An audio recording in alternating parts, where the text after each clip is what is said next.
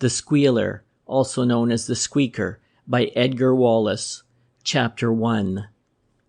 It was not a night that normal people would choose for a stroll across Putney Common. A night of wind and sleet and a cold that penetrated through sodden gloves.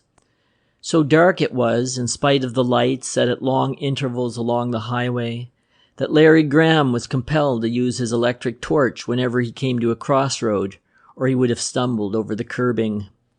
He was cozy enough in his long rubber coat and galoshes, though his big umbrella was more of a liability than an asset. Eventually, after a gust of wind that almost turned it inside out, he furled it. A little rain in the face was good for the complexion, he told himself, humorously. He glanced at the illuminated dial of his wristwatch. It wanted now a few minutes of the half hour, and the big fellow was invariably punctual. Mean, but punctual. Larry had dealt with the big fellow before, and had sworn never to repeat the experience. He was a driver of hard bargains, but he had the money and reduced risk to a minimum. This time he must pay full price. There were no ifs or buts about the exact value of the Van Ryssyk diamonds. The newspapers were full of the robbery. The underwriters had catalogued exactly, in figures beyond dispute, just the amount of money that every piece would fetch in the open market. And because of the very bigness of the deal, Larry had inserted the usual code advertisement. Lost on Putney Common, in the direction of Wimbledon, at 10:30 on Thursday, a small yellow handbag containing 5 letters of no value to anybody but owner. The yellow handbag with 5 letters was the notification to the big fellow that jewelry was in offer. A brown handbag meant furs. A white handbag announced the fact that the advertiser had banknotes which he wished to dispose of, and the 5 letters indicated that the value of the property on offer ran to 5 figures. And it was 10:30 on Thursday night, and Larry was waiting expectantly on the Richmond road. Borne on the wind came the sound of a church clock striking the half hour. Punctual, murmured the watcher. Far away along the road, 2 dim lights appeared, drawing wider apart as they came nearer. Suddenly, the headlamps glowed blindingly, and the man waiting on the curb's edge was held in the beam. The car slowed. The long, rain-streaming bonnet came past him and stopped. From the dark interior of the coupe came a voice, a little harsh, more than a little querulous. "Well?" "Evening, boss." Larry strained his eyes to glimpse the figure inside. He guessed that the timely use of his hand lamp would not only be impolite but useless. The big fellow would hardly leave his face uncovered, but the hand that rested on the edge of the window was ungloved, and the 3rd finger had a broken nail and a double white scar across the first knuckle. The hand was suddenly snatched away as though its owner were conscious of the scrutiny. "I got a deal. Good stuff. You've seen the papers." "The Van Ryssyk stuff?" "You've said it. Worth £32,000, $160,000, and all of it easy to market. This Ryssyk woman put her money into stones. None of that fancy French setting that looks pretty and sells for dirt. I reckon 5,000's the basement price." 1,200, said the voice, definitely, "and I'm paying 200 more than I intended." Larry breathed heavily through his nose. "I'm a reasonable man," he began. "Have you got the stuff here?"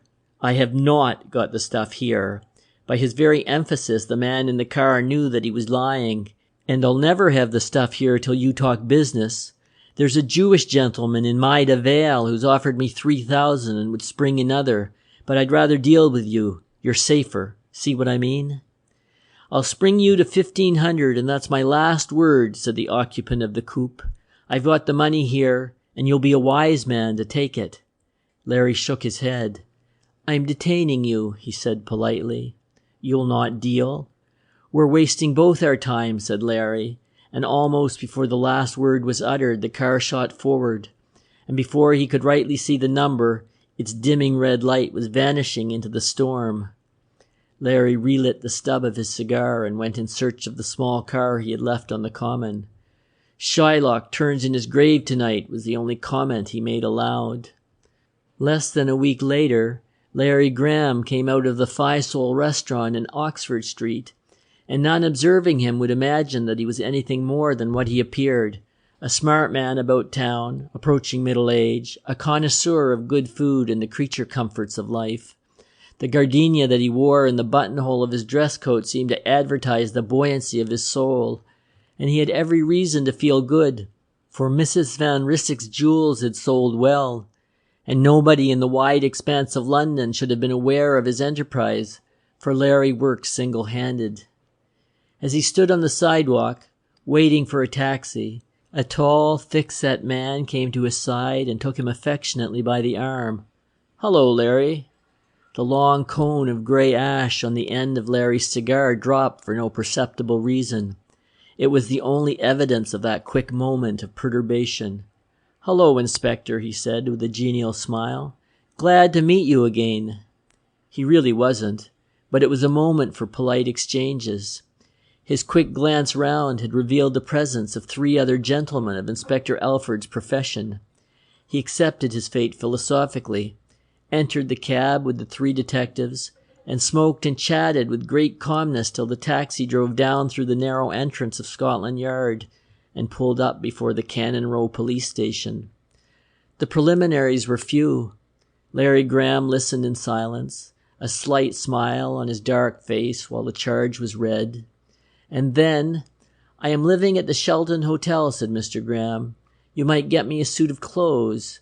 I shouldn't like to come before the beat got up like a head waiter. And Alford, is there any chance of seeing this Barrabal I hear so much about? They say he's mustard, and there are 1 or 2 people I'd like to make feel sore." Alford thought there was little chance of seeing that mysterious police officer, but when he had seen the steel door close on Larry, he went across the roadway and found Chief Inspector Barrabal in his room, a pipe clenched between his teeth, his mind completely occupied with certain documents that had come down from the record department. "I've pulled Larry, Mr. Barrabal," said Alford. "He wants to know if you'd like to go across and have a chat with him. I told him that I didn't think you'd want to see him, but you know what these fellows are." The chief inspector leaned back in his chair and frowned. "Asked for me, did he? I seem to be getting notorious," he complained, and the other man guffawed. It was the joke of Scotland Yard that Inspector Barrabal, who had been instrumental in bringing to justice so many surprised men, had never appeared in a witness box and was almost unknown, even to the pressmen who specialized in crime, except as a name. For 8 years he had sat in the long room on the 3rd floor amid banks of files, examining, checking, and comparing odd little pieces of evidence that were to bring about the undoing of many clever men. It was he who discovered the system of the Dutchman Goom, bigamist and murderer, yet he and Goom had never met face to face. An agony advertisement in a London newspaper, placed side by side with a paragraph in an obscure German sheet, had sent the brothers Leonid to penal servitude for life, and they were the most skillful and cautious of all the blackmailing tribes. "I'll see our friend," he said at last, and went down into the dark cell to interview the disgruntled Larry, a somewhat incongruous figure in his classy clothes and wilting gardenia. Larry, who had an acquaintance with many policemen, both in England and in America, greeted his visitor with a twisted smile. "Glad to meet you, Chief," he said briskly. "You've got me with the goods, and I'm giving you no trouble. Anyway, there's enough in my trunk at the Shelton Hotel to convict me 10 times over. Overconfidence has always been my weakness." Barrabal did not reply, waiting for the inevitable question. Presently it came. "Who was the squealer, Chief? I only want to get that and I'll go down with the band playing. I just want to know who was the squealer who squealed." Still, Barrabal did not speak. "There are 3 men it might be." Larry ticked them off on his fingers. "And I won't mention names. There's the man who bought the stuff, and he's all right. There's number 2, who's got a down on me, but he's in France. There's Broken Nail, who offered me 1,500 for stuff that's worth 12,000, but he couldn't have known me." "Squeal yourself," suggested Barrabal. "Who is Broken Nail?" Larry grinned again. "Squealing's a grand exercise for those who like it," he said. "I'm asking you a silly question, I know it. There never was a busy that gave away a squealer." He looked expectantly at the police officer, and Barrabal nodded. "You think one of 3 receivers has betrayed you," he said. "Tell me their names, and I give you my word that if you mention the right man, I'll say yes to him." Larry looked hard at him and shook his head. "I can't give away 2 to catch 1, Barrabal," he said. "Nobody knows that better than you." The police officer was stroking his little black mustache thoughtfully. "I've given you a chance," said Barrabal at last. "Perhaps I'll see you again in the morning, before they take you to the police court. You'll be a wise man if you give me the 3 names in confidence." "I'll sleep on it," said Larry. Barrabal went slowly back to his office, and unlocking his safe, took out a steel box which he opened. It contained numerous slips of paper on which were typed, in some cases only a few lines, in others quite long messages. They had all been typed on the same machine, and every one was a squeal. Somewhere in London was a receiver on the grand scale, a man with his agents in every district, his finger in every illicit pie, and these little strips of paper represented the price that thieves paid who took their loot for sale elsewhere. He picked up the top sheet. It was the latest of all the squeals. Larry Graham took Mrs. Van Ryssik's jewels. He went there on the night of her party disguised as an extra waiter. He fenced the stuff with Mauropolis, the Greek of Brussels, with the exception of a diamond star which you will find in his trunk at the Shelton Hotel. Mauropolis would not buy the star because of the pink diamonds, which he thought would be recognized. P.S. The star is in the false bottom of Larry's trunk. There was no signature. The paper was identical with all the other papers that had ever come to him. Inspector Barrabal stroked his silky mustache again and looked at the paper through half-closed eyes. "Squealer," he said softly, "I'm going to get you." End of Chapter 1.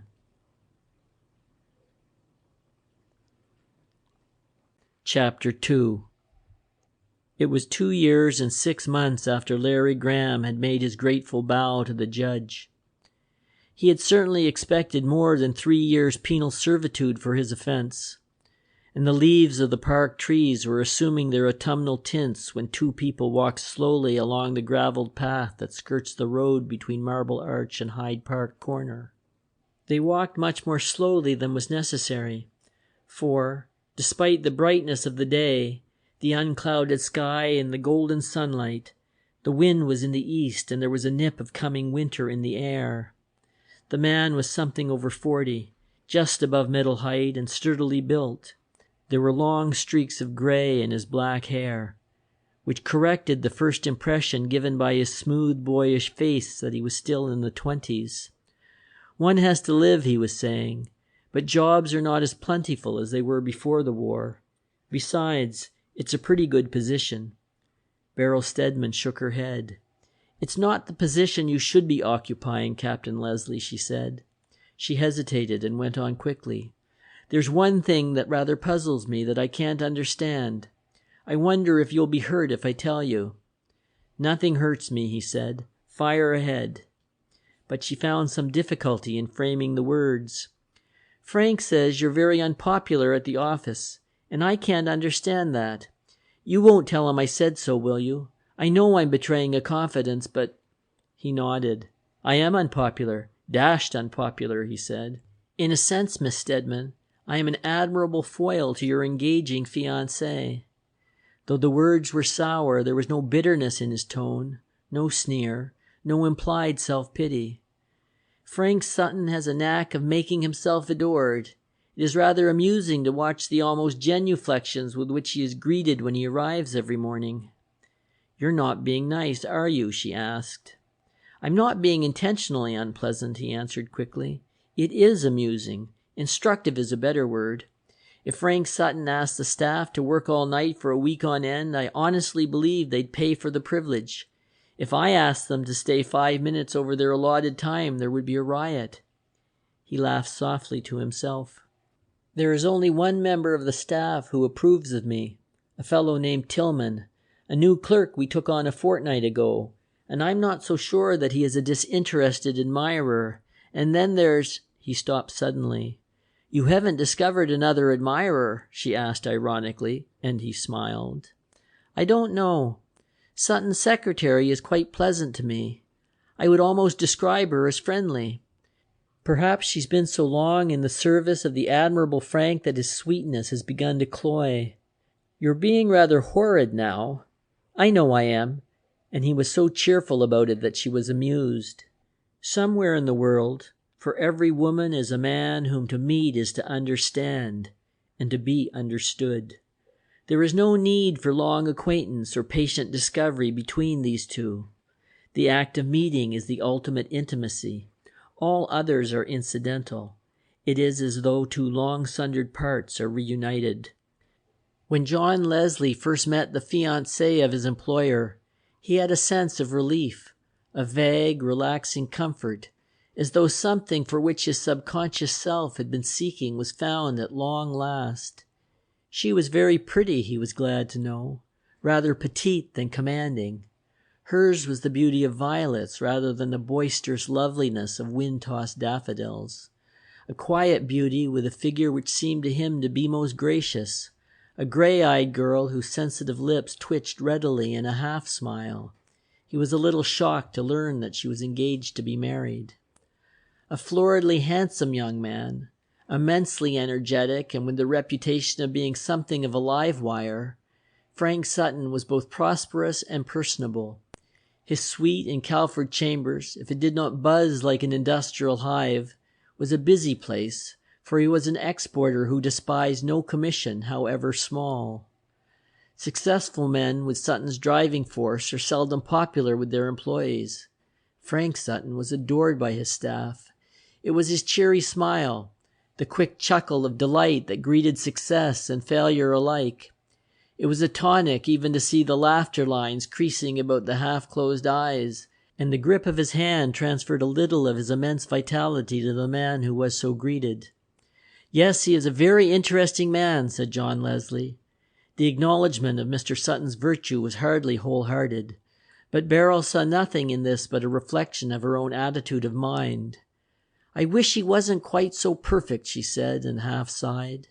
And then she asked unexpectedly, "Do you know a man named Barrabal, a police officer at Scotland Yard?"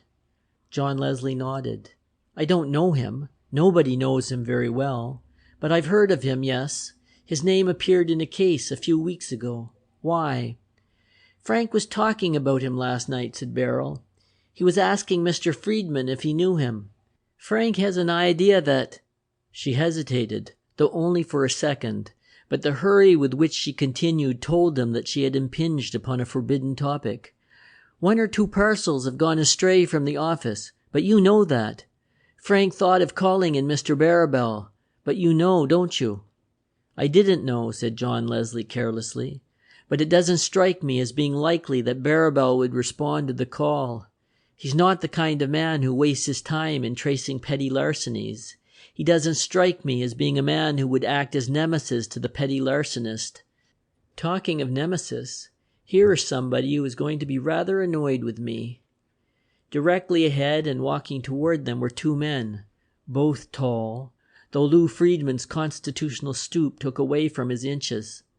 A harsh-faced man with a big nose, a straight wide mouth, and a stubborn jaw.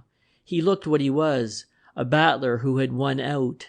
The man by his side, fair-haired, blue-eyed, showed his white teeth in a smile as he caught sight of the 2 people strolling toward him. But his cheerfulness was in no way reflected on the face of his companion.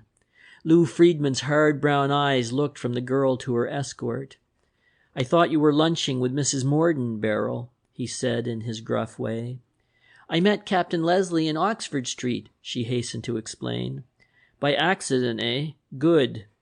It was anything but good if his scowl had significance. "You're not overworked, are you, Leslie?" "Not very," was the cool reply. "We overwork nobody in my office," smiled Frank Sutton, who seemed in no wise perturbed to meet his fiancée tête-à-tête with his general manager. Anybody who wants to go for a stroll can jolly well go. Eh, Leslie?" His smiling eyes fixed the girl's. "And don't you allow old Lou to bully you, Beryl. Lou's romantic. He always imagines that people are trying to run away with his little treasure. Eh, Lou?" He nudged the older man with his elbow and laughed. Lou Friedman was not amused. There was an awkward pause here until Sutton took his manager by the arm. "You won't want me any more, Lou, and I'm darn sure you don't want Leslie." Leslie was trying to catch the girl's eyes, but for some reason she was embarrassed. A few seconds later he found himself pacing back the way he had come, with a loquacious and altogether cheerful Mr. Sutton laying down the law on the stupidity of old men's prejudices. "The rum thing is that Lou Friedman likes you when you're entirely by yourself. But he seems to have an idea that you're a gay Lothario, my boy. I don't even resent the reflection on Beryl, for Friedman has reached the period of suspicion. You can't combat the eccentricities of age." Leslie had taken a cigarette from a silver case and was pinching it into shape. A little smile trembled at the corner of his rather sensitive mouth. "You yourself have no objection to my meeting Miss Stedman occasionally?" It was noticeable that he made no attempt to excuse himself or to insist upon the harmlessness of such meetings. Nor did he protest a disinterested regard for the girl who was to be his employer's wife. Frank Sutton shrugged. "Good Lord, no," he said. "I figure it this way. In the past 10 years, owing to unfortunate circumstances, you have had very few opportunities of meeting nice women, and I think it will be all for your good. You don't mind my being frank?" Leslie shook his head. "You are an experiment. I am always making experiments, and most of them have turned out unfortunate for me. I want to cure you. I won't say reform you, because that sounds priggish. Half measures never appeal to me. I believe in the whole hog method." Not even the most sensitive ear could detect any hint of patronage in his tone. He had eliminated all affectation from his enthusiasm. "Beryl is a nice girl," he went on. "Naturally, I think so. But even if one could stand outside oneself, that is the opinion one would form. I'm no pasha who thinks that women should go veiled in the presence of men. A girl can't know too many, as I told Lou, but he's an old-fashioned devil." He did most of the talking till they reached Oxford Street, where his car was waiting, and all the way back to the office he was enlarging on his theory. The offices of Frank Sutton and Company occupied 3 floors on a corner block near the Middlesex Hospital. It was not a fashionable neighborhood, but it was a particularly busy one, running as the thoroughfare did parallel with Oxford Street. Mr. Sutton, who had established himself in quite a small way 6 years before, had now a most prosperous export business.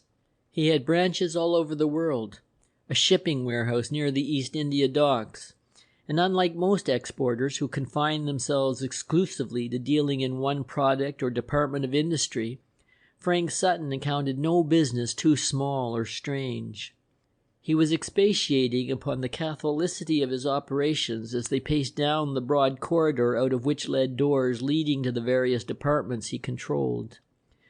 "There's a big chance for you here, Leslie, if you only put spirit into the business." And then his tone changed suddenly, and he faced the other squarely. "But you've got to be straight with me, Leslie." John Leslie met the blue eyes without any visible embarrassment. "I don't quite get you," he said. "I don't quite get you," said Frank quietly. "I'd like to know something more about you than I do.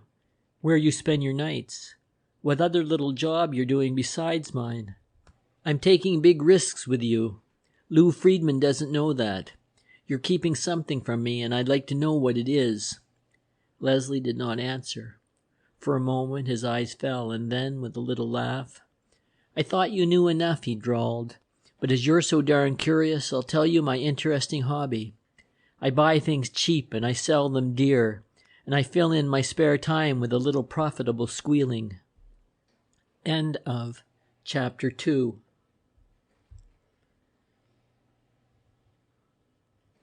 Chapter 3. Frank Sutton stared at his companion. "You buy things cheap and you sell them dear," he repeated slowly, And you fill in your time squealing? That's Greek to me. It would be, said John Leslie with a smile. You haven't had my intensive education. And then, as swiftly as he had turned from cheeriness to gravity, Frank reversed the process. You're an enigma to me, he said. I don't think I have ever met your kind before. You have missed something, was the cool reply. I won't even ask you what squealing means. It sounds like something rather disreputable. Leslie was not offended. I am disreputable, he confessed. So disreputable that all my sympathies are with the admirable Mr. Lou Friedman. Now, if I were in your place, Sutton, and you were in mine, I should certainly forbid your seeing Miss Beryl Stedman. I'm not so sure but that, if I were Frank Sutton, I shouldn't hand John Leslie his pay envelope and show him to the door. You're a fool. You don't object to my candor. To employ me at all, remembering my, antecedents. Not 1 in 1,000 rising young merchants would take the risk you're taking in having me in your office. And not 1 in 1,000,000 would allow me to meet a nice girl like Beryl Stedman. You're unique. Frank chuckled at this, as though he were guiltily conscious of his uniqueness. Perhaps I am, he said, and abruptly, as a thought struck him, he asked, How's that man Tillman shaping? I don't see much of him. Why? Asked Leslie, stopping a few paces from the door of his office. Frank Sutton fondled his chin thoughtfully. I don't know. He's as queer a bird as you. I'm rather suspicious of him, though his credentials were all right. I wish you would let me know what you think. If you're suspicious of him, why don't you fire him? Asked Leslie shortly, and Frank Sutton made a little grimace.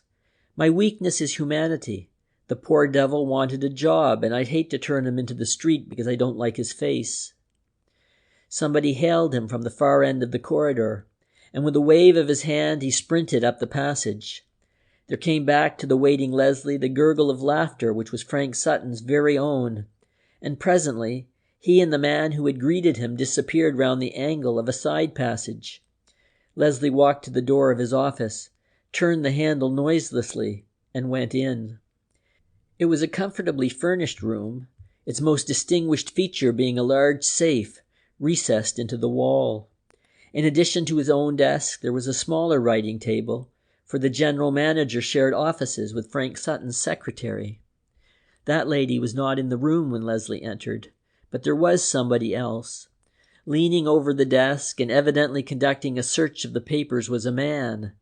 Leslie stood watching the spare figure, a gleam of amusement in his eyes, and then, Have you lost anything, Tillman? Tillman turned swiftly, and on his lean brown face was a momentary look of consternation. He was approaching middle age, his hair an iron gray. Yes, I mislaid an account. Except that his hand strayed to his mouth and that he stroked his little mustache mechanically, he betrayed no sign of embarrassment. His voice was cool, almost insolently so. How long have you been in this establishment, Tillman? The man looked up at the ceiling as though he were considering the question. A month, he said. Leslie nodded. And in that period of time, I have found you twice examining my private papers. I don't think we are going to, know each other very long, Tillman. Tillman met his eyes, and the ghost of a smile hovered on his lips.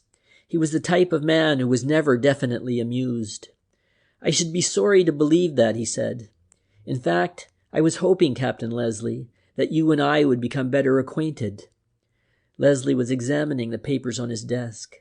None of them was very important, and the drawers where he kept documents of any moment were locked. He thought it wise to change the subject. Has anybody been here? Tillman did not look at him. That was another peculiarity of Tillman's. He had a habit of staring out of the window, absent-mindedly. Yes, he said, a Mr. Graham called, Mr. Larry Graham. Out of the corner of his eyes he saw the face of Leslie harden. Graham, said Leslie sharply. What did he want? I gather he wanted to see you, replied Tillman, still staring out of the window. In fact, he was rather urgent. And now, for the first time, he turned his eyes in Leslie's direction. And again that little smile of his came and vanished. Leslie was perturbed. His straight eyebrows had gathered in an angry frown. He said he'd call again tonight about 6, Tillman went on, watching the general manager keenly. From what he said, and he was not at all reticent, I gathered that he had just come out of prison. Did you know him? Slightly, said Leslie. His voice was gruff. Then suddenly he snapped, What the devil do you mean by putting me through a cross-examination? He dismissed Tillman with a jerk of his head, and as the man went slowly to the door, he said, Tillman, in case you are not aware of the fact, I have the greatest objection to being spied upon, and the next time I find you taking so keen an interest in my correspondence, I shall take you by the scruff of the neck and kick you out of the office. Is that clear? For the fraction of a second, it looked as though Tillman would break the habit of a lifetime and laugh, but his face grew set again. That would be a novel experience, he said, and in another instant was gone. For a minute Leslie scowled after him, but then the humor of the situation became apparent, and he laughed softly. Sutton's secretary was away that afternoon, and he had the room to himself. Yet for some reason, though there was work enough to do, he could not settle down to his job. Every few minutes he rose from his desk and walked to the window, examining the street below. And it was not until the dusk came down and the first street lamps were lit that he saw his man. He was not difficult to distinguish, for Mr. Larry Graham stood under a street lamp, a cigar between his teeth, his hands thrust into his pockets. Again and again Leslie went back to the window. The watcher was still there. End of chapter 3. Chapter 4. Larry Graham was a single-handed thief, but he was not without friends. He came from Dartmoor on a raw morning in February with the comforting knowledge that the room he had hired in a Southwark lodging, there is a square not a quarter of a mile from Dover Street where very respectable and even moneyed people live, would be intact. Even the great Barrabal did not know of this pied-à-terre, or he might have guessed that in a locked box under the bed was cached a respectable sum of money. Mr. Graham's landlady was used to his long absences, and since he held what was tantamount to a mortgage on the house, he was a very saving man and had a number of good investments. There was no possibility that his room had been let to another tenant. She greeted him unemotionally, and he went up to his little apartment to find everything as he had left it. Not so much as a cigar had been taken from the cedarwood box on the mantelpiece. He was less concerned about the money in the box than he was about the Smith Wesson revolver and the box of tightly packed cartridges, for he had come back with one object. Perhaps his incarceration had been unusually irksome. He was getting too old for prison. He had fretted a lot, brooded a lot in the 18 hours of the 24 when the lock was on. It was not like Larry to brood, for he was something of a philosopher. The gossip of the laundry had helped to keep the smoldering embers of his resentment red hot. There was a man in the prison laundry who had been sent down for 10 years on a squeal, and it was the big fellow who had done the squealing. Nobody but Larry knew about the broken nail, this precious secret he kept to himself. He wished he hadn't told Barrabal, and had spent moments of agony. It was a rotten lagging. The screws were a sour lot. He was almost caught twice with tobacco, and all the lags except the man in the laundry were strangers to him. He came to London thinking of broken nails and the Squealer and the little Smith Wesson. The broken nail was one clue. He had another. The Squealer was a great buyer of stolen motor cars and conducted his negotiations through intermediaries somewhere in Soho.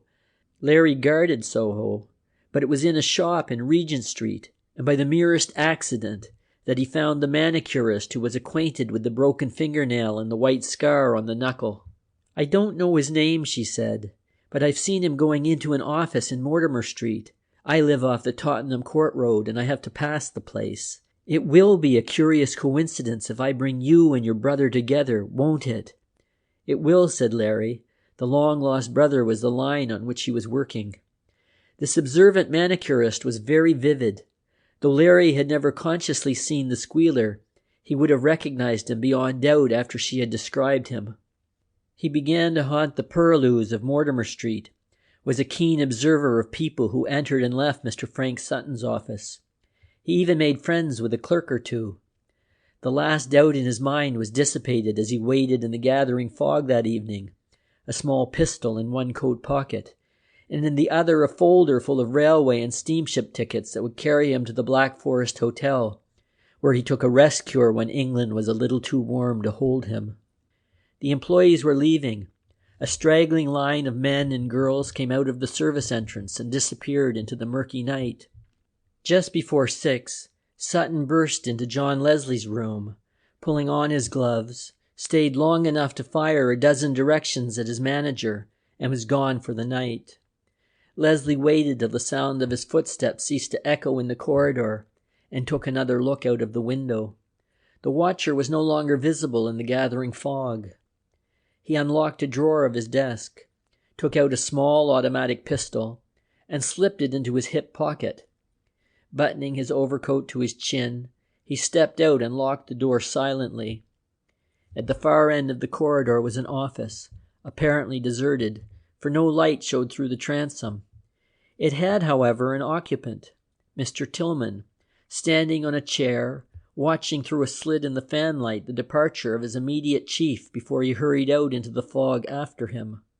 Larry Graham had moved from his place of observation on the opposite side of the road, and was standing leaning against the facade of the building when he saw a figure emerge from the gloom of the office buildings and pass him in the fog. Larry dropped his cigar to the ground and went in pursuit. "Say, you," he said, and tapped his quarry on the shoulder. The man turned and peered forward at him. "Oh, it's you, is it, Graham? I saw you. You saw me, did you?" Larry's voice was low. There was something deadly in his tone. "Now you're going to hear me, while your hearing's good. I've got you right, Squealer, and I'm going to put you where—" He saw only the red stab of flame, felt for a fraction of a second an acute and exquisite agony, and went to the ground in a heap. 10 minutes later, a policeman found him, and only Inspector Barrabal knew or guessed whose hand had sent him to his death. End of Chapter 4.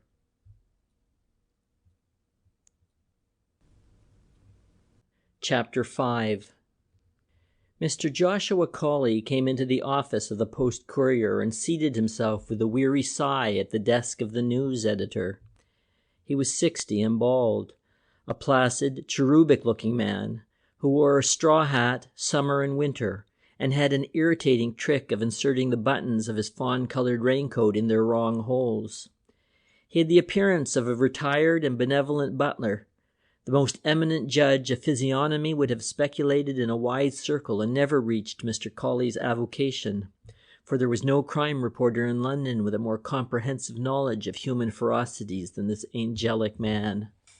He hooked his umbrella on the news editor's basket, to Mr. Field's intense annoyance, felt vaguely from pocket to pocket until he produced a wilting cigarette, which he lit. "It was a murder," he said soberly. The gray-haired Field scowled from under his bushy eyebrows, and his white mustache bristled. "Did you think it was a wedding?" he demanded. But Joshua was impervious to sarcasm. "He was shot twice at close range with an automatic pistol, possibly fitted with a silencer," he continued unperturbed. "His name is, or was, Larry Graham, and he was released from Dartmoor last Monday week." He lit the cigarette for the second time. The news editor was interested. "Graham," he said. "I remember that fellow. He did the Van Ryswick burglary."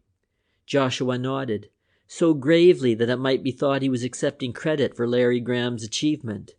"And Barrabal thinks he's been squealered," he said. "Squealered?" Field looked up sharply. "You saw Barrabal? That's a story in itself." Joshua shook his head. "I have not seen Barrabal. I have spoken to him on the phone. He has given me a hint or two which may be very useful." "But what do you mean by squealered? You mean that the man they call the Squealer has done this?" Again Joshua nodded. "The man I call the Squealer," he corrected gently. "He is not yet a public character." He looked very thoughtfully past the news editor and pursed his lips as though he were about to whistle. Looking at him, Mr. Field thought he had never in his life met a man whose appearance was so deceptive. There was something almost childlike about Joshua Colley. You felt, when you saw him standing undecidedly on the edge of the sidewalk, that it was your business to hold him gently by the hand and lead him through the baffling traffic. He was the sort of uncle whom any wholesome boy or girl would have chosen if they had the range of humanity to pick from. He might even have been an ineffective secretary of a band of hope, but in his wildest imaginings, no man would dream that at that moment Mr. Colley's mind was picking daintily between three theories as to the reason for a mysterious murder. "Barrabal is a peculiar man," he said, and shook his head as though in reproof. "He is mysterious, which is against all the traditions of Scotland Yard. They usually tell you all they know, which isn't much, and suppress all they suspect, which isn't worth considering. That is almost an epigram. I find with increasing years my wits grow keener, as David Garrick once remarked to Sir Joshua Reynolds. Let us keep to living criminals," said Mr. Field wearily. "What did Barrabal tell you? Why is he peculiar?" Joshua felt in his many waistcoat pockets, there were 6 in all, and found a slip of paper on which he had scrawled a name and address. "Mr. Barrabal suggested I should interview this gentleman.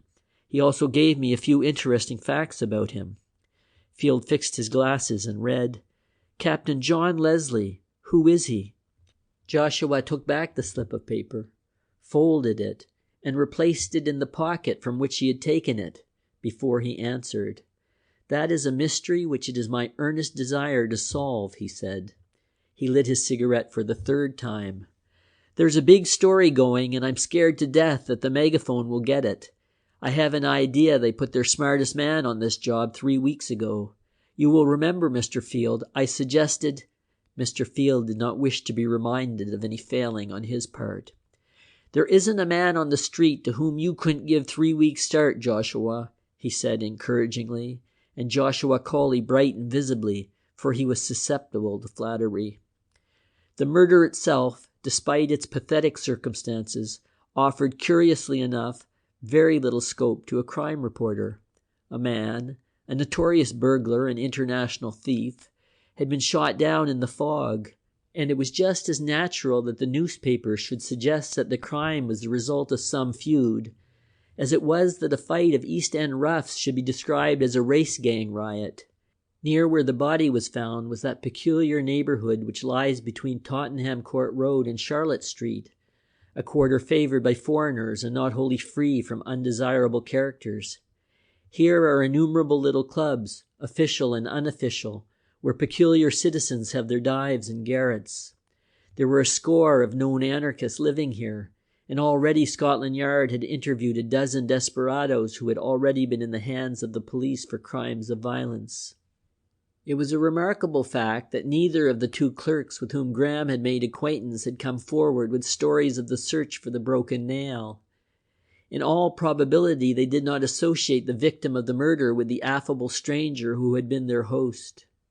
In such crimes as this, the police very easily reach a dead end.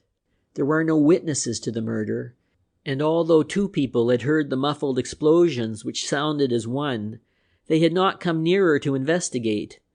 The murderer had walked away unchallenged in the fog, and there was not even the inevitable witness who saw a tall, dark man on the scene of the outrage. "It must have been awfully near your office, Frank." Beryl looked up from the newspaper which she was reading at the library table. Frank nodded. "Practically on the corner of the building," he said, "and it must have happened soon after I left. The timekeeper says he heard the shot a few seconds after Leslie had gone out of the door." Lou Friedman, who was sitting in a deep armchair on the opposite side of the fire, jerked up his head at this. "After Leslie had gone?" he asked quickly. The timekeeper was not quite sure whether it was Leslie or the new man, Tillman. They left within a few seconds of each other. I myself couldn't have been more than a block away when the shot was fired. I stopped to talk to a man on the stairs, but I heard nothing. Lou Friedman pursed his thick lips. "Larry Graham. The name sounds familiar, but I suppose these fellows take a new one every week. Does anybody in the office know him?" Frank shook his head. "Poor devil," went on Lou with gruff sympathy. Very likely he got in bad with one of the gangs and they put him out. The long library of Hilford, his beautiful house on Wimbledon Common, was a pleasant room to dream in. It was a place of soft lights and panelled walls, for, unlike many self-made men who had come to fortunes, Lou had a nice taste, and he had made Hilford rather a home than a museum for rare furniture and costly gewgaws. Beryl folded the paper with a little sigh and leaned back in her chair. "It must be a horrible life," she said, and as Lou's eyebrows rose in an inquiring arch. "I mean, being a burglar, a thief, and all that sort of thing. The risks they take, the horrible dangers they run." "Burglary's clean." Lou's voice was almost sharp, and, as though realizing his overemphasis, he laughed, a little sheepishly. "I mean, it's clean compared with other kinds of graft. I was hearing the other day about a fellow who made a business out of bigamy, a well-educated man who has worked every country in the world. A fellow I knew in Pretoria told me all about him, and he'd seen him in Pretoria Central. That's the name of the jail." "How perfectly horrible," said Beryl with a grimace. "Well, perhaps it isn't as bad as you think." Lou flicked the ash from his cigar into the fire. "This fellow's modus operandi, is that the expression? Is to get acquainted with some rich colonial girl and, posing as a son of one of the big English houses, proposes marriage, gets all he can lay his hands on, and skips on the wedding day. They say he's a pretty fascinating fellow, and that he never goes after a girl until she's already engaged." "Sounds like friend John," said Frank lazily, and seeing the look in the girl's eyes, he laughed. "I really didn't mean that," he said, "though you'll admit that Leslie is a fascinating beggar." "Do you suggest he has fascinated me?" "Now you two," growled Lou Friedman, and glanced up at the clock over the mantelpiece. "Time you were gone, young man. Really, for two engaged people, you're the most uninteresting folk I've ever met with." He walked with Frank to the door, and under the wide portico, waiting for Sutton's car to arrive, he offered a word of advice. "I shouldn't make those kind of jokes if I were you, Frank. My little girl is sensitive to certain styles of humor." "But I swear," began Frank in protest. Lou patted him on the shoulder. "Of course you didn't mean it, but don't joke that way. I understand women better than you, my boy, and the one thing a lover should never do is to give a girl another man to defend." He waited till the car was gone, then walked back to the library. Beryl was standing before the fireplace, her hands behind her, looking down at the red coals. "There's nothing to be heard about, darling," he said, filling the pipe, the smoking of which marked the end of his day. "Frank is crude at times, isn't he?" "He is a little, but he's decent and honest." She turned her head at this. "What do you mean by that? Who isn't honest?" He paused before he replied, and when he did, he spoke slowly. "John Leslie, for one," he said. "I think you ought to know that Leslie served 3 terms of imprisonment for receiving stolen property." End of Chapter 5.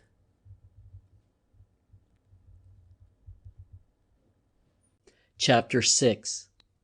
She stared at him, wide-eyed, white-faced, incredulous. "John Leslie, an ex-convict?" He nodded slowly. "Sit down, Beryl," he said quietly, and she obeyed. "Darling, how long have you and I known each other?" The unexpectedness of the question for the moment startled her.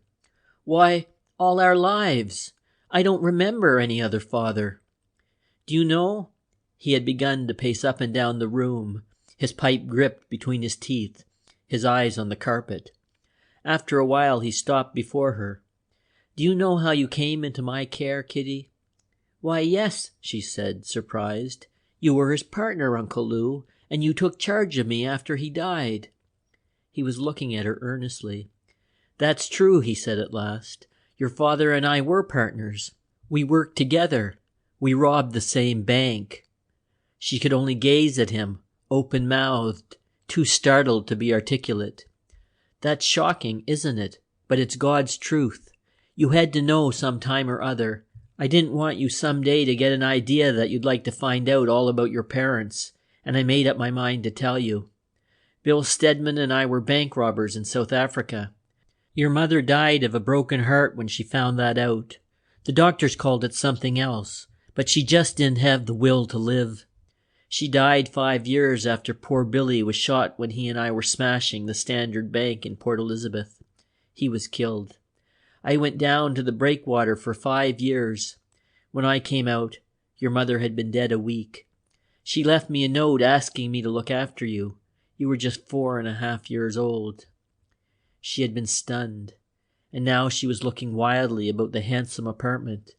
And as though he read her thoughts, he said quickly, "Every penny I got honestly, Beryl.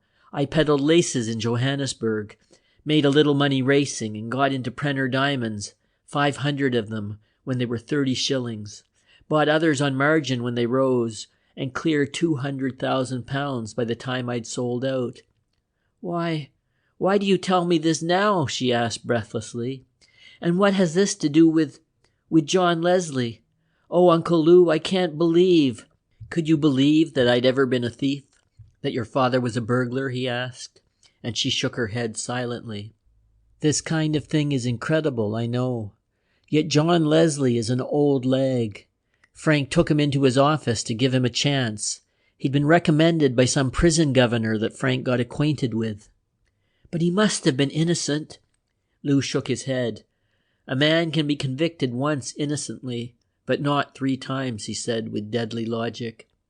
"Leslie's not a bad lad. I like him, and there's good in him, I'll swear. But Beryl, I don't want you to get any romantic ideas into your head about John Leslie. Frank's a good fellow, 1 in 1,000. Not so fascinating as Mr. John, but a good fellow. Everybody loves him. And I thank God on my bended knees that we ever took that trip to Madeira and met him on the boat." She said nothing to this. She liked Frank well enough, but for the moment, by some odd trick of mind, she seemed to find her fate affiliated more with this jailbird man than with the handsome young merchant she was to marry. "On my bended knees, I thank God for that," said Lou with great earnestness. "I want to see you married and settled with a decent man, beyond any fear that some bright gadabout should ever catch your fancy and break your heart. I've lived for you, Beryl, given up all the things that used to make life attractive for me. I'm not even married, though I'll take no credit for that, because I'm bachelor-minded." She interrupted him now. "It's terrible, isn't it, that a man like that—" He laughed harshly, though not entirely without good humor. "How like a woman," he growled. "You're not thinking of your poor father. You're not even thinking of poor old Lou and his 5 years on the breakwater, but your mind's on that flibbertigibbet." She went red as the truth of the accusation struck her. "I suppose I am rather a pig," she confessed. And then, quickly, "Does Frank know?" "About your father and me? No, and he need never know. He knows all about Leslie, of course." "Of course," she repeated mechanically. How did they come to meet?" "Frank sent him a letter when he was in prison, in Wandsworth, I think it was, saying that he'd heard he was a smart businessman, and asking him if he'd come along when he was released and take charge of a department. Leslie arrived, and Frank tried him out, found he was a very good organizer. When Frank's last manager went wrong— Frank's the unluckiest man in the world with his staff— he put Leslie in the position, and was very generous with him. She had to flog her enthusiasm, and hated herself because she could not feel all that she said. I like Frank. You know that, Lou. As often as not, she called him by his name without a prefix. He's a dear, and although I'm not very keen on marriage, I'd as soon marry Frank as any man I've ever met. She hesitated. I think, she added. She forced a smile. You're very pleased with the thought of my marrying him, aren't you? He slipped his arm round her shoulder and pressed her to his side. My dear, he's the man I chose for you, he said simply. I gave Frank his chance, advanced him the money to make his business. There's no secret about that. And I said to myself, my boy, if you make good, I've got the wife for you. And Beryl, he made good. There isn't a business in London that's made the progress of Frank's in the 6 years that it's been running. Yes, this to the servant who had come in. There's a gentleman wishes to see you. See me? At this time of night? Frowned Lou. Who is he? He took the card from the tray and read it short-sightedly. Mr. Joshua Colley, Post Courier. Who the devil is Mr. Joshua Colley of the Post Courier? He asked wonderingly of the girl. But she could offer no solution to the mystery of the reporter's visit. Lou strode out into the hall and found the amiable Mr. Colley contemplating an etching above the hall fireplace, with every evidence of interest, indeed of rapture. "That is a zones, is it not?" he said in an awe-stricken voice. "What color! What movement! A veritable master!" He looked blandly at Mr. Friedman as though he expected not only approval, but an exposition of the owner's views. Yes, said Lou patiently, "but you haven't come to discuss etchings, have you?" Mr. Colley's jaw dropped. "Dear me, no. Of course I haven't. How extraordinary. I forgot everything in the contemplation of that majestic line. I called to ask if you knew, or were in any way acquainted with, a gentleman named—" He scratched his chin, frowned, dug down into his waistcoat pocket, and presently produced a much-folded slip of paper. "Mr. John Leslie." He had a quick bird-like trick of moving his gaze from one object to another, and now he looked up so quickly from the paper and met Mr. Friedman's eyes so unexpectedly that the South African was momentarily taken aback. "I know him. I've met him, that is to say," he corrected himself. "Why?" "I wonder if you could tell me something about him." Joshua's voice was gentle. The very droop of his head was a plea. "I know very little of him. Mr. Sutton, no doubt, will make you acquainted with all he knows. Leslie is Mr. Sutton's manager." "I knew that," murmured Joshua, emphasizing the pronoun. "After persistent inquiry, that fact emerged. Now as to Mr. Leslie's past." "I know nothing about it," said Friedman resentfully. "His early training brought him up in arms against the suggestion that he should be maneuvered into the position of an informer. 'Thou shalt not blab' is the oldest and most consistent of the thieves' commandments, and his reformation did not release him from his obligations." "I'm sorry." Joshua was all apologies. "I thought it possible you might be able to tell me something. Inspector Barrabal, whom I cannot claim as a friend but rather as a vocal acquaintance, that is rather good, thought possibly that you might be able to assist me."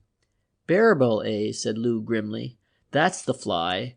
The detective who was getting himself talked about just now? You can tell Barrabal, with my compliments, that I know nothing whatever about Leslie, and that if I knew I should not tell him." "Is it something about Mr. Leslie?" Barrow was at the door of the library. "This reporter wants to know something about him." He looked keenly at Joshua. "You're rather old for a reporter, aren't you, Mr. Colley?" Mr. Colley did not resent the cruelty of the question, but favored the girl with one of his cherubic smiles. "Old and artful," he said. "That is one of the great advantages which the years bring, an increase of cunning and a superabundance of artifice." "What did you want to know about Mr. Leslie?" challenged Beryl. "Everything." Joshua made a comprehensive sweep of his hand. It was a gesture embracing the universe, and demanded the breaking of all seals of knowledge. "The truth is," he said, "there has been an unfortunate occurrence in Mortimer Street. A gentleman named Graham has been found rather the worse for wear.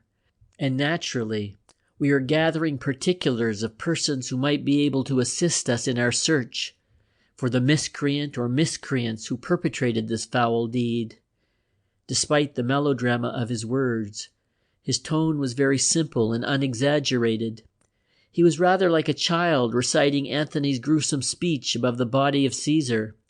"Is Captain Leslie—" she began, but Lou stopped her with a look.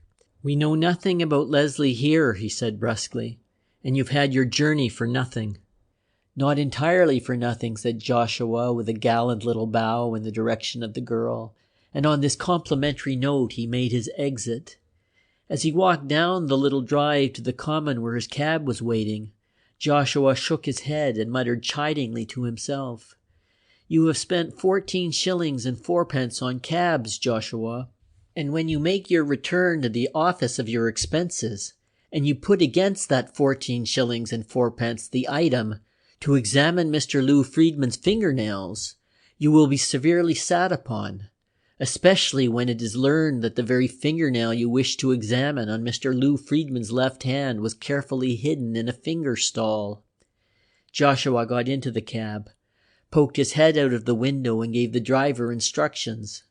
"Go back by way of Barnes and Hammersmith," he said. "I think I shall save 6 pence if you take that route." End of Chapter 6.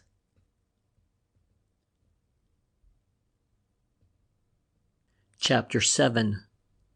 Though Joshua Cawley and Inspector Barrabal had never met, there was a constant correspondence between them, which had begun as the result of Joshua's masterly handling of the Edmonton murder, and the deductions that he formed, which were of the very greatest service to Scotland Yard, according to one of Mr. Barrabal's amiable letters. Twice Joshua had called upon the inspector, and twice had been rebuffed, for Barrabal was the shyest man that ever walked a beat. It is true that he had only walked a beat for 2 years, after which his peculiar abilities had brought him his promotion to the record department of Scotland Yard. But even that experience had not entirely destroyed his natural diffidence. He sat late one night in his office in New Scotland Yard, and before him was a typewritten minute of 6 pages, which told him all that he already knew about the Graham murder. Indeed, he had made sensible contributions to the minute's contents. Inspector Alford came in, while, with his forehead in his hands, he was perusing for the 6th time this typewritten account. "I found Larry's dugout," said Alford. "He has a room in Trinity Square, Borough." "Did you search it?" asked the other, without looking up. There was nothing to search. He cleared out everything, and had removed his belongings in 2 suitcases on the day of the murder. Cooks had issued the tickets to Germany, and as you know, we found the suitcases in the Victoria luggage room. Barrabal leaned back in his chair, stretched his arms, and yawned. "What a fool, and what an unusual fool," he said. "The last man in the world I should have expected to try that feud stuff." "He was very morose in prison. You read the governor's report?" asked Alfred. "I've seen men like that go that way before. You saw him the night he was arrested, and you saw him again the next morning, didn't you?" Inspector Barrabal nodded. "What did he tell you in the morning?" "Quite a lot of things, but only one of interest." Barrabal was in his usual uncommunicative mood. Alfred stroked his long beard, walked to the window, and peered out onto the embankment. "I saw the usual yellow envelope, private and confidential, on your desk at 8 o'clock when I looked in," he said. "Was it a squeal?" "A big one," said Barrabal, "and a pretty interesting one, too." He crossed to the safe, took out a box, and showed his assistant the latest contribution to the sum of the Squealer collection. The same portable Remington, the same paper. Alfred, a short-sighted man, held the paper under the light of the table lamp. 3 diamond bar brooches, 4 emerald and diamond rings, 7 eardrops, diamond. The proceeds of the robbery at the Burner Street jewelry store will be transferred tonight. Tomorrow I will give you information as to where they can be found." "Which means," said Barrabal, "that the Squealer has made his bid for the property, and so far it hasn't been accepted. He doesn't expect it to be accepted either, but he's hanging on in case the stuff falls into his hands. If it does, we shall hear no more about it. We've had 1 or 2 cases like that, where a recalcitrant thief had changed his mind." "Where did you get that word, recalcitrant?" asked Alfred, fascinated. "In a dictionary," said Barrabal. He had an hour's work to do before he left the office, and turning up his coat collar, walked out into the wretched night. He saw a man standing under a lamppost on the embankment, and as he turned left to follow the line of the embankment, the loiterer took 1 step toward him. Though Barrabal could not see his face, he knew the man was peering at him, and his nose went down till it touched the edge of his upturned collar. It seemed as though the stranger would speak, but evidently he changed his mind and moved abruptly away, though not before Barrabal had recognized him. Looking over his shoulder, he saw the figure walking across the road toward Westminster Bridge, and the detective turned back to the yard and had the good fortune to find a detective sergeant leaving Cannon Row Police Station. Together, they hurried across the road, and presently Barrabal saw his man. "Tail him up," he said laconically. "I want to know where he lives and exactly what is his real occupation. Report to me by phone at my flat at 7:30 tomorrow morning." The detective sergeant's task was a comparatively easy one. South of the Thames, the man who had been watching Scotland Yard boarded a tram, and, secure in the knowledge that he would not be recognized, the sergeant followed him. At the crossroads at the Elephant and Castle, the tram stopped, and with another glance at his quarry, the sergeant resumed his study of the evening newspaper. As the tram started, he looked up. To his amazement, the man, who had been sitting in a corner near the door, had disappeared. He was off the car in a moment and looked round. There was no sign of his man, and he cursed aloud. And then, as he stood, hesitating, on the edge of the sidewalk, somebody plucked him by the side, and he looked round into a familiar face. "Hello, Collie," he said, recognizing the reporter, a constant visitor to Scotland Yard. "Did you see—" "The gentleman you are looking for," said Mr. Collie gently, "has just vanished into the bowels of the earth like, if I may use the expression, an unquiet spirit." "In other words," said Mr. Joshua Collie with relish, "he has taken the tube." "Do you know him?" asked the astonished sergeant. Mr. Collie nodded. "I am slightly acquainted with him, and in ordinary circumstances I could feel quite friendly toward him, but at the moment he annoys me most intensely." "Who is he?" asked Sergeant Brown. Mr. Collie beamed at him, but pretended not to hear. "How did you know I was tailing him?" asked the exasperated officer. "Because I was also tailing him," said Mr. Collie calmly. "In fact, I boarded the tramcar very soon after you. I'm surprised that you did not notice me." He seemed not at all disappointed that his shadowing had ended so unsatisfactorily. He himself descended to the railway platform a few minutes after, glancing anxiously at the big station clock as he entered the train. Frank Sutton had a secretary who dined in a restaurant in Haymarket every night, and took her supper at a cheaper restaurant in Coventry Street after the picture houses had discharged their audiences, for Miss Millie Trent was a passionate fan. All this Joshua had discovered by patient and subterranean investigations. It had been his experience that pleasant-faced men of 60, with a gentle manner, can become acquainted even with strangers much more readily than men who are less favored in the matters of years and innocent expression. But though he waited until midnight, Miss Trent did not put in an appearance. She had been, she told an unappreciative John Leslie, to the first night of a musical comedy. She always chatted as she opened the morning correspondence, and Leslie had acquired the difficult art of listening without hearing. She was a woman of 44, rather pinched of face but pretty, with fine eyes and skin and naturally red hair. She must have been a very vivid, almost beautiful creature once, Leslie thought. Millie often hinted as much. "I wonder you don't go out more at nights, Captain Leslie. I never see you up west." "Eh?" He looked up with a start from his own correspondence. "I was saying, I wonder you don't go out more at nights. I suppose you're a family man?" "I've told you a dozen times that I'm not married," said John Leslie shortly, and resumed his examination of the letter in his hand. "That doesn't stop your being a family man," she said outrageously. "If it's as lonely for a bachelor as it is for a spinster, I pity you. I've seen every bad film that ever came out of Hollywood this last month, and some I've seen twice. I'd much rather be sitting at home in my little flat with somebody to talk to, or listening to somebody talking." "Buy a wireless set," he said without looking up, or he might have seen her lips tighten. "If you think you're the only person that's ever given that advice, you're mistaken," she said, a little acidly.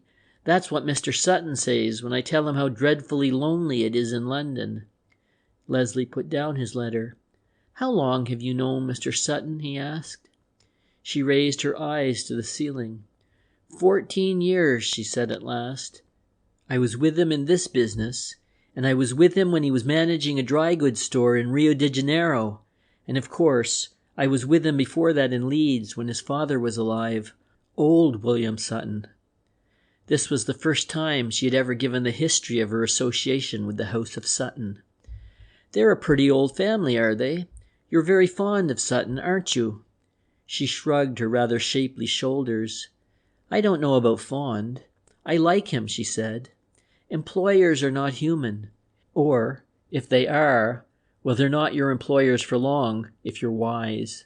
He smiled at this. He's 2 years older than I. You wouldn't think it. He looks such a kid. And in some ways he is a kid, too. Anybody can fool him. He listens to every hard-luck tale that's told him. It must have cost him thousands. There was a long silence after this, which she broke. Do you know Rimington Mansions? They're off the Harrow Road, she asked. I've got a new flat on the ground floor. It's rather nice. There are no hall porters to spy on your comings in and goings out. He raised his eyes now and looked at her.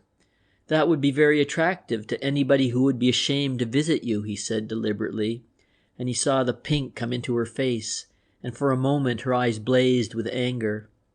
She covered her fury with an hysterical little giggle. You're a queer man, she said, with a slight emphasis on the last word. A few minutes later she flounced out of the room, and John Leslie permitted himself the luxury of silent laughter. Yet he did not dislike Millie Trent. There was something about her that attracted him, a certain rough honesty and straightforwardness, which might well cloak innumerable meannesses, though he thought she was obviously sincere. He hurried through his work, for it was Tuesday, and on Tuesday afternoons Beryl Stedman went to Hyde Park Crescent for a singing lesson, and it was her practice to walk from Marble Arch and across Green Park to Queen Anne's Gate. She might have made for a nearer station, and could well have afforded to forego that little extra piece of exercise, for she played golf almost every day, but of late she had found it a convenient and not unpleasant promenade. He was waiting among the wind-blown leaves when he saw her come quickly through the gates and cross the road toward him. Her greeting had lost something of its spontaneous gaiety, was almost formal, he thought, and his heart sank. Well, was there a terrible row? With Uncle Lou? She shook her head. No. He is rather a dear. He never quarrels with me. I suppose he mentioned the enormity of my conduct? She looked at him oddly. He mentioned you, she said. In fact, he told me quite a number of things about you that I wish I hadn't known. If she expected him to shake under this unspoken accusation, she was disappointed.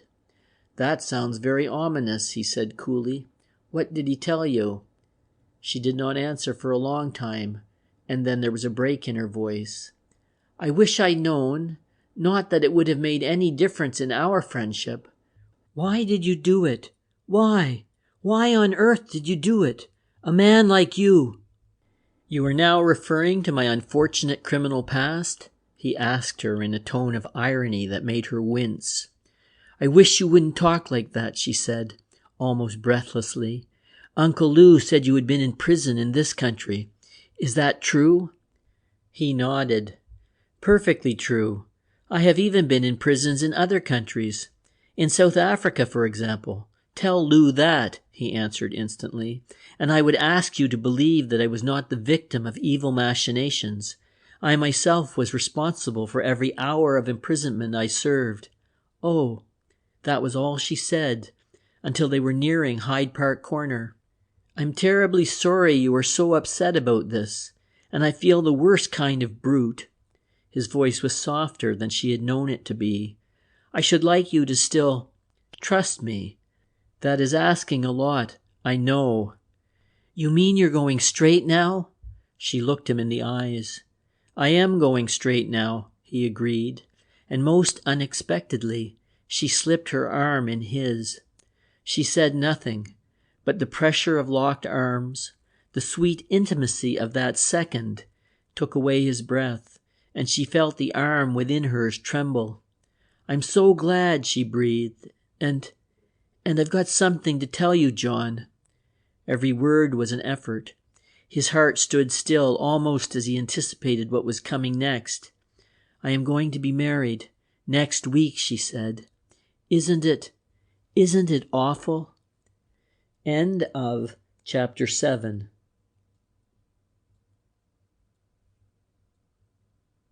Chapter 8.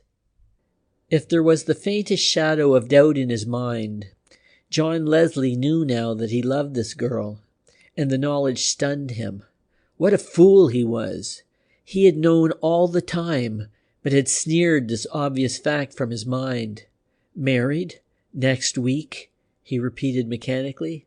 "This is rather sudden." The absurd association of the phrase made them both laugh. "Lou wanted it," she said. "He asked me this morning, and of course, I don't mind.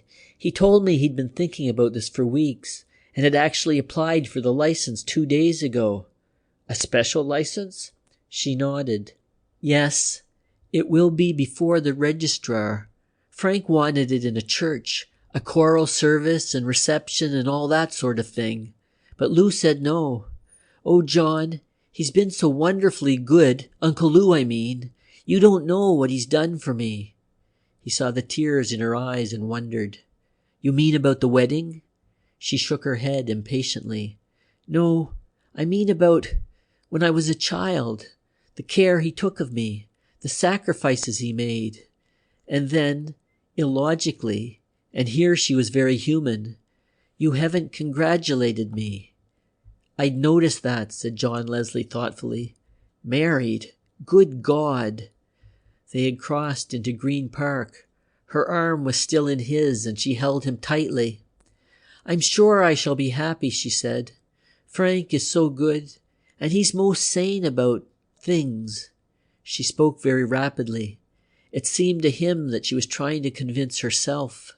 "Marriages like this so often turn out well. I suppose most of the marriages in the world are like mine. One really doesn't know the man one is marrying until years after. I should hate to be madly in love with my husband. Those things always end disastrously."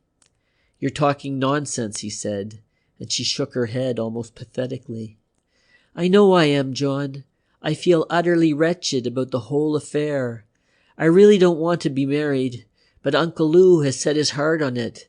If this were 2 days ago, I should have told him that I didn't want to be married to anybody. But now, I just can't." "Something he has told you?" She nodded. "About yourself, eh? And your past?" He was about to say something further, but checked himself. "I don't think I should worry my little head about the future, Barrel," he said, and he was surprisingly calm. "A week is 7 days, and 7 days are a lot of days." But here she protested. "My dear, please don't let us deceive ourselves. I'm going to be married. Nothing will prevent that. Nothing. 7 days are a lot of days," he repeated, and she drew her arm from his. "Don't let's talk about it. Look." She pointed across Birdcage Walk. "There's that funny little man who came down to the house the other night and wanted to know all about you." "Which funny little man? There are so many in sight," he said lazily. She pointed out the shabby little man in the fawn overcoat. "He's a reporter on the Post-Courier. I forget his name for the moment." "Collie," he supplied the information. "Joshua, of that ilk. A worthy crime hound."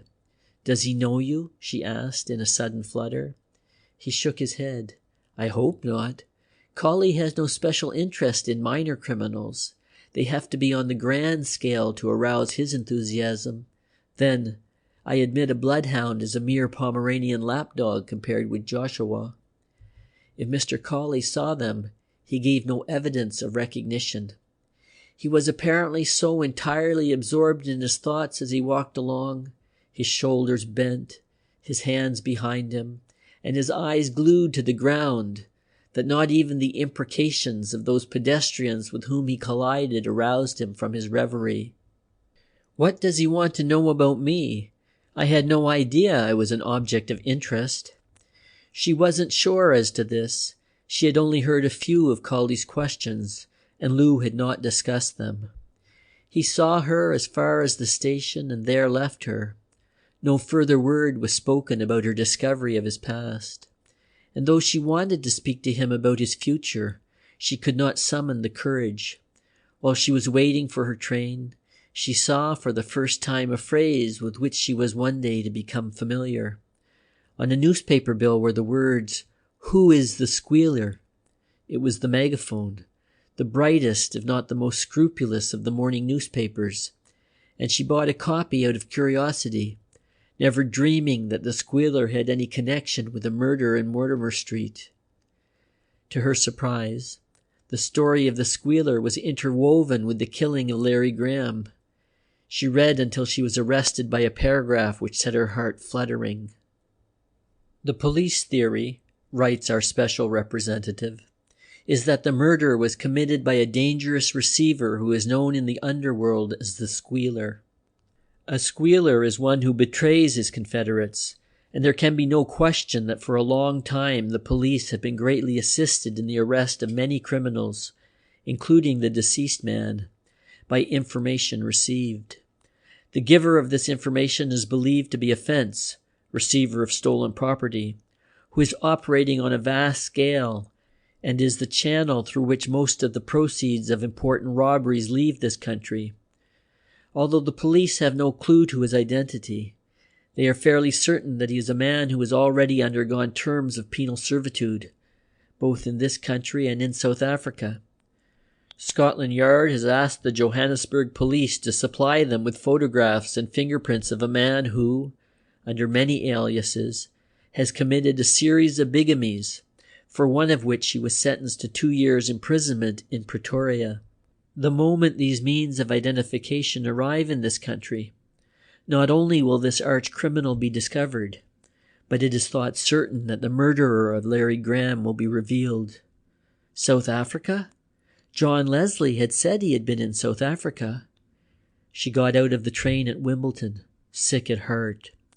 It was impossible, she told herself, that only 2 nights before Lou Friedman had revealed a more impossible fact, that her father had been a thief and that her guardian was an ex-convict. It was after tea, and Lou, who was reading the paper she had brought home, came to the paragraph that interested her. He went slowly through it, line by line, for he was not a quick reader, and presently he dropped the paper on his lap. "Did you read about Mr. Squealer?" he asked. She nodded, dreading what was coming next. But apparently Lou did not see any connection between the paragraph and John Leslie. "If that's true, and the Squealer's the big bird they say he is, I shouldn't be surprised at anything happening to Barrabal." "Why Mr. Barrabal?" she asked. "Because he is in charge of the case, and because, from all accounts, he's the shrewdest man they've ever had at the Yard. It remains to be seen whether Brother Squealer is shrewder." Lou Friedman had qualities which were peculiar to the prophets of his race. That evening, Mr. Barrabal was in his office after a hard day's work, when there arrived for him a modest meal of tea and toast. There was a police canteen available, but he was rather fastidious in the matter of tea, and had this meal sent in from a small restaurant near Scotland Yard. The messenger brought in the tray and set it on a little table, took off the earthenware cover of the toast dish, and poured out the tea. Barrabal stirred the tea automatically and picked up a triangle of toast. Over his head was a powerful light, and in the angle at which he held the hot bread, he saw something glitter on its buttered surface and put it down again, gently. A few seconds later he was on the telephone, talking earnestly to the Westminster Hospital. As a result of that discussion, the tea tray was placed carefully in a cab and rushed across to the hospital laboratory. Barrabal waited in the house surgeon's room, smoking a cigarette until the chemist came in. "I've only been able to make a rough test. I can't give you the quantities," he said, "but undoubtedly arsenic is sprinkled on all the toast. We can discover nothing in the tea. I'll be able to give you exact quantities tomorrow." "That's all I want to know," said Barrabal, and going back to Scotland Yard, he rang for his secretary. "If anybody asks for me," he said to the astonished girl, "will you kindly tell them that I'm dead? No, better still." He sat down and wrote rapidly. The following morning newspapers announced that Chief Inspector Barrabal of Scotland Yard had been taken ill and had been removed to a nursing home. The paragraph ended, "It is not anticipated that the inspector will be able to return to duty for many weeks. His work in the meantime is being carried on by Inspector Alford." "And," said Barrabal to the discomfited Alford, "nothing is more certain that they'll have a go at you, and I shall be terribly surprised if you're alive this day week." "Say something cheerful," begged Alford. End of chapter 8.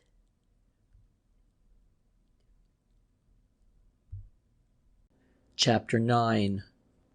Nobody greatly loved Frank Sutton's manager. He had a flair for organization and a trick of putting his finger on weak spots. As the weak spots were usually men, this did not make for his popularity. But to do him justice, whatever defects he might have, and his staff detected many, John Leslie was wholly insensitive to the atmosphere that he created during his brief association with Sutton and Company. In some mysterious fashion, the rumor had spread that Leslie had a past. Probably here was an association of ideas, for a former manager and an assistant manager had left under discreditable circumstances, when it was discovered that both of these men had served terms of imprisonment. It was really Frank Sutton's own fault, as Friedman frequently told him.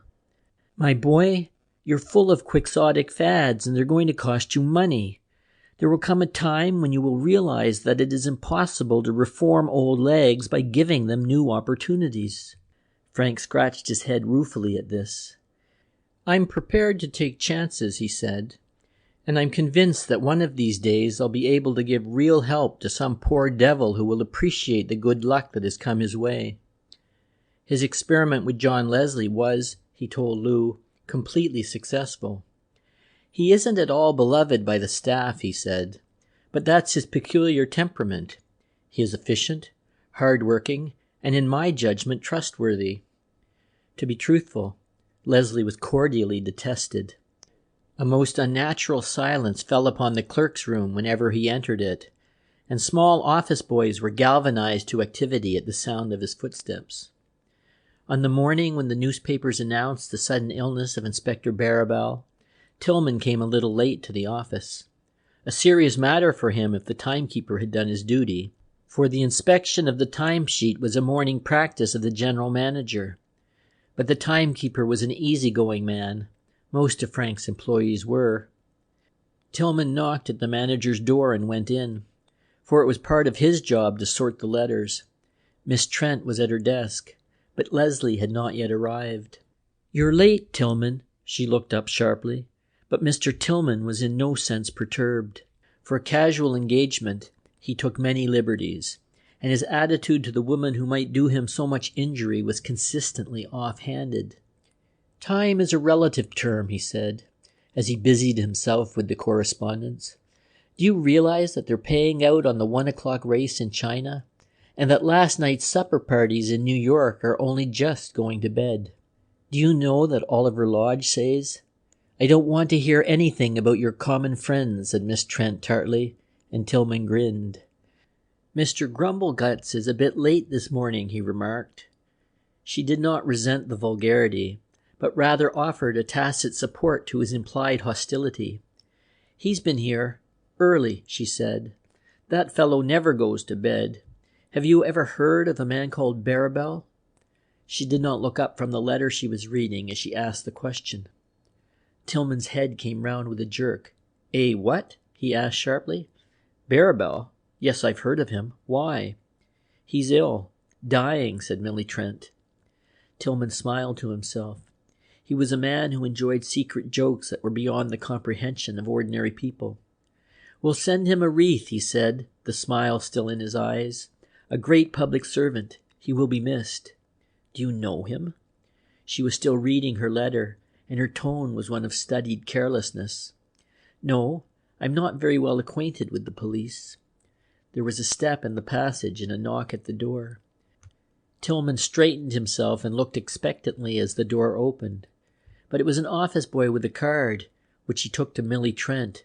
She read it. "Mr. Leslie is not here yet," she said, "but ask the gentleman to come in. I want to see what a reporter looks like." A reporter? Tillman almost snapped the question as the boy left the room. She picked up the card which she had laid on the table and read, "Mr. Joshua Cawley." Cawley? For the first time since she had known him, Tillman was perturbed, and his long, lined face grew longer. There was a small apartment leading from the room where Leslie sometimes interviewed callers, and for this Tillman made with long strides. "Don't you want to see him?" asked Millie Trent in amazement. Before her question was finished, Tillman was gone, and a few seconds later, Mr. Joshua Cawley was ushered into the room. He bowed toward her shyly, and his very diffidence gave her a feeling of friendliness toward him. "You want to see Mr. Leslie? He's not in, but he'll be back very soon, I think. Won't you sit down?"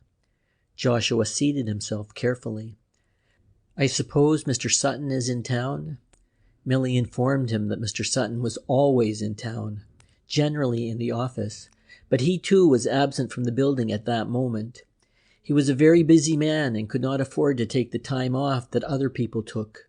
Apparently, he was aware of whom she was speaking. "A very nice man, Mr. Leslie," said Cawley, and he might have been talking to himself. "I have seen him before. I'm not sure where." Millie's lips curled. "You don't go about much in society," she said sarcastically, and Joshua shook his head. "No, I'm afraid I don't. I spend most of my life, this is a lamentable confession, in the unhealthy atmosphere of criminal courts. Crime, is my hobby. Some people collect stamps, others Angora rabbits. I collect criminals." She was interested now and could very well guess where he had seen Mr. Leslie before. "I don't know about being a nice man. He's a bit of a pig, if you must know," she said a little viciously, remembering with some sourness of spirit the many rebuffs to which she had been subjected. "I'm rather fond of pork," smiled Cawley, and chuckled at his feeble jest. "That's a good one, eh? Anyway, if I may be allowed to be personal, he has a very nice taste in stenographers." She glowed at this crude compliment and returned his smile. Perhaps it was Mr. Cawley's experience in those great educational centers he had mentioned which had taught him that the more blatant, the more vulgar a compliment was, the readier was a certain type of woman to swallow it. "I'm not his secretary, thank God," she said. "I'm Mr. Sutton's." Mr. Cawley sighed. "Some men are difficult." "Leslie's not difficult," said Millie viciously. "He's impossible." Cawley pursed his lips, a characteristic grimace of his. "I'm sorry to hear that," he said gravely. She had the impression that at that moment Mr. Leslie's impossibility absorbed him to the exclusion of all other considerations. "You want to see him, do you? You're not a buyer?" Joshua put his hand in his pocket and took out a small package. "Only this," he said and explained. "Hair restorer." They laughed together. "You're a journalist?" Cawley shook his head. "No, a reporter," he said sadly. "I used to be, but I gave up being a journalist when I got a regular job." She didn't see the joke, but she laughed with him. Suddenly, she became very prim. "I oughtn't to be talking to you. I don't want to see my name in the papers." Mr. Cawley shook his head. "You won't," he said very softly. "I can assure you, you won't." "I'd hate to see my name in print," she went on. "I've seen it once and I didn't like it." She waited for the visitor to ask her the occasion, but apparently his mind was occupied in other directions. Mr. Cawley had many natural gifts, and not least among them was an extraordinarily acute sense of hearing. Whilst he listened, apparently with no mind for anything else, to Millie Trent's voluble dissertation on the inadequacy of the police force, his ears were tuned to quite a different sound. Just before he had come into the room, he had heard the voice of a man, and it was strangely familiar. And then, When he had entered the office, he had found Millie Trent alone.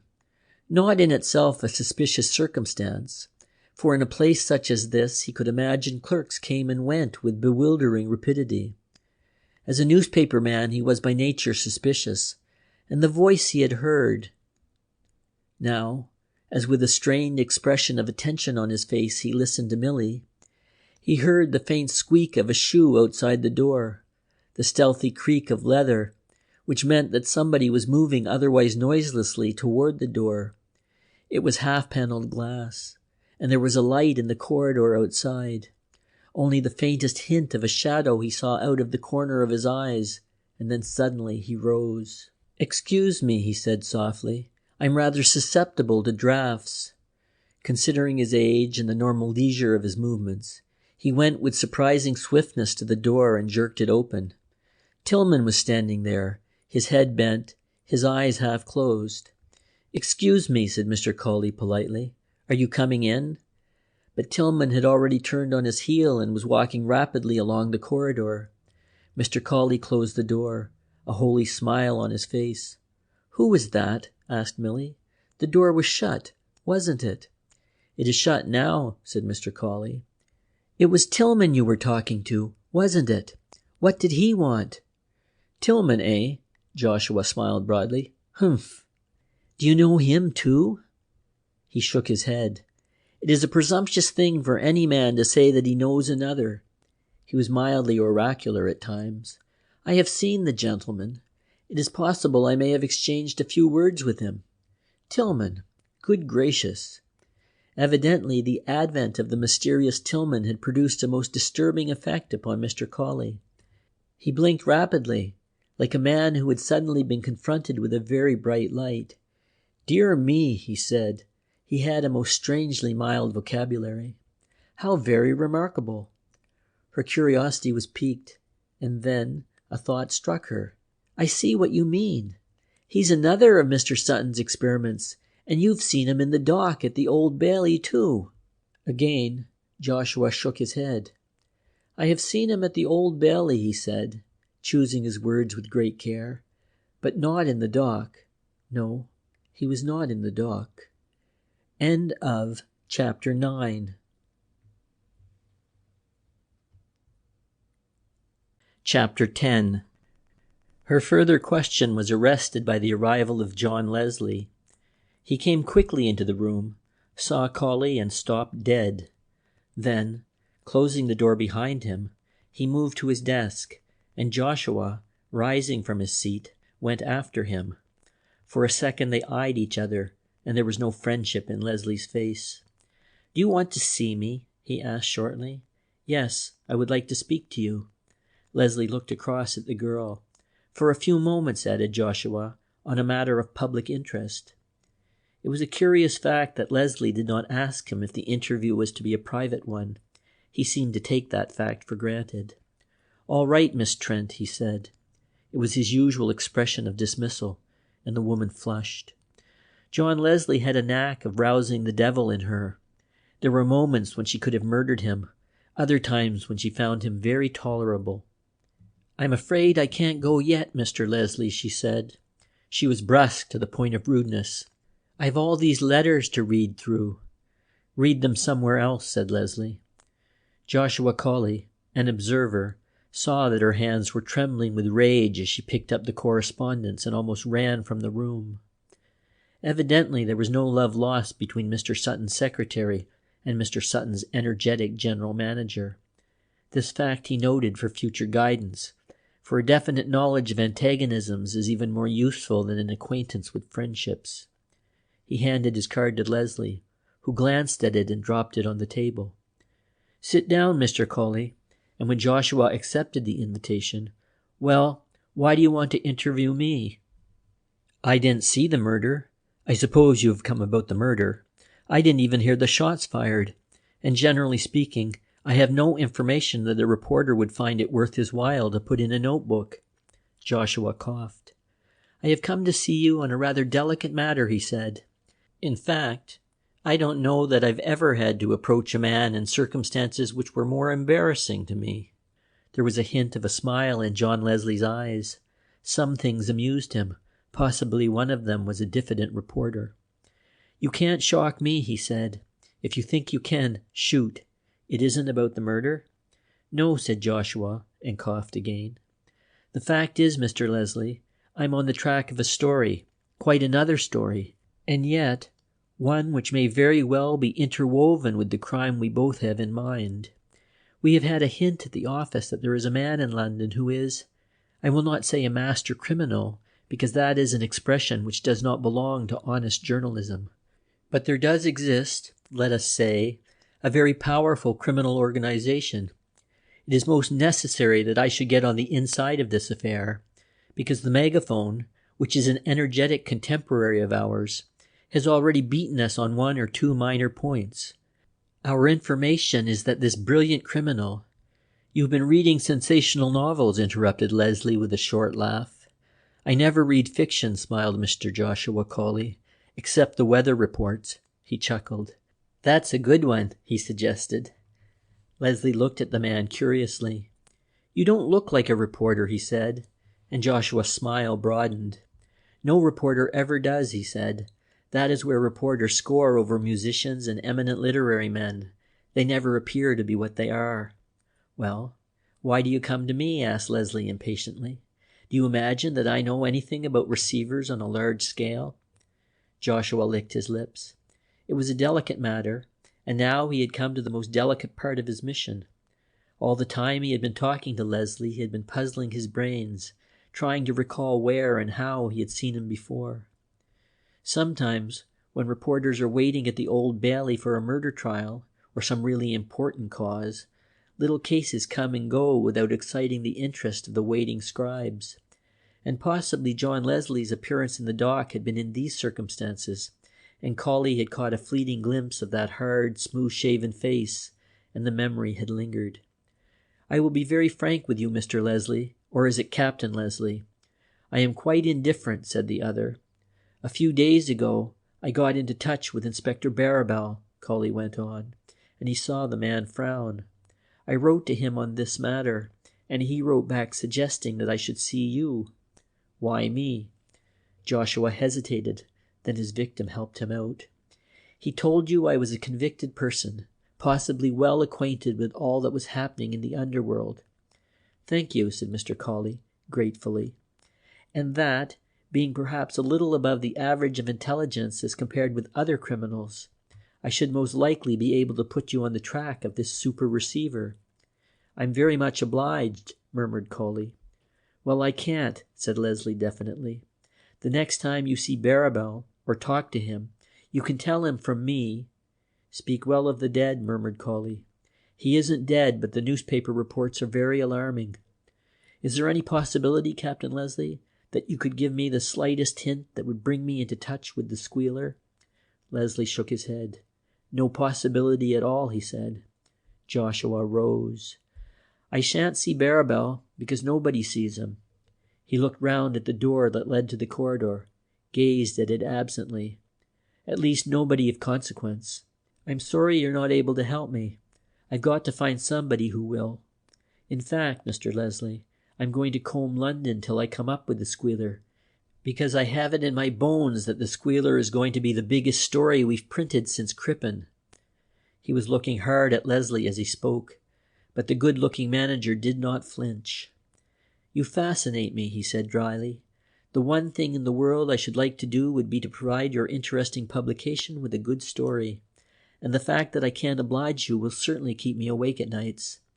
But sarcasm was wasted on Joshua. You cannot give me a hint about the Squealer? Leslie put up his hand to hide a yawn. The Squealer probably exists only in the fertile imagination of newspaper reporters, he said pointedly, and Joshua inclined his head. Fertile, I think you said. Thank you. I hope I haven't disturbed you. Nothing disturbs me, said John, as he sat down at his desk and turned over the papers awaiting his attention. Good. You've spoiled a very fine clue. My information was that you might be able to put me on the track of your friend. When I say your friend, I am speaking figuratively. He is my friend for life if I can make a story out of him. Leslie looked up. Do you dream these things? He asked. "I never dreamed," said Joshua complacently. "I'm a bachelor." There was a pause. "They say that the Squealer, when he is out of prison, covers his operations by running what appears to be a genuine business, either as proprietor or manager." Leslie did not raise his eyes at this, and the reporter waited. "Did Barrabal tell you that? He's rather a talkative man, isn't he? Good morning, Mr. "Collie," said Joshua with his broadest smile. "Give a dog a bad name and hang him. That's not bad. Good morning, Captain Leslie." He walked halfway to the door and turned back. "You have an interesting staff," he said, speaking more slowly than usual. "And while it is no business of mine, I feel I am justified in passing along a word of advice. You have in your employ a gentleman named Tillman. Heaven forbid that I should say a word against him. But—" It was then that John Leslie looked up. "Thank you for the warning, if it is a warning." For half an hour after the reporter had left, Leslie was dictating to the dictaphone by the side of his desk, answers to the letters he had received that morning. He was a quick and capable worker, and his terse style and unusual vocabulary enabled him to dispose of the morning's correspondence in a very short time. When he had finished, he unfolded a copy of the Times which lay on his table and glanced through the news. He read and reread the paragraph concerning Inspector Barrabal. It was one of many items in a crowded column. Nobody knew better than John Leslie that Barrabal at that moment was not only well, but very active. He turned to the front page of the paper and began to search the agony column. Presently, his eyes stopped. Halfway down was a simple announcement. "Lost on Wednesday night at 11 o'clock. A green and white note case containing 4 or 5 treasury notes, believed to have been lost halfway down Fitzjohn's Avenue." He studied this for a long time, and then he folded the paper and replaced it. At 11 o'clock on Wednesday night, somebody would be waiting to dispose of jewels, diamonds and emeralds, worth from 4 to 5 figures. There had been a robbery less than a week ago at Roehampton, and diamonds and emeralds had been the picturesque items of the loot. The calendar before him reminded him that it was Wednesday. He went out to lunch early and was away 2 hours. He returned to find that Frank Sutton had been asking for him. "It was nothing very much," explained Millie Trent, unusually gracious. "Only Mr. Sutton has 2 seats for the big fight at the National Sporting Club, and he wondered whether you would like to go. He may be using the other ticket himself." "He may use both tickets himself," said Leslie. But in her present mood she was not to be rebuffed. "Mr. Sutton says that the fight does not start until sometime between 9 and 10. Leslie shook his head. "Between 9 and 10 I shall be otherwise engaged," he said pleasantly, "for him." End of chapter 10.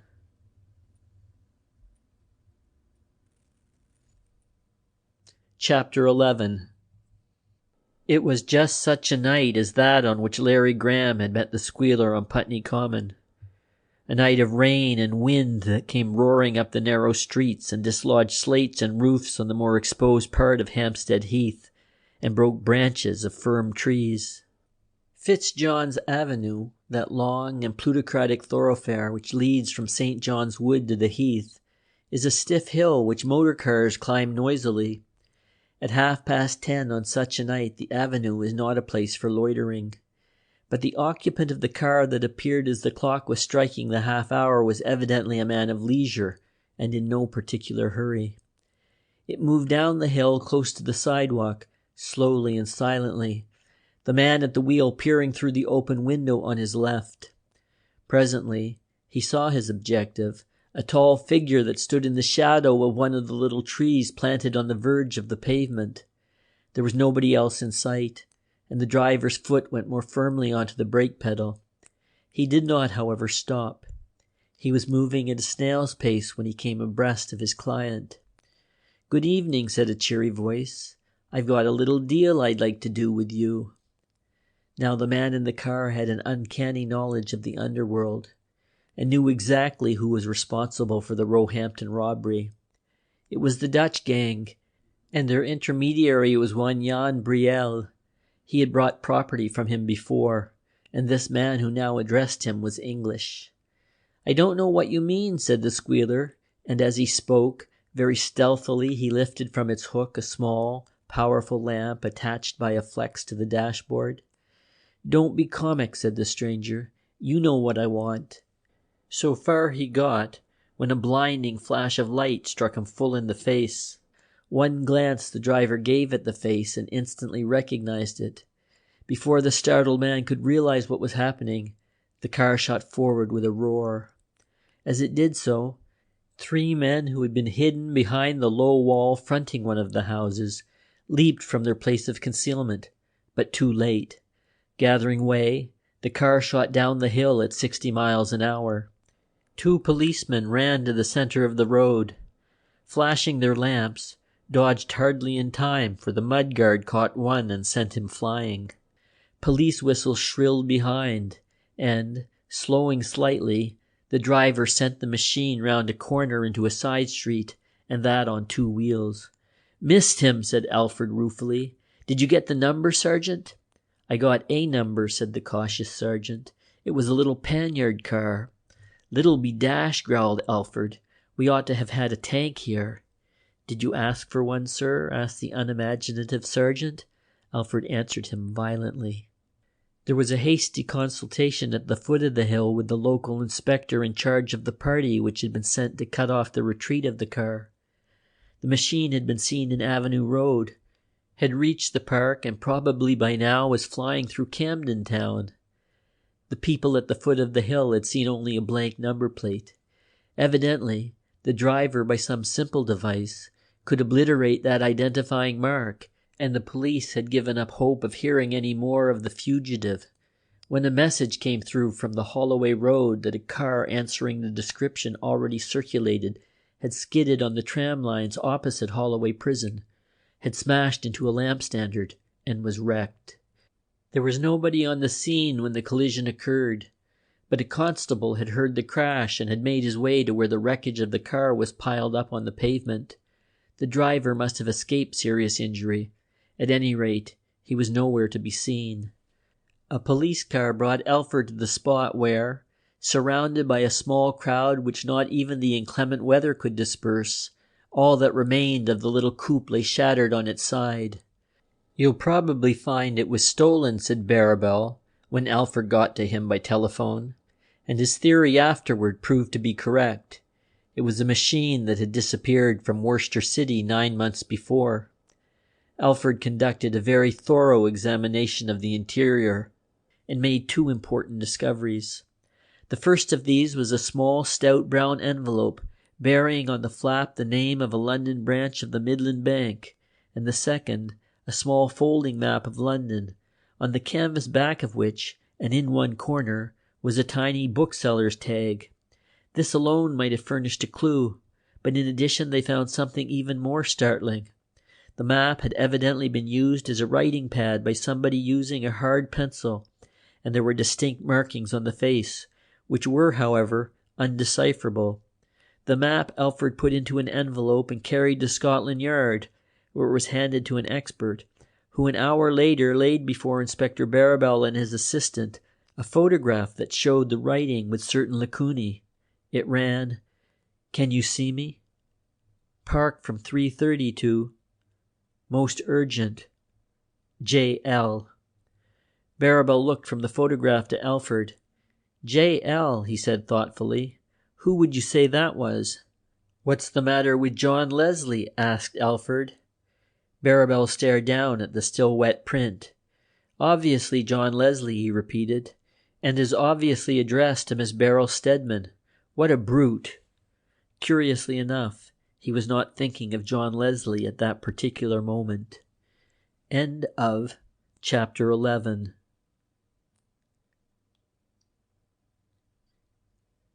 Chapter 12. John Leslie turned up at the office the next morning with a bandaged left hand, and although Millie Trent waited patiently for some account of an accident, he was not communicative, and when she asked him what had happened to his hand, he snapped, "Nothing." Later, he unbent so far as to tell her that he had dropped his razor that morning while he was shaving, and that it had fallen on the back of his hand. Sutton was his usual sympathetic self, but his manager did not invite either confidence or sympathy. "It's a very curious sort of accident to have happened, isn't it?" suggested Milly.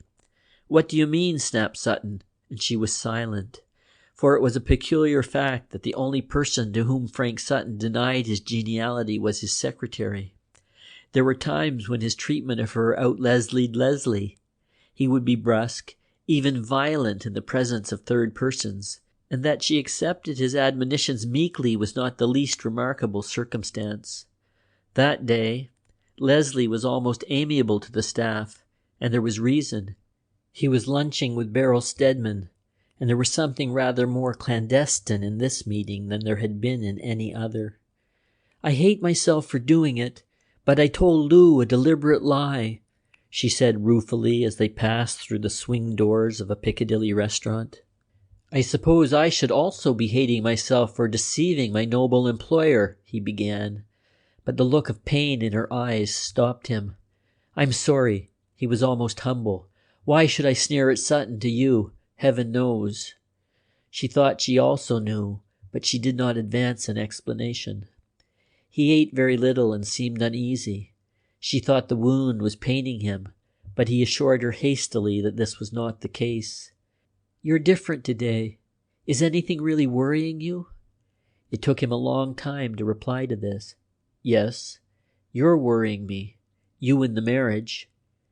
She tried, a little clumsily she thought, to turn the conversation into another channel. Her heart was beating a little faster, for she knew instinctively what was coming. "I'm not going to let you marry Frank Sutton," he said. He spoke distinctly and emphatically. "My dear John," she shook her head helplessly. "How absurd to talk. You mustn't. You cannot marry Frank Sutton, however admirable a man he may be, however suitable a husband." He was in deadly earnest. There was a look in his eyes that she had never seen before. "But why?" He opened his mouth to speak, but the words would not come. He was panic-stricken as he realized the stake for which he was playing. "Quite a variety of reasons." He tried to lighten his tone, to water down the drama to a state of comedy. "You're too good for any man." But she did not smile at this, nor follow the new drift he was trying to impose upon the conversation. "Why?" He was terrified lest he had frightened her, more fearful that she might doubt his sincerity. Between the two fears, he was held tongue-tied. "You don't like the idea of my marrying?" "Anybody," he blurted, "if it were not Frank Sutton, and God knows I don't want you to marry him. If by every test he was the most suitable man in the world, I would not give you up."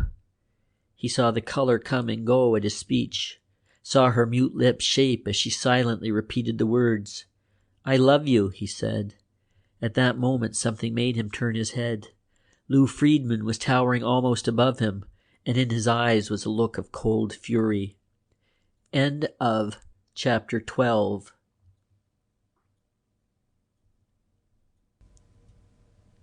Chapter 13. Leslie was coolness itself. Not a muscle of his face moved under that hateful glare. "Won't you sit down?" he asked in a conversational tone. "Are you by yourself?"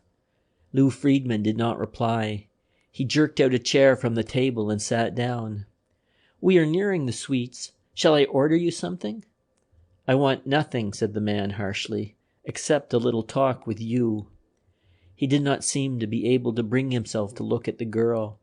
But when he did, there was such a look of reproach in his brown eyes that she was near to tears. "I'm so sorry, Uncle Lou," she began. "It's all right, my dear." He patted her hand. "The yarn you told me was a permissible lie. You wanted to meet this gentleman, and naturally you didn't wish to tell me. Let's forget it." The next 5 minutes were a discomfort and a strain for two people. Leslie ate a meringue and showed no great haste. He even chatted lightly upon wholly unimportant topics. As for Beryl, she sat rigid and tense, waiting for the outburst that she knew was inevitable. At last Leslie was finished, and as though she awaited such a signal, Beryl rose quickly and held out her hand. Then she turned to Lou and, taking him by the arm, led him a little apart. "You're not going to be very unpleasant.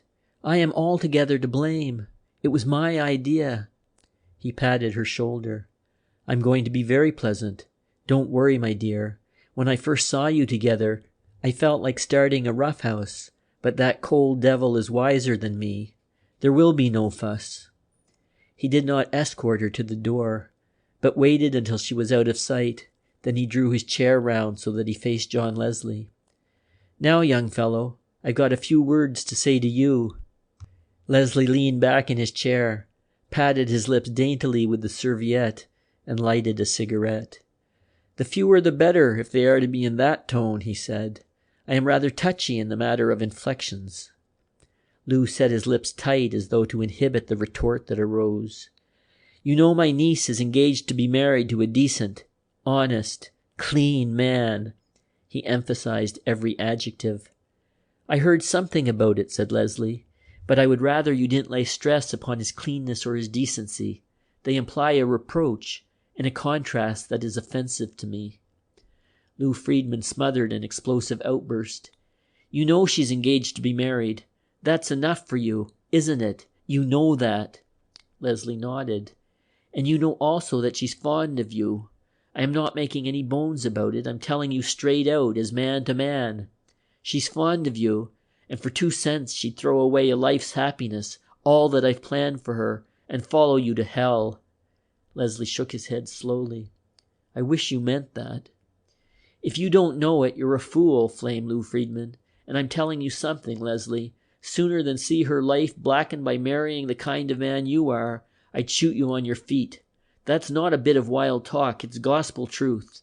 And if you by chance persuaded my girl to give up Frank and throw in her lot with you, I'd follow you to the end of the world and get you.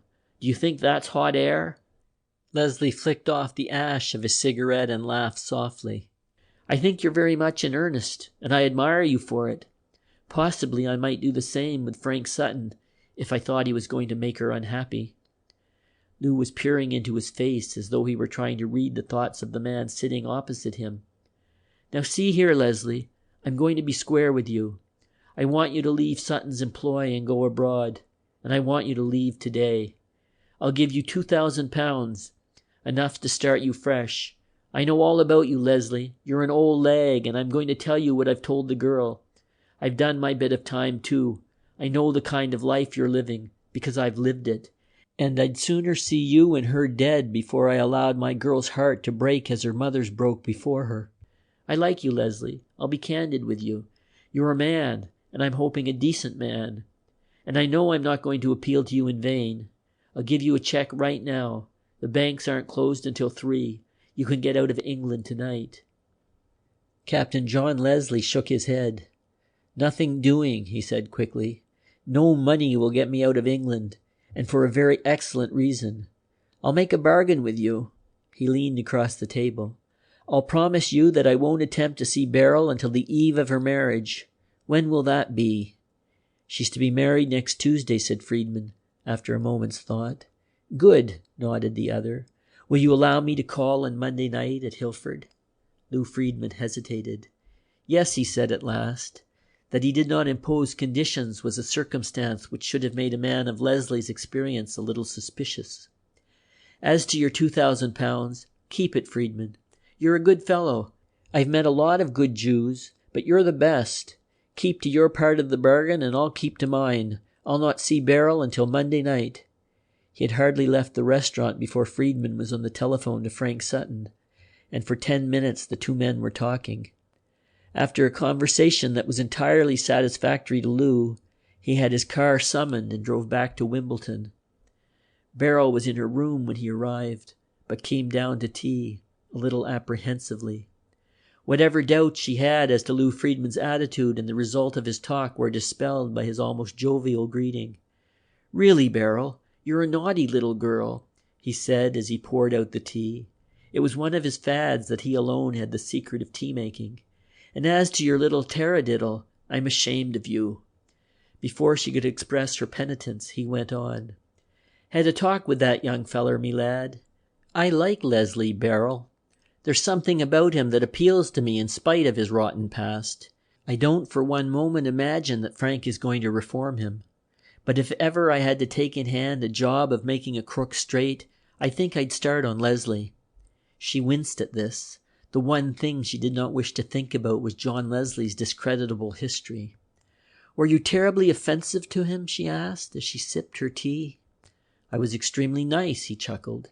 "In fact, I offered him a couple of £1,000 to start a little hell of his own, but he wouldn't take it." Her heart leaped at this. "What did you want him to do? For the money, I mean." He put down his cup, wiped his lips with his handkerchief before he answered. "I wanted him to leave the country and give you and Frank a chance of settling down." A long silence. "He wouldn't take the money. He not only wouldn't take the money, but he wouldn't do anything I wanted him to do, except that he promised he would not write to you or see you until next Monday night. In fact, till the eve of your wedding." She always knew when he had something difficult to say. He invariably raised his voice, and he was speaking loudly now. "Tomorrow is the eve of your wedding, Barrel. I want you to marry Frank on Saturday morning." He saw the red fade from her face, saw the almost hysterical shake of her head, and went on quickly. "You know how I feel about this thing, Barrel. Well, I want it over and done with. I've been talking to Frank on the phone, and he was just as reluctant as you are to put on the date, because he'd made all his arrangements to leave on Tuesday. But he's in the position that he can leave his business just when he darn well pleases. You're going to do this for me, Barrel." "The day after tomorrow?" He nodded, his eyes never leaving her face. He could read the struggle that was going on in her heart, and when presently she said, "Yes," he heaved a sigh of relief. "It will be better for Leslie, too. I mean, if he seriously likes you, let him know that the thing is over and done with. It will be easier for you, easier for him." He patted her arm gently. "Perhaps you're right," she said mechanically, and went up to her room. What should she do? Should she telephone to John Leslie? And if she telephoned, what could she say? And what could she do? She was not being married against her will, not even marrying a man she detested. She liked Frank Sutton as much as she liked any man, except that dark, dour manager of his. He loved her. He had told her so. And she dared not tell herself the truth, dared not even speculate upon her own feelings, or probe and examine her own heart. She set her teeth to the inevitable, and found the prospect bleak and heart-aching. She heard Frank's car arrive, but it was a long time before she went down to the library to greet him. As she turned the handle of the door, she heard Lou's voice. Mr. Friedman was a great reader of newspapers, and had a habit which is not uncommon to humanity, of passing on all he had read as first-hand information, such as he himself might have acquired by patient searching. "The police think it was the Squealer's car. It must have skidded on the tram lines when it was going at a devil of a pace, and it's a wonder to me that the fellow wasn't killed. The police think he must have injured himself somewhere, and they're making inquiries at the hospitals. Blood on the broken glass. Cut his hand, most likely." She stood frozen stiff, the door handle in her hand. For at that moment she recalled John Leslie's injured hand. End of chapter 13.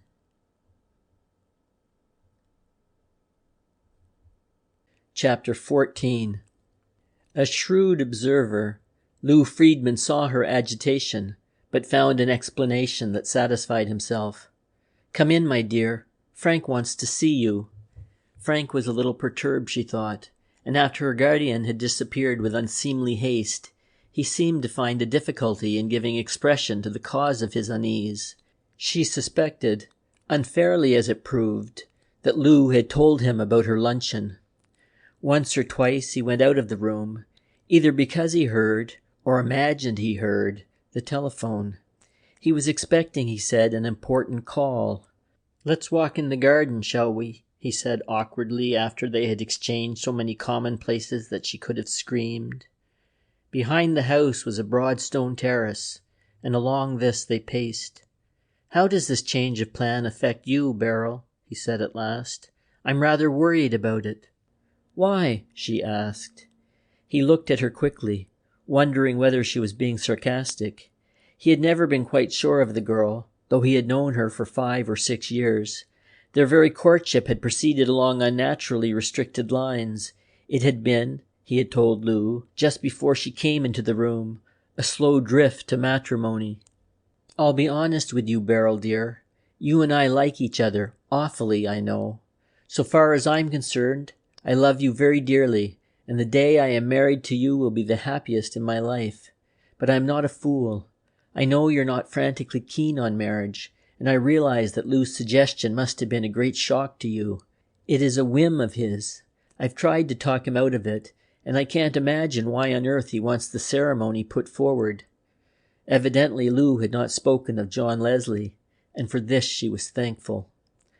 "I'd made all my plans to go away on Tuesday, and although that is a very little matter, I shall have to work hard to get things settled up. It makes it all the more difficult because Lou, for some reason, doesn't want me to tell anybody at the office when the marriage is taking place. I want you to tell me frankly what you think about it." She had thought a great deal, but had reached no conclusion that could help him or her. "I have agreed," she said. It seemed a feeble thing to say to an eager lover, but for the life of her she could think of nothing else. He took her arm in his, and such had been the curious course of their courtship that even this little act of familiarity made her feel uncomfortable. Perhaps he sensed this, for presently he removed his arm. "I thought we had best go to Scotland. I know rather a nice hotel in the Highlands, and in fact I have booked a suite as from next Tuesday." Here was another strange fact. She realized for the first time with a sense of consternation that they had never discussed their honeymoon. She had to force herself to take an interest. "Scotland is as good as anywhere else," she said, and her reply reduced him to silence. Up and down the flagged walk they paced, not a word passing between them, until he spoke. "Lou has been most awfully generous. He is making a very nice settlement on you, and he's giving me a check for £20,000 to enlarge the business. If I followed my own inclinations, I would make Saturday a great joy day, and distribute the whole of that money among the staff. I'll bet poor old Leslie could do with his share." He laughed at this, but his good humor found no echo in her heart, and she was glad when she heard Lou's voice chiding her for remaining in the open on such a cold afternoon. Frank did not stay to dinner, for which she was devoutly thankful, and as soon as she could she went up to her room, opened her little writing bureau, and began a letter to John Leslie. But try as she did, she could not find the words she wanted, and after a 4th attempt, she came down to join Mr. Friedman in the library.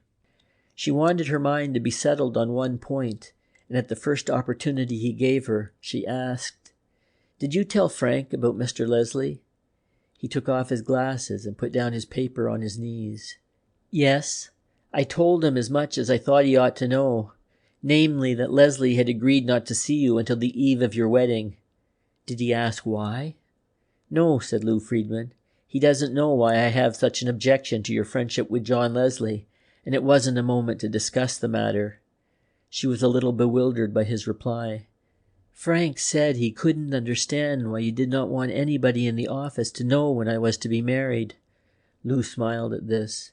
"Then he's a bigger fool than I thought he was," he said good-humoredly, and on this unsatisfactory note the discussion ceased. As she came out into the hall, the footman was at the door, talking to a telegraph boy.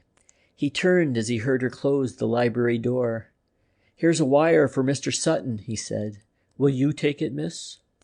Her first inclination was to send the wire into Lou, but she took the envelope and tore it open. Perhaps this was the telephone message she had been expecting. "Suite reserved for Jackson's, Pacific." She carried the message into Lou, who read it and shook his head. "Probably some reservation Frank has been taking. For one of his clients, I expect. I'll telephone it through to his office." She went upstairs and forgot Jackson, Frank, and his business. Everything in a vain 5th attempt to write to John Leslie. End of chapter 14.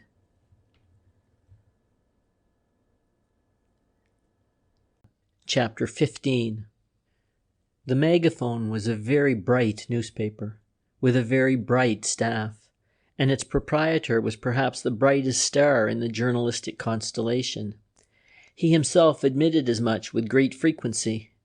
If his newspaper had a failing, it was a certain lack of stamina.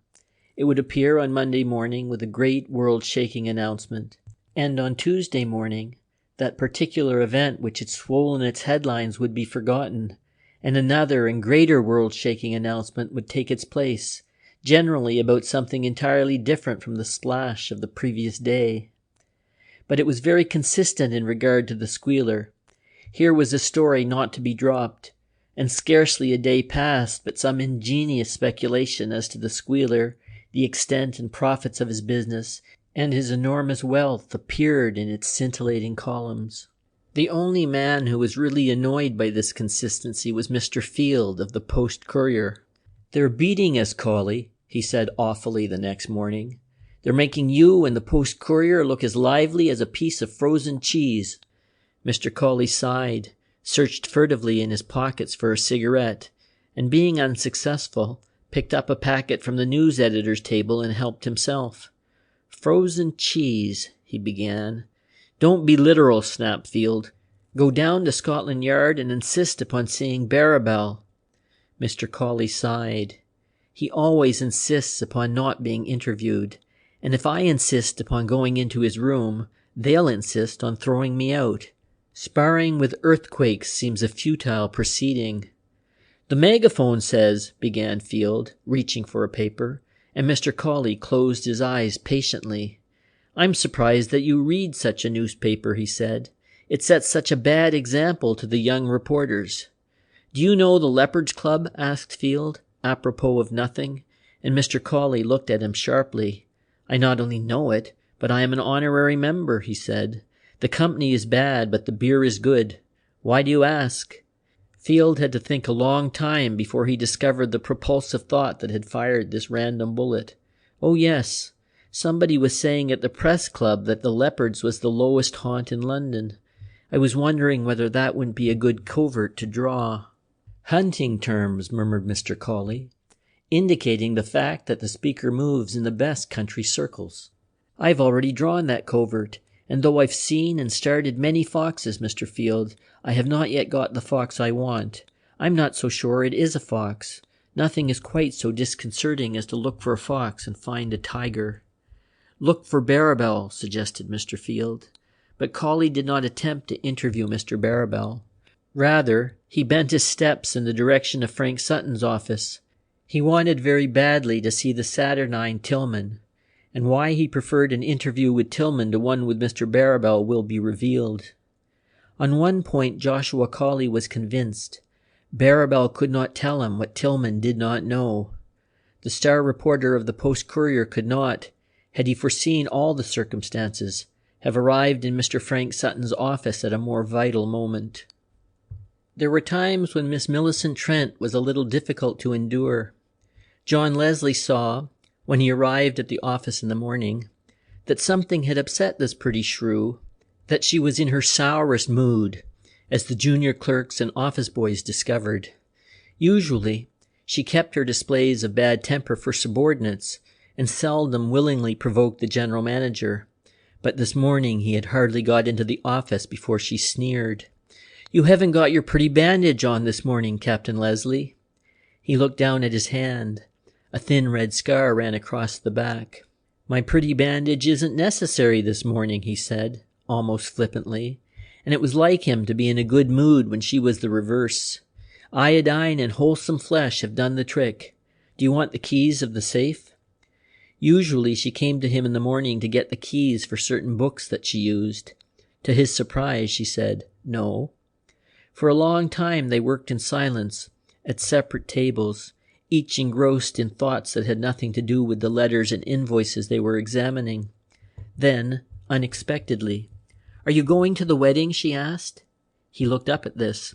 "Which wedding?" "Oh, you mean Sutton's." "I don't think so." "Have you been invited?" she asked.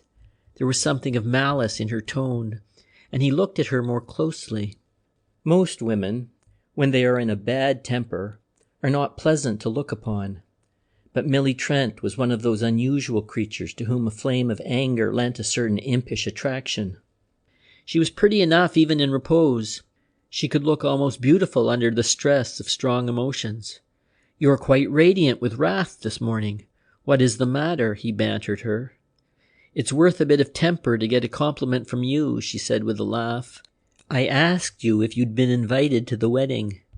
"I'm never invited to weddings," he said good-humoredly.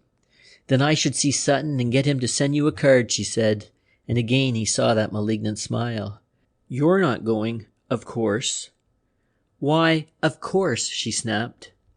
He pushed back his chair from the table, thrust his hands deep in his pockets. His head drooped on one side, an accusative attitude of his, and for a moment she quaked.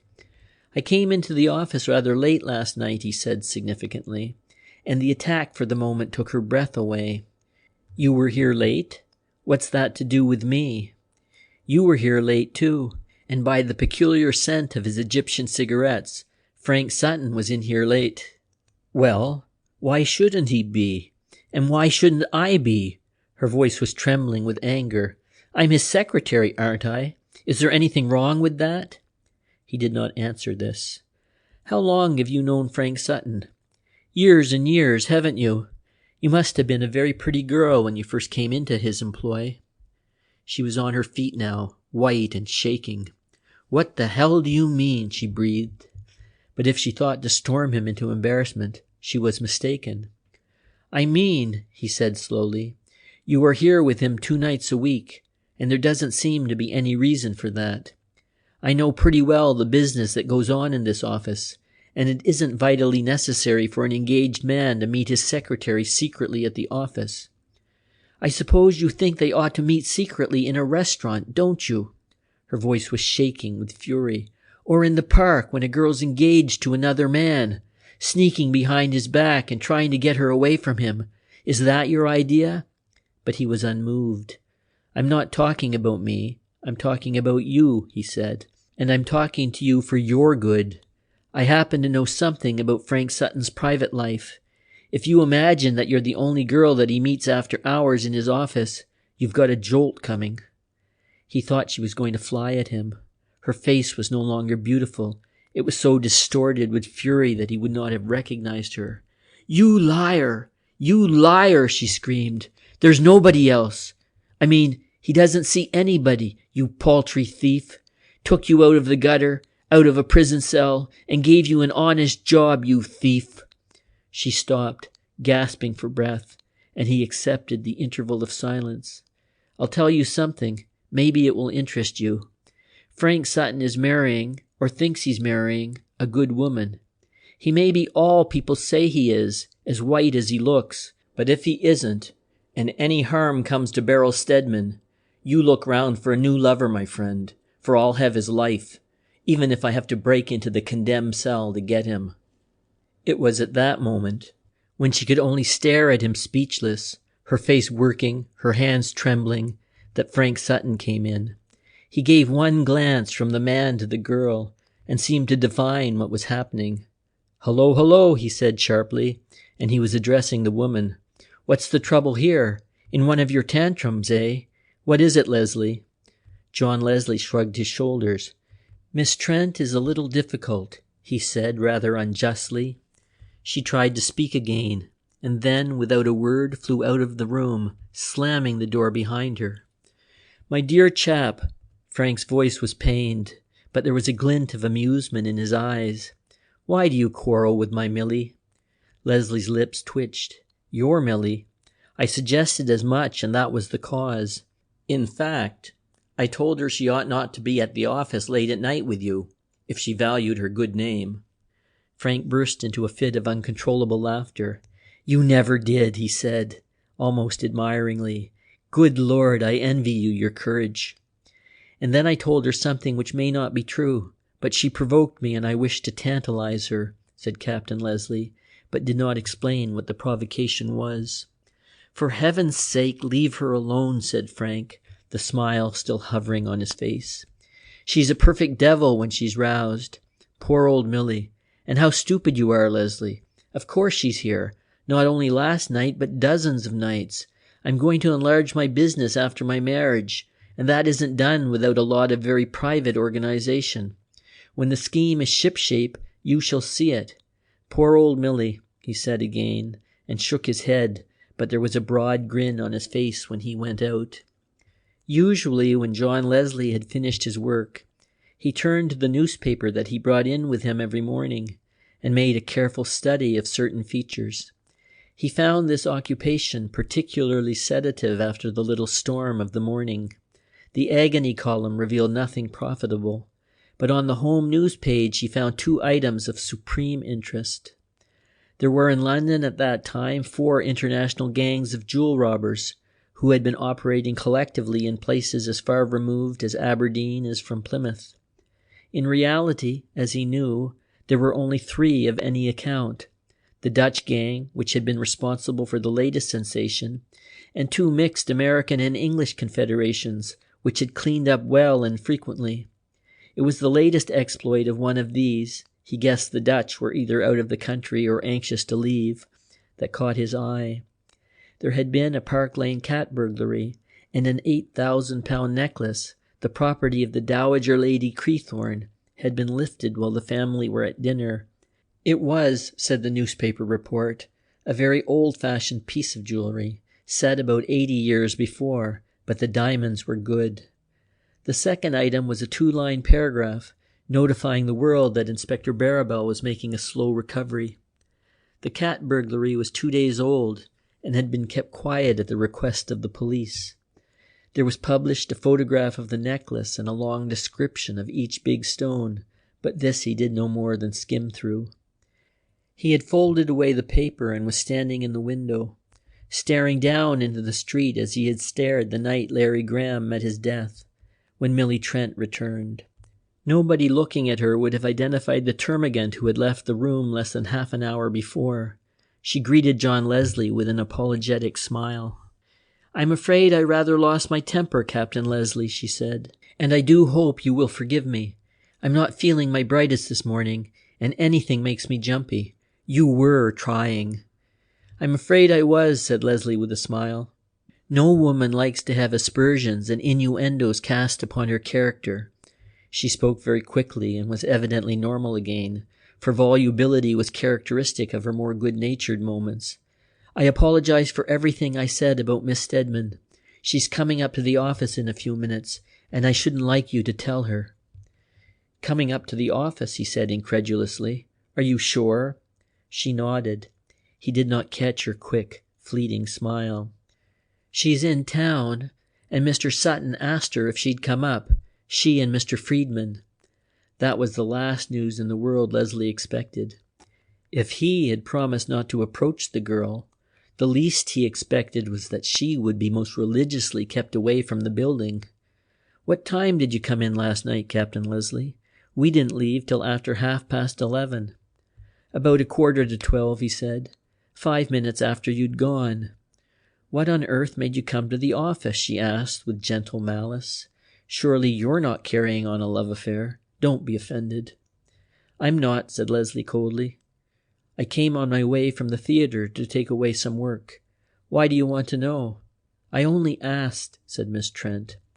Sutton's bell summoned her after this, and she went out and was gone a few minutes. When she returned, she was accompanied by a tall, thinnish man with a heavy black mustache who had policeman written all over him, from his square-toed boots to his neatly plastered hair. "This gentleman wants to see you," she said, and then Frank Sutton came in. "I say, old man," he said in a tone of deep concern, "this fellow's got an extraordinary story. This officer, I mean, Sergeant Valentin, from Marylebone." "Sergeant Valentin, C.I.D., corrected the man firmly. "I want to ask you a few questions, if you don't mind, Captain Leslie." He looked round. "I don't know that this young lady needs stay." "She had better," said Sutton, "if what you told me is correct." "True, true," murmured the officer. He was rather profound, rather tremendous, embodied in his person for the moment all that was awful in the majesty of the law. "I've had a certain complaint, Captain Leslie. By the way, I happen to know something about your earlier career." Naturally, being a detective sergeant, you know everything, said John Leslie, coolly. I am inquiring into a robbery that was committed at 804 Park Lane, when the Dowager Lady Creathorne's diamond necklace was stolen. My information is that the necklace is in your possession. Leslie looked at him steadily. Indeed, he said. I don't mind telling you that the man who stole the necklace was arrested this morning. At least one of the men. He said that he parted with the necklace last night at 11 o'clock, to a man they all call the Squealer. Captain Leslie was here at 11:45. It was Millie Trent who supplied this information, and the unfeigned satisfaction in her tone she did not attempt to disguise. At 11:45, well, that would give you plenty of time. The necklace was exchanged on the Thames embankment at 11 o'clock. The receiver paid the man £900 for it, in American bills. The same is now in the possession of the police. My information is that you were the receiver. Your information is a little cockeyed, said Leslie. Do you want to search me? The police officer looked at him thoughtfully. You came in here at 11:45. He took a glance round the room. Who's got the key of that safe? I have the key of the safe. Anybody else got a key? Nobody, said Millie Trent promptly. Oh, rubbish, broke in Sutton. I have a key somewhere. I never use it, but... You actually have the key in your possession, Mr. Leslie? Captain Leslie, corrected the other. Yes, it's here. He took out his keychain and wrenched off a long key from the ring. The detective took it from his hand, turned it in the lock, and drew open the 2 steel leaves of the safe. At the back were 3 steel shelves, empty except for a few account books and, wrapped in silver tissue paper, some object which he drew out to the light. Frank Sutton uttered an exclamation of amazement as the paper was unfolded, for on the police sergeant's palm the Dowager's diamond necklace winked dazzlingly in the sunlight. Frank darted for the door and pulled it open. Lou, he called huskily, and Lou Friedman and the girl came into the room. Lou, there's an awful mistake here. They've accused Leslie of being the Squealer, of having in his possession this. He pointed to the glittering thing in the sergeant's hand. Have you come from Scotland Yard? It was Leslie's steady voice. He alone was serene. He might have been taking a dispassionate interest in some other man's misfortune. Never mind where I'm from. The sergeant was on his dignity. I'll trouble you to take a walk with me to Marlborough Street. What's the matter with a cab? Asked Leslie. I hate walking. White as death, Beryl Stedman looked at the man who stood stiffly by the table, and turning his head, John Leslie met her eyes, smiled and shook his head. I am the Squealer, he said lightly. Isn't that an astounding piece of news? She did not answer, did not even hear the last word of his sentence, scarcely remembered the trend of it. Suddenly, her knees gave beneath her, and Lou had just time to put his arm about her waist before she fainted. End of chapter 15.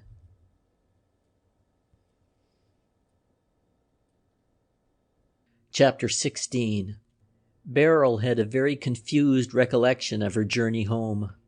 Lou told her that she had recovered almost immediately he had taken her down to the car, but she was sitting in a deep armchair in the library at Wimbledon, with the cold air coming gustily through the open casement window, when she became conscious of her own entity.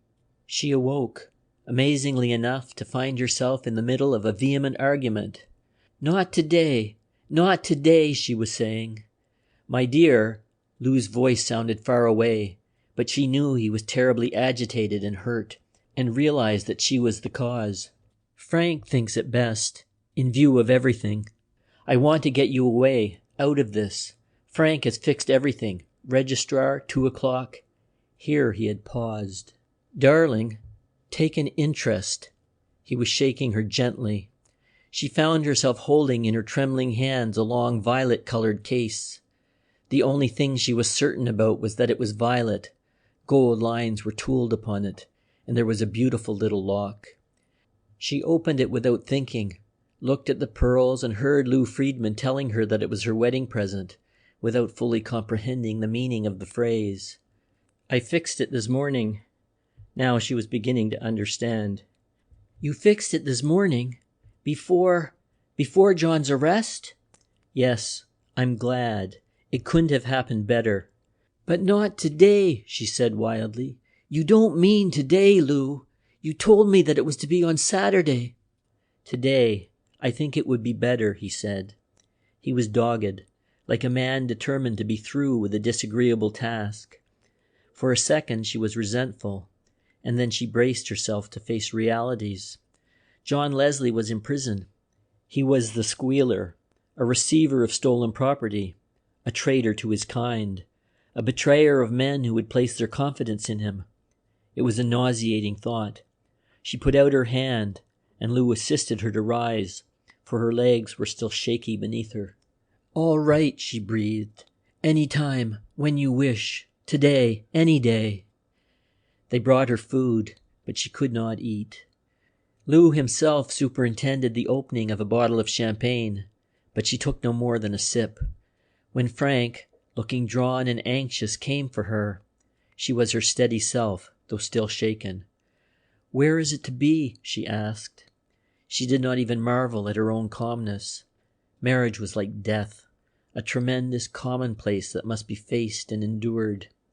He told her that he had arranged for the marriage to take place at the Wimbledon registrar's office, and it seemed to her that she had heard this before, in a dream, that very bad dream from which she had awakened to find herself protesting.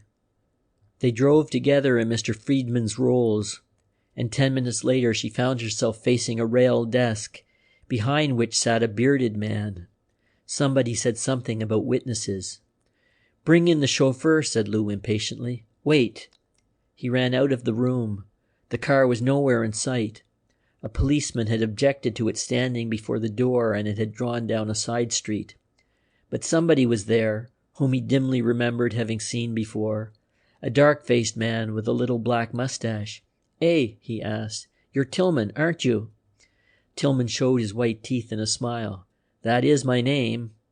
Come on, you'll do. Lou grasped him by the arm. We want a witness for my niece's marriage. Have you any objection? None whatever, said Tillman cheerfully. Even in this, her least observant mood, and when certain of her senses were tense, so that the less important occurrences became grotesquely aggrandized, it struck the girl that her future husband was not too pleased to see his clerk, and she remembered that he had not a very high view of Tillman's integrity. Hurry, said Lou impatiently, and glanced uneasily at the door.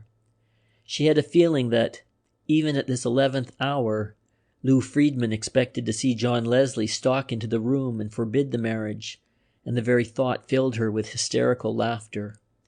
It was all over so soon. Almost before the ceremony seemed to have begun, it was ended, and she was signing the register with a shaking hand. And she was Mrs. Frank Sutton, tied for life to the good-natured fellow who was patting her arm encouragingly. She shook hands with Mr. Tillman. He had a large, hearty grip, a powerful-handed man, this. She could imagine that he might be the kind who could handle men roughly. I won't congratulate you, Mrs. Sutton, he said, and I will defer my congratulations to your husband for a more appropriate moment. Mrs. Sutton? The name was like a blow in the face. And yet there was no reason why it should be. She was married to a good man. The man she loved was a despicable criminal, and behind a locked cell door. She closed her eyes to shut out the picture, and opening them again, could not see for tears. No bride had ever left the drab purlieus of a registrar's office with a heart that ached as hers was aching. All the color and sweetness of life had gone out and left the world a drear desert of a place. Do you think you'll like Scotland? Frank Sutton was talking, eagerly, nervously. I shall love it. It seemed to Beryl Sutton that it was another woman who answered him. End of chapter 16.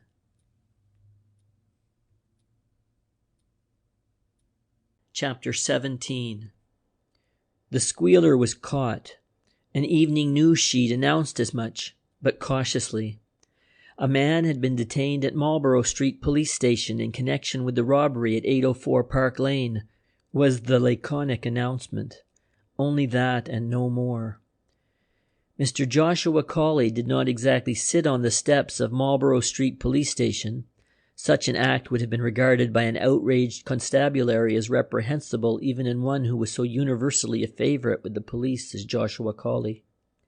But he did haunt Marlborough Street like an unquiet spirit, buttoning and unbuttoning his overcoat, a trick of his in moments of agitation, and invariably replacing one side of his coat a few inches higher than it was before.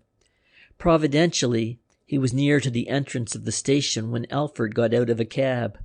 "Hello, Joshua," said the inspector cheerily. "I was talking to Barrabal about you this morning, or rather, he was talking to me. He has a very high opinion of you, and I shouldn't be surprised if you got in on this story before your hateful contemporaries." "Who is this fellow, Alfred?" Cawley jerked his head toward the yawning doors of the station. "Leslie." "Didn't you know that? Sutton's manager. We caught him with the goods, my boy." He was cheerful, as he was undoubtedly entitled to be. "Is he the Squealer?" "I shouldn't be surprised," said Alfred, "but I'll tell you more about it this evening." Joshua hung about, and in half an hour Alfred came out alone and went whistling toward Regent Street, swinging his gold-headed umbrella and evincing all those kinds of happiness and cheer that police officers display when they have put somebody into a cell with the certainty that they will go down for at least 10 years. "Is Barrabal coming?" asked Joshua, overtaking him. "He has been here," was the reply. "He was here an hour ago and cross-examined Leslie very thoroughly." He stopped suddenly and faced the little man. "I'm going to give you the story of your life, Cawley," he said. "Do you know Miss Beryl Stedman?" Cawley nodded.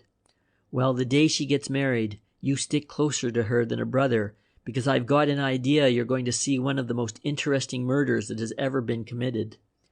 "Good gracious," said Mr. Cawley, shocked. He trotted back to his office with the news of Leslie's arrest, and Field came halfway across the room to meet him. "Do you know Miss Beryl Stedman?" he asked, unconsciously a plagiarist. "I know her. Why?" "She was married this afternoon. Go down to Wimbledon and see if you can get a story." Mr. Cawley took off his straw hat and wiped his brow. "Married," he said in a hollow voice. "How perfectly fascinating." His mind for the moment was on interesting murders. Mr. Tillman had not been invited to the house at Wimbledon, but nevertheless he came, which was his way. When Millie Trent arrived in a great hurry by taxicab, she found him sitting in the hall, his hands on his knees, apparently asleep. "What are you doing here, Tillman?" she asked wrathfully. "Nobody asked you to call." "Nobody ever invites me anywhere," said Tillman sadly. "That is the worst of being an underling. From your exalted position as confidant to the managing director, I have no doubt I am an incongruous guest at this happy wedding feast." "I wish to God you wouldn't use such long words," she snapped. "I was brought up on long words," said Tillman cheerfully. She still lingered, a very suspicious woman, and he explained. "I brought a letter down for the governor. They told me he'd gone to the registrar's office, so I taxied up just in time to be a witness to this romantic marriage. I was invited to the wedding breakfast, so I came." "Who invited you?" she asked. "I did," said he calmly. "Nobody else thought of it. It was up to me to remedy the oversight. Mr. Friedman, that excellent Hebrew gentleman, has found me useful. He was in some dilemma as to whether I should eat with the servants or dine at high table, but we compromised with a plate of broken meats in the billiard room." His flippancy appalled her. "I've never heard you talk like that before." "You've missed a treat," he said. "What are you waiting here for?" "Mr. Friedman. Curiously enough, he is the proprietor of the house, and it is within his province to invite all and sundry to sit in the vestibule of his handsome mansion, and not even the confidential secretary of the managing director may vary his wishes." She was never quite sure whether Tillman was laughing at her, and this uncertainty lay at the bottom of her irritation. "Where is Mr. Sutton?" "He's not back yet." She opened her mouth at this. "Not back?" incredulously. "He had to go up to town for something. The telephone rang after he left, and I answered it. It was rather a poetical message. Perhaps you will pass it on to him." This was a new Tillman. At the office he had been difficult but more or less respectful, generally less. But he had at least assumed no airs, and had never before taken to himself this tone of superiority. It had been a gracious whim of hers to admit him to terms of equality. His present attitude of bantering superiority infuriated her, but she was curious about the message. So far as she knew, no message, poetical or otherwise, was likely to come through to Frank Sutton. "What was it?" she asked, frowning. He took a leather notebook from his pocket and turned the leaves. "The Empress goes out on tomorrow's tide," he said dramatically. "Have you ever heard such poetry?" "The Empress goes out on tomorrow's tide." Her brows were knit in thought as she slowly repeated the words. "I'll tell him. Can you tear that sheet out?" "To oblige you, I will give you the book," he said graciously. She hated him worst when he was flowery. Soon after she had disappeared, Friedman came downstairs. He had some telegrams addressed, and Mr. Tillman, an obliging man, had expressed his willingness to serve that day in the most menial capacity. "You can take them and go back to the office, my boy, and here's a $5." Mr. Tillman raised his hand in protest. "No, thank you. You have given me a very pleasant memory, Mr. Friedman, one that will last all my life probably, and if you don't mind, I'd rather stay on until these young people are, disposed of, if I may use so gruesome a term." "Very well," said Lou, and asked, "Have you been on the phone to the office? Is anything more known about Leslie?" Tillman shook his head. "Nothing, except that they say in the evening newspapers that Barrabal has the case in hand. But that," he smiled, "I take leave to doubt." Lou looked at him suspiciously. "Why do you say that?" he asked. "What do you know about Barrabal?" "Who knows anything about anybody?" was the evasive reply. "But a man in that position, a man who is not frantically keen to be brought into public prominence, is hardly likely to bother his head about Leslie. It is a mere exercise of logical deduction." And then he got back to the subject from which he had strayed. "If it isn't inconvenient to you, I should like to stay around, Mr. Friedman. Possibly I may be of some use." "Very well," said Lou, after giving the matter a moment's thought. "You can come back, but I don't know exactly what to do with you. You can amuse yourself in the billiard room, if you wish. Do you play?" Tillman replied without much enthusiasm that he knocked the balls about a bit, and went off on his errand. For a few minutes, Lou Friedman wandered aimlessly from room to room, and then, after standing hesitant at the foot of the stairs, he went slowly up and knocked on the door of Beryl's room. It was a little suite, really, sitting room and bedroom being connected by an arched opening. She was resting on the broad window seat, looking out into the garden, when he came in. "Well, my dear?" "Well, my dear." It was brave of her to mock him when her heart was so heavy and life seemed such a blank and purposeless vista. He sat down in the window seat by her side and took her hand. "Everything is going to be quite all right, and I want to tell you something that will please you." She looked at him listlessly. There were so few things that could please her at that moment. "I've told my solicitors to engage the biggest man at the bar to defend our unfortunate friend," he said, and saw the light come into her eyes, and then a film of tears. "How sporting of you, Lou," she said in a low voice. "And how like you." She squeezed his hand between both hers. "It doesn't seem possible, does it, that a man like John Leslie should be so unutterably mean? I think that is what has hurt me. Not that he," she hesitated, "is a thief, but he's this, what is the vile word, squealer. That is the dreadful part of it. Men trusted him, and he betrayed them whenever it suited his purpose." Her thoughtful eyes roved the garden for a while, and then came back to him. "I don't believe it," she said. He was astonished. "You don't believe it? But, my dear, he admitted he was the squealer. You heard him." She shook her head. "No, I remember now. I remember the tone of sarcasm in his voice. It was his way to accept other people's estimates of him. Where is my husband?" That sounds awfully queer, doesn't it? He has had to go to town, Lou hastened to explain. You see, my dear, this thing was fixed up in such a hurry, and he has so many jobs to do with Leslie being away. Frank has to appoint somebody to take his place. It was raining, a fine, persistent drizzle from heavy clouds. It would be raining all night when she was on her way to Scotland, when John Leslie was turning uneasily upon his plank bed. She screwed her eyes tight. With his quick intuition, he knew what she was thinking about.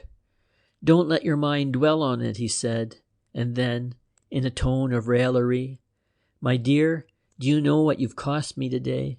A small fortune. You know how we Jews hate giving money away. You must have read it in the comic papers. We Ikeys and Levies and Cohens.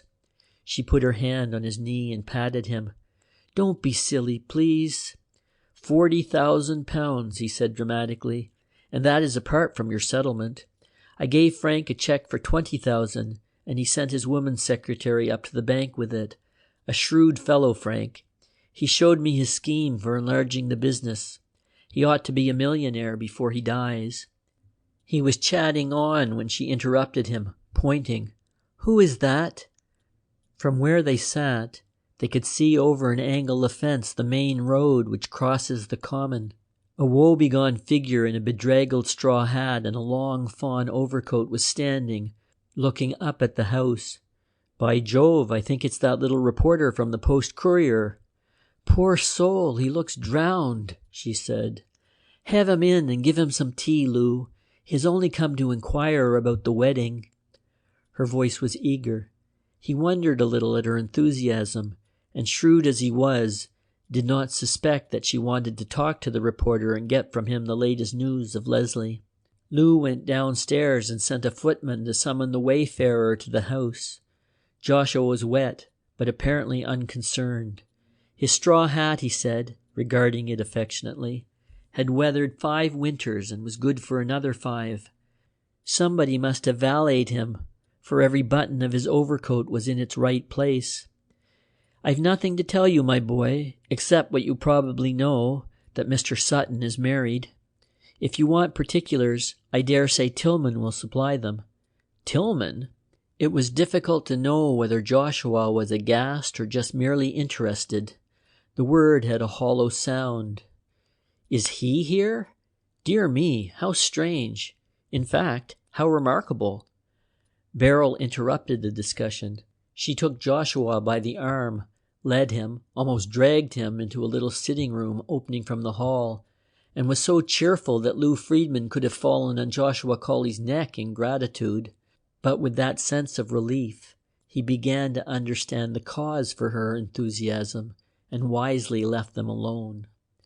She put her question almost before her guardian was out of hearing. No, I have not seen Captain Leslie, said Joshua. Mr. Colley, she was very urgent. Could you please do me a favor? Would you go back to town and take some money for him? He may want extra food or something. Perhaps you could see him and tell him that Mr. Friedman is engaging counsel for him. I would rather you didn't tell him about my being married. There is plenty of time for him to know that. Would you do this for me? Joshua scratched his chin thoughtfully. Naturally, I will do anything I possibly can. They may not allow me to see him, because, as you can imagine, my unfortunate position may prevent that. One of the trials of a newspaper reporter's life is that he is never allowed to interview interesting prisoners. But it would be possible to send a note to him. Could you return and tell me? She asked quickly. Perhaps he has a message to send to me. She opened her little handbag, took out a bundle of notes, and would have given them all to him. One will be sufficient, said Joshua, and I shall be able to place that in the care of the inspector. I understand that it is possible to obtain little extra luxuries. Mr. Tillman was at your wedding? She nodded. Yes, he was a witness. Do you know him? Joshua's eyes wandered past her. I know of him, he said. You have not spoken to him about Captain Leslie? I? She answered in surprise. No. Why? Would it be of any use? but in his vague way he passed the question. "If I were you, Miss Stedman," she blessed him for the name. He said, lowering his voice to a hoarse, confidential whisper, "I don't think I discuss Captain Leslie at all. You might ask him. No, I don't think I'd even ask him. I feel rather horrid in making this suggestion, but I know that you were concerned about the captain, and knowing this, I feel that the best interest of all parties would be served if... You understand?" She nodded. "Very well, then," said Joshua in triumph. "Mum's the word." End of chapter 17.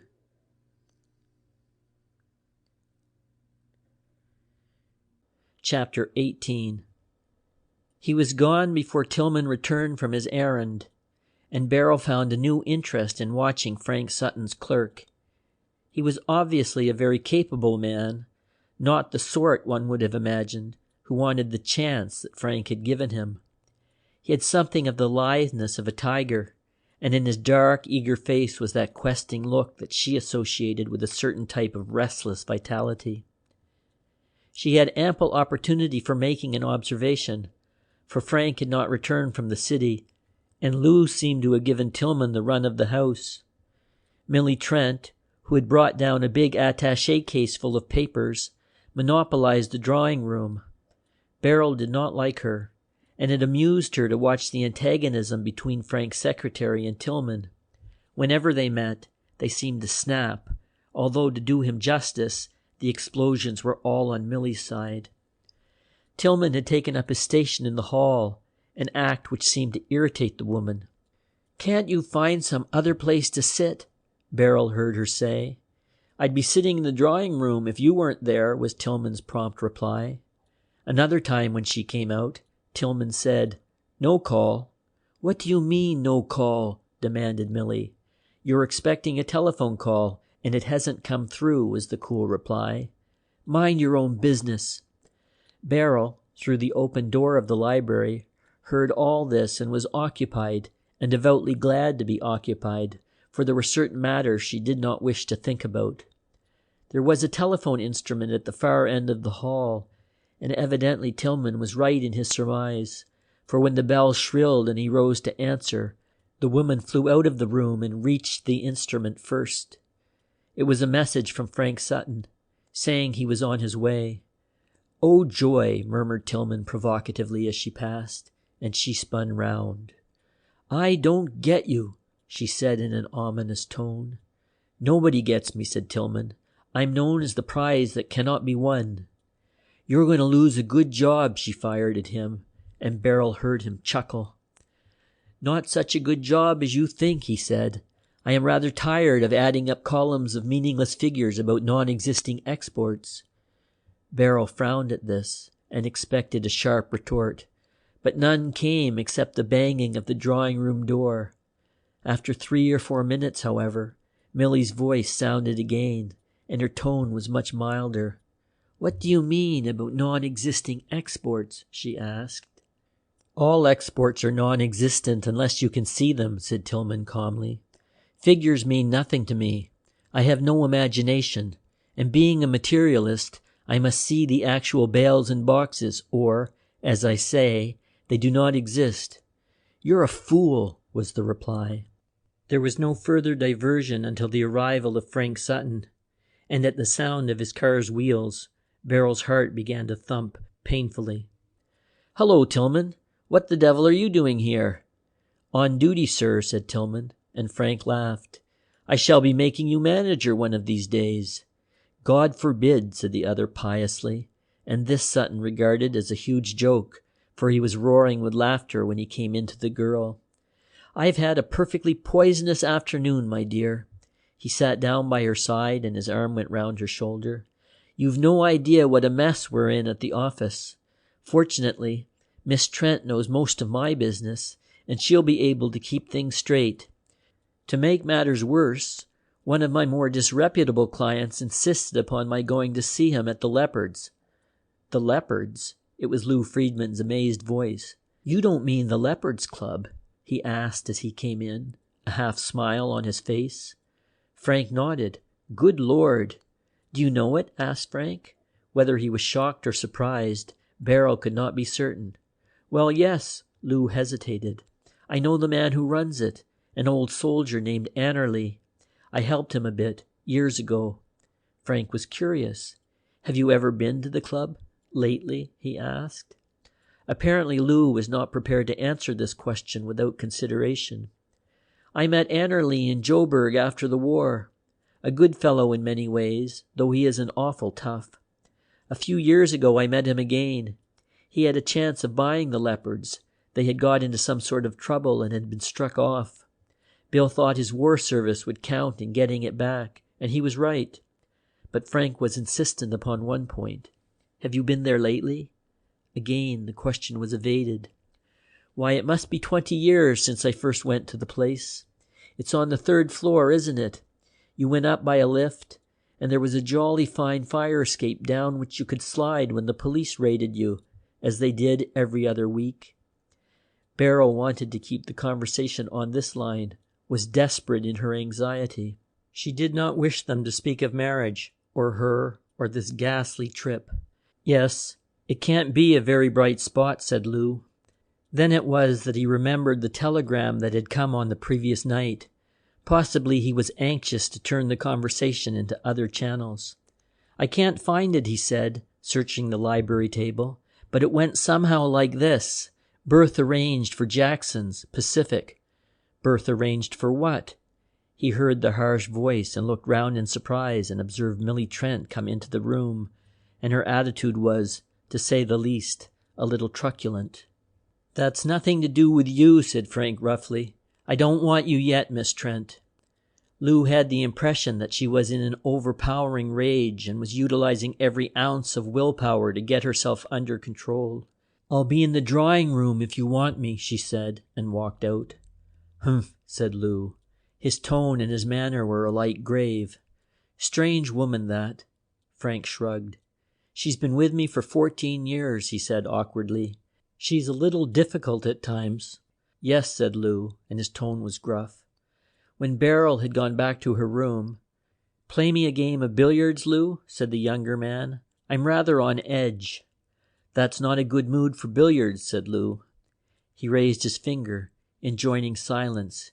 He was waiting until he heard the door of Barrel's room close, and when the thud of it came down, he asked, "What is this woman to you?" "To me?" Frank appeared to be thunderstruck by the question. "You mean Millie Trent?" "I mean Millie Trent." "What has she to do—" "Why, good heavens, you don't imagine—" "I'm not imagining anything. I'm just asking you," said Lou harshly. "I'm telling you this, Frank, that if there is any friendship between you and Miss Trent, it ends today. I know men, and I know how even the nicest of them make fools of themselves over impossible women. If that has been the case, and you want money to buy her off, I'll let you have all you need. But I'm telling you that Barrel's happiness is the first, the last, and every consideration to me." Frank slipped his arm affectionately into the other's. "My dear Lou," he said, "I'd hate you if it wasn't. It has been a perfectly rotten time for my darling and you. Gosh, I wish I could help that fellow Leslie." "That's like you," smiled Lou, as he led the way to the billiard room. As they were turning out of the hall, Frank saw the sitting Tillman. "You don't want this chap, do you?" "He asked to be allowed to stay. He may be very useful." "I don't know exactly how," laughed Frank as he selected a cue. They had been playing for 5 minutes when Friedman remembered the fuming secretary. "Let her wait," said the other carelessly. "I've got a lot of beastly papers to go through, and there is tons of time." Miss Trent was not the sort of person who would possess her soul in patience. Twice she appeared at the billiard-room door with a face as black as thunder, and twice the business interview was postponed. The sounding of the dinner gong brought relief to at least one mind. End of Chapter 18.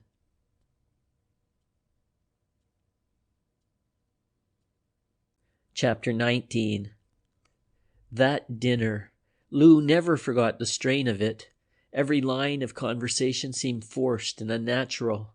Frank's nerves were obviously on edge, and after a while he infected his host with a like jumpiness. They were crawling through the dessert and coffee stage when Mr. Joshua Colley was announced. The girl rose from the table quickly. "I think he wants to see me," she said, and hurried out of the room. But Lou was taking no risks. She was hardly in the hall before he had followed her. To his surprise, Tillman had disappeared, and the only person in the broad vestibule beside the footman who had admitted him was Joshua Colley, the contours of whose straw hat were painful to see. "Well, Mr. Colley?" It was Lou who put the question. "What is your news, good or bad?" He pushed open the door of the library and himself assisted the reporter out of his coat. Beryl saw through the maneuver. If there was any message from John Leslie, she was not to receive it, and for a moment she grew hot with anger. And then the helplessness of it all struck her. What did it matter? What did anything matter? To her surprise, Friedman came straight to the point when he asked bluntly, "Well, have you got a message from Leslie?" Joshua coughed. "No," he said very carefully. "There is no message from Captain Leslie. For anybody." Lou grunted his satisfaction. "That is good," he began. "There is no message," continued Joshua, "because I could find no person to give the message. In fact, Captain Leslie has been released on bail." Lou's face was a picture of bewilderment. "Released on bail," he said incredulously. "A man who has been a convict and is now charged with a felony? Released on bail?" "I thought it was rather remarkable myself," said Joshua. "In fact, I said to the inspector in charge, 'This is rather extraordinary, isn't it?'" "He's not in prison?" asked Beryl. "Thank God for that." "He's not in prison, not even at Marlborough Street, which is merely a house of temporary detention. He is not in his lodgings. He is not at the office. In fact," he said with beaming candor, "I don't know where he is." Sutton had followed them and had heard the astonishing news, and the effect upon him was remarkable. His face had gone pale. The eyes seemed to have sunk into his head. "Leslie released?" he asked huskily. "You're mistaken." "I'm never mistaken." Joshua's tone was a reproof. "I know or I don't know. All I know are facts, and it is a fact that Captain Leslie has been released on bail. It is a remarkable occurrence, as I said to the inspector in charge." "Yes, yes," said Lou impatiently. "We know what you said to the inspector in charge. But when did this happen?" "Apparently," said Joshua, "after the visit of Inspector Barrabal." "Whether Inspector Barrabal visited him at all," continued the exasperating man, "or whether Mr. Alford, whose unveracity is one of the scandals of Scotland Yard, was pulling my he looked dubiously at Beryl, "pulling my leg, in a manner of speaking, I am not in a position to state. The only thing I know is that Leslie walked out of Marlborough Street and took a taxicab to an unknown destination." A deep, almost painful silence followed this third and definite pronouncement. "Extraordinary," said Lou.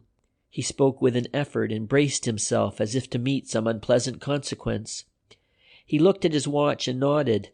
"I don't think it matters very much," he said briskly. "Will you have a drink, Mr. Colley?" Mr. Colley thought that he would like a drink. "Go into the drawing-room. I'll send Tillman in to you." "I think I ought to say," said Colley as he was halfway across the hall, "that the inspector in charge at Marlborough Street said that never in all his experience—" "I'm sure," said the impatient Mr. Friedman, and almost pushed the reporter into the presence of one who, expecting somebody else, found it difficult to compose her face. "Hello? What do you want?" she asked ungraciously. "Refreshment," said Joshua, and rubbed his hands expectantly. There were a tantalus, a siphon, and glasses. Evidently Miss Trent had found her way to this without assistance, for one of the glasses had been used. "What do you want here?" she asked. "I am what is known as a Mercury," he beamed. "In other words, I am a bearer of tidings, both glad and bad." She was all attention now. "What is the bad?" she asked. Mr. Colley was unusually loquacious. What he said was one man's meat was another man's poison. One man's good news struck terror to another. "For God's sake, don't gas so much," said the woman. "What has happened?" He looked at her meditatively. "Captain John Leslie has been released on bail." She wilted under the shock. stepped back as though he had struck her. "I don't believe it," she said, and the arrival of the reluctant Tillman put an end to her further questions. "Get Mr. Colley a drink," she said, and went swiftly from the room. Tillman evidently had found his way to the Tantalus before, but before he did anything further, he closed the door which Millie had left open. "Well, what are you doing here?" he asked. His voice was stern, almost commanding. "You're wasting your time at Wimbledon." Joshua smiled sheepishly. "In a sense, I am doing the same as you," he said. "I also am conducting a little private investigation in my own tin-pot way. I do that sort of thing for a living, and if Wimbledon is good enough for you, it is a desirable hunting ground for me. You may not know—" "Oh, I know all right," interrupted Tillman. He poured out the whiskey. "Say when." "I don't know the word," said Colley. "Use your discretion." And then, as Tillman splashed in the soda water, "I recognized you the moment I saw you. Once I've seen a man, I never forget him." He took the glass from Tillman's hand, raised it critically to the light. "Here's luck to the happy bride," he said, "if she is happy." Tillman was regarding him with an unfavorable eye. "I wondered if you knew me. I had an idea we'd met somewhere." "At the Courthurst murder trial. I saw you in court," murmured Joshua. "Chelmsford, 3 years ago, or was it 4? They keep a very good beer at the Red Lion. Have you ever been to Hereford? I was there for a murder trial some years ago. You know the place I mean. The Mitre is an excellent hotel. They have rather a good cellar of port." "I was wondering if you remembered me, and hoping you didn't," said Tillman. He poured out a small portion of whiskey, put in a liberal allowance of soda water, and sipped it daintily. "You hadn't got a mustache in those days," reflected Colley, "but I never forget a man's walk. You know my methods, Watson." "Eh?" said Tillman, doubting his ears. "My name may not be Tillman, but it certainly isn't Watson." "Then you don't know my methods," said Colley calmly. "That's unfortunate." Tillman took the glass from his hand. "Have another drink. It isn't mine." "Very sorry," murmured Colley. "Somebody was rather curious tonight. Wanted to know if I'd seen you before. Let me see. Who was it? Yes, the Trent girl. You're getting the sack. I suppose you know that." They laughed together. "I'll be glad to get it," said Tillman dryly. Joshua looked round and came closer to his companion. "You wouldn't like to tell me what you've discovered? I see by your pained expression that you wouldn't." There was a pause. "Perhaps," he said, "I can give you a little news.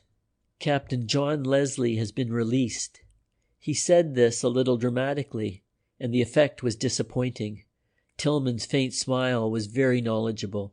"So I believe," he said. "I should have been very surprised if he wasn't."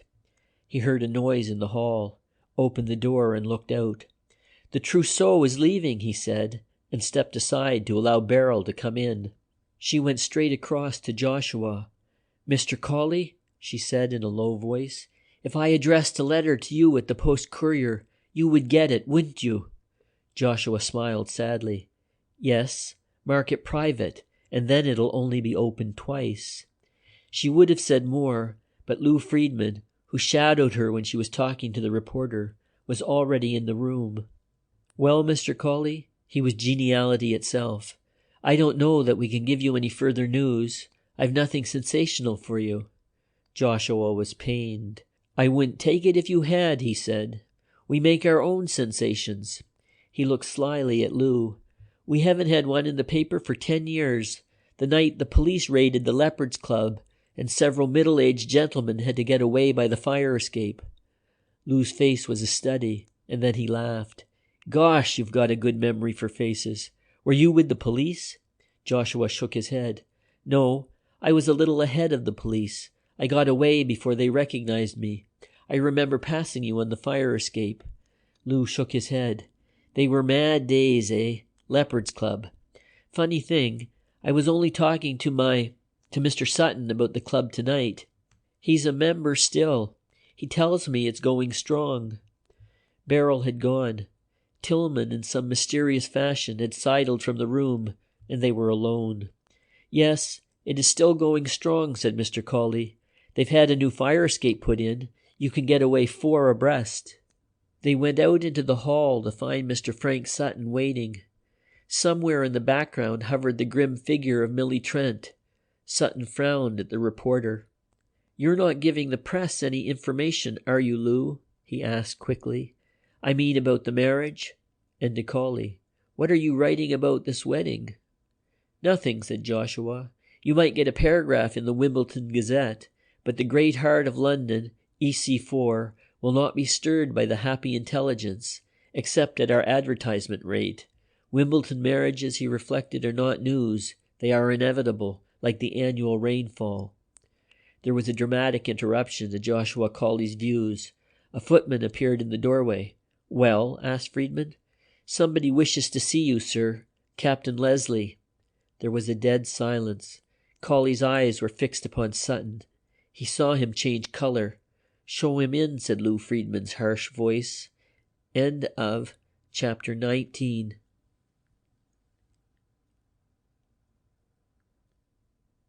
Chapter 20. "What?" began Frank, but the other silenced him with a gesture. "Show him in. You had better go, Colley." Mr. Colley went without protest. There was another long silence, and then John Leslie entered slowly, looked from one man to the other. "Well," said Mr. Friedman. "I want to see Sutton." Leslie's voice was hard, menacing. "Well, you're seeing him," said Friedman loudly. "I admitted you, Leslie, because I trust you, but there's going to be no roughhouse. If there is, I'm in it." "What a good fellow you are, Friedman. I think I've told you before. I've a hell of a good opinion of Jews since I met you." Friedman nodded curtly. "That's all right, but no roughhouse. You're a lucky man to be free tonight. The law has changed a bit, hasn't it?" Leslie was looking fixedly at Sutton. "It's just about the same. Penal servitude for receivers and trouble for squealers." Friedman was alert, watchful. His one object was to avoid trouble. "I thought the police liked a squealer," he said good-humoredly. Leslie nodded. "Yes, for a time. They use him and use him and use him. Then one day they say, 'We've got all we can out of this fellow. Go and pull him in.' That is, when you know him." "Now listen to me, Leslie," said Lou. "I want to do something for you. Is 1,000 any good to you?" For the first time, Sutton spoke. "I bear you no malice, Leslie," he began, but the manager interrupted him. "You've used it all up, haven't you?" He turned slowly to Friedman. "I'll do you a turn. If you've any spare thousands, pass them over to Sutton. Let him get out of the country, quick. There's a boat leaving for Canada tomorrow morning. There's time to catch the train." Lou Friedman sighed heavily.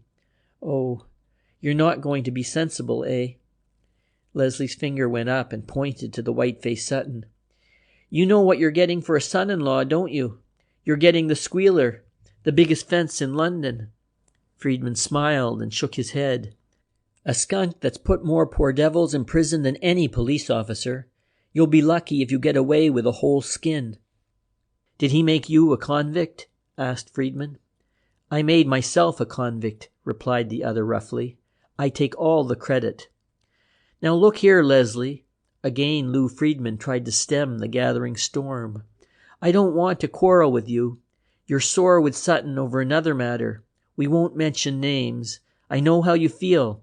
I can sympathize with you. But I've got somebody's happiness to consider." "So have I," said Leslie quickly. "Sutton, if you marry Beryl Stedman, look out, by God, I'll kill you." He moved toward Frank, but Friedman came between them. "You're a lunatic," he swore. "There's no sense in you. Suppose you do a little bit of looking out too, eh? Up to a point, I'm an easy man. But you're going beyond it, Leslie. I've got something to say in this, haven't I?" For the first time he was seeing John Leslie in a cold fury. The man's face was white and tense. "Let Sutton speak. Hasn't he got a tongue? Have you got to nurse him all the time?" he demanded angrily. Sutton laughed, and there was something unnatural in his laugh. "Don't you worry about me. I can take care of myself." "Can you?" said the other sardonically. "You've been looking after yourself since you started that fake business of yours. You were looking after yourself when you put me in, all ready for sacrifice, as you put in your earlier managers." "You're a damned liar," snarled Sutton. Lou Friedman shook his head, helplessly. "Get it off your chest and go, will you, Leslie?" "A fake business with fake books," Leslie accused. "All your real work is done in your little car or at the Leopards Club." He saw Friedman start. "That's where you met the flymen and bought their sparklers. I'm warning you, Sutton." Lou heard a sound upstairs, walked to the door quickly and opened it. Then he turned. "That's the finish," he said. "Clear?" But Leslie had not finished. "Cut out that marriage scheme, Sutton. Stick to your old graft." And then Friedman's hand fell on his shoulder, and his voice was urgent. "Get out through the garden, Leslie. Oblige me. There's a tradesman's gate round the corner of the house." John paused, irresolutely. "I'm asking you as a favor." "All right," nodded the other. "Miss Stedman's coming, I suppose." He walked to the long French windows, pulled one open, and paused. "You don't know what I'm doing for you, Sutton," he said, and in a second he had vanished into the dark. Sutton was breathing heavily, but as he took a step toward the window, Friedman put out his hand and drew him back. "That'll do," he growled. "The time to get fierce was when he was here. Put a grin on, will you?" "Did you hear him? What he said?" breathed Frank Sutton. "Accused me! My God, what a colossal nerve the fellow has!" Lou pinched his arm till he winced. Beryl had come in. They watched her as she carried her attaché case to the writing table and sat down. She pulled open the drawer, evidently searching for old documents to destroy. She was dressed ready for the journey, and there was that in her face which made the Jew's heart ache. Never had he seen tragedy so clearly written. "Can I help you, honey?" he asked, a little huskily. She shook her head. "No, I'd rather do this alone, if you don't mind." She hadn't heard Leslie's voice then. Lou breathed a deep sigh. At least she had been spared that shock. "You've a whole lot of time, Beryl," he said. "You needn't leave the house for another 2 hours." She nodded at this, took a sheet of notepaper, and waited. The gesture of dismissal was not lost upon Sutton. "Can't you leave that, Beryl?" he asked, and something of his inward agitation was reflected in his voice. He was irritable, impatient, but try as he did, he could not wholly recover his old suave tone. "Come along." It was Lou who took him by the arm. "Let's go along and throw Tillman out and have the house to ourselves, without clerks and reporters." "I think Beryl ought to know," began Sutton. He had lost his nerve, required the support which her knowledge of Leslie's threat would give him. "Shut up," whispered Lou fiercely. "What are you talking about, you fool?" Before Frank Sutton could speak, he was hustled out of the room and the door closed, leaving the girl alone. She gazed after them, an expression of wonder on her face. What ought she to know? Then, with a shrug of despair, she dipped her pen in the ink. This was the 6th attempt to write, and it must be successful. In her heart was a sense of thankfulness that the man she loved was at least at liberty. That was the thought she was carrying away with her. She wrote a few lines, stopped to read them, had an overwhelming desire to tear up the page, but successfully resisted the temptation. She had written a word when the sound of the French windows opening brought up her head in alarm. For a second, she could not believe her eyes, and then, with a little cry, she rose, and in another instant was sobbing in John Leslie's arms. He held the quivering figure tight, whispering incoherent words into her ear. "Oh, my dear, she sobbed. "They let you go." He looked at the door. No sound came from the hall outside. Yes, they were not quite sure that I was the culprit. "I've been so worried, so unhappy. I was just writing you a letter. I was sending it to Mr. Cawley to give to you." His eyes were still on the door. "Is anybody likely to come in?" he asked. She shook her head. "No, they've gone to the billiard room." Gently, she disengaged herself. went to the door, and opening it, listened. There came to her ears the click of billiard balls. She closed the door firmly. There was the tiniest little bolt, and after a moment's hesitation, she shot this. "Miss Trent is here, but she's in the library. Oh, John, you don't know how happy you've made me." He held her at arm's length. "To see me?" She nodded. "To see you free." And then, with a pathetic little smile, "You're such a dreadful character. How could you, John? I'm so hurt about it." He was holding her by the shoulders, looking hungrily into her eyes. "A man like myself has to be many things," he said. "Beryl, I've got something to say to you." She knew what that something was, tried to free herself, but he held her shoulders firmly. "No, no, please don't say it." "I shall have to. I've said it once. You see, I love you. I can't lose you without a fight, can I?" "Don't," she murmured in a low voice. "I must," he said. "I should be mad if I didn't tell you. Beryl, whatever you do, whomever you marry, you can't marry this man." He read the despair in her face, and his heart stood still. Before she spoke the words, he knew. "I'm married," she whispered, and he dropped his hands. End of chapter 20. Chapter 21. "Married?" he asked in horror. "You're joking." She shook her head. "Married? When?" She told him. "We had a special license. It wasn't to be until tomorrow. But Lou wished to have it over because of what happened this morning, John. He knows how I feel about you." Married. There was murder in his eyes as he moved toward the door, but she clung to his arm. Don't. What are you going to do?" "I'm going to settle with Frank Sutton," he said between his teeth. "You mustn't, Jack. You won't." She clung to him desperately, her arms about his neck. "For God's sake, don't. It's no worse for you than it is for me. Haven't you any instinct? Can't you see what it means to me?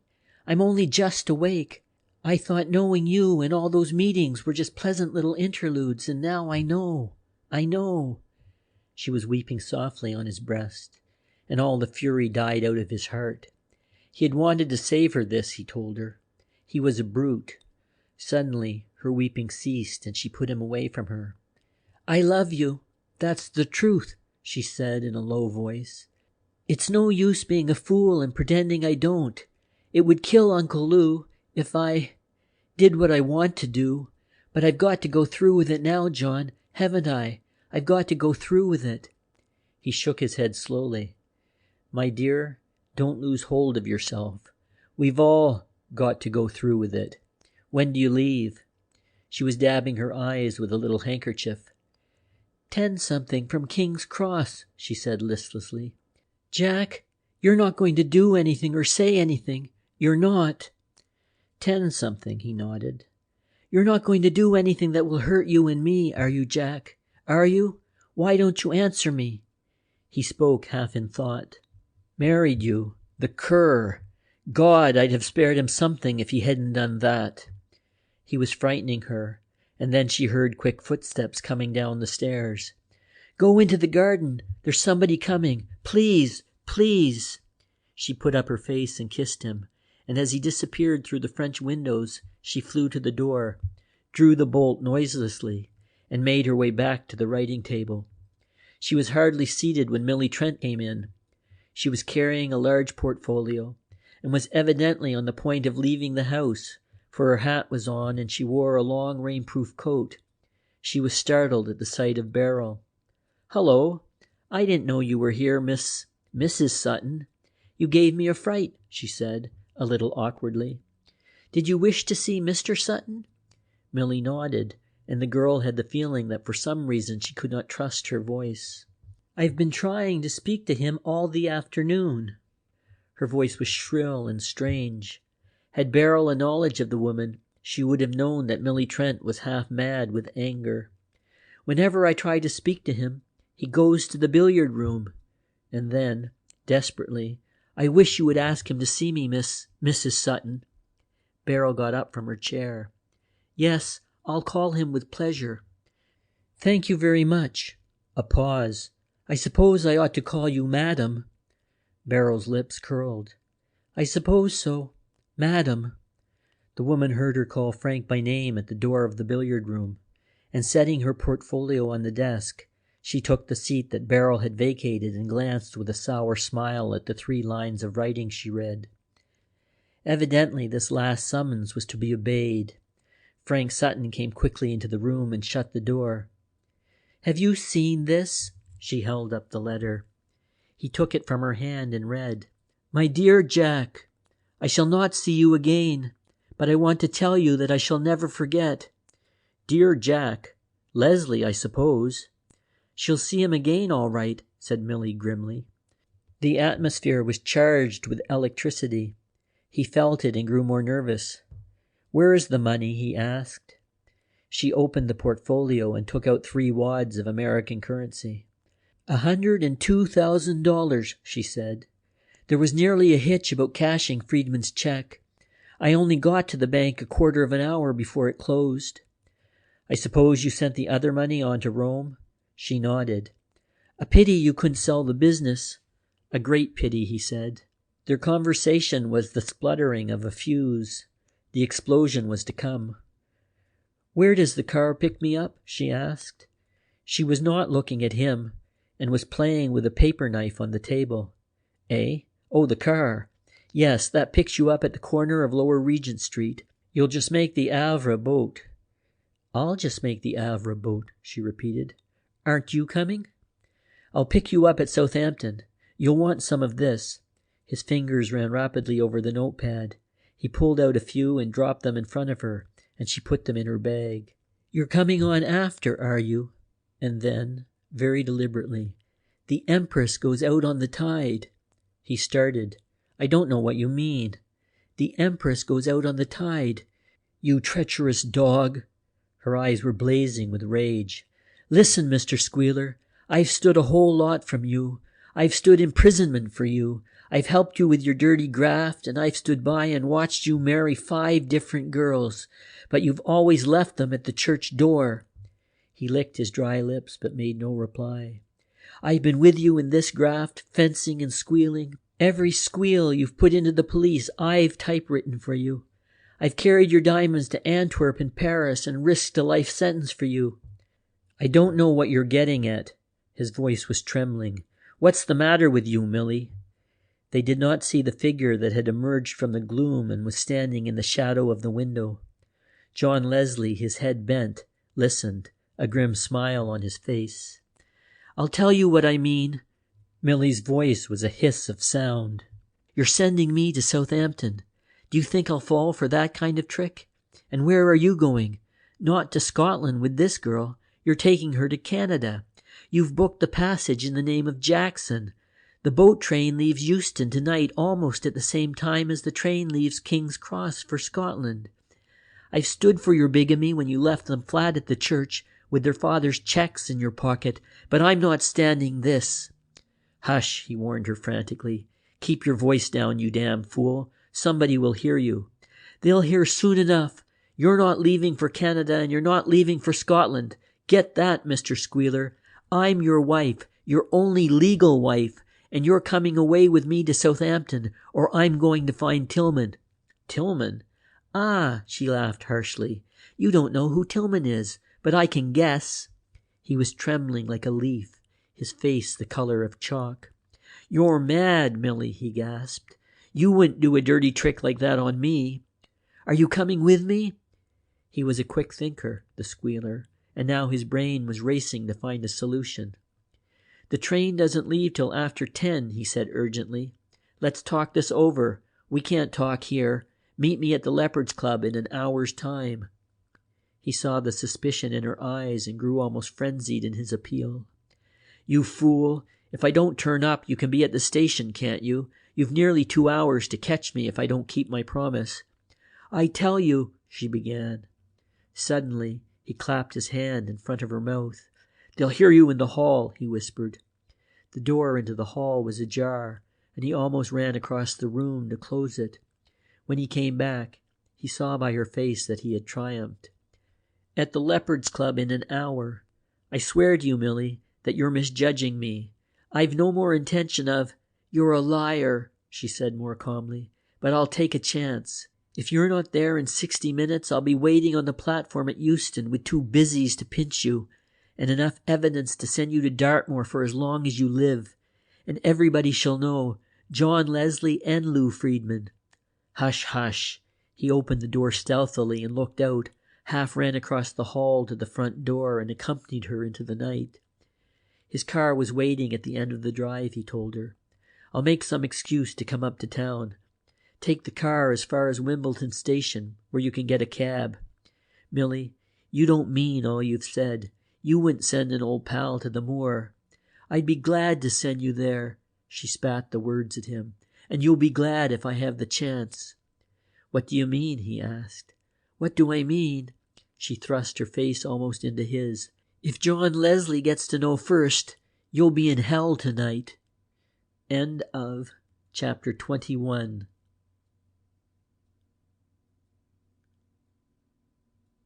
Chapter 22. Mr. Joshua Colley went back to his office early in the evening, and Field literally fell upon his neck under the mistaken impression that the reporter had brought with him sufficient copy to enliven the early edition. But as he knew his Colley well, he should have realized that this was a most unlikely possibility, for Colley was one of those peculiar men, not uncommon in Fleet Street, who loved the collection of news and loathed setting it down in black and white.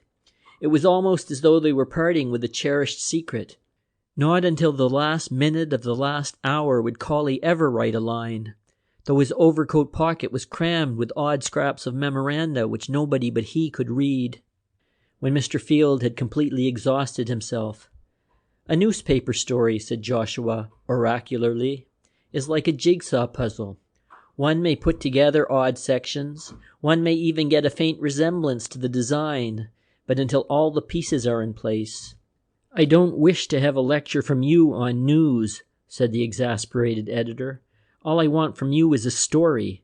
It needn't even be spelled correctly. We keep a man in the office to attend to that. And the English may be your very own.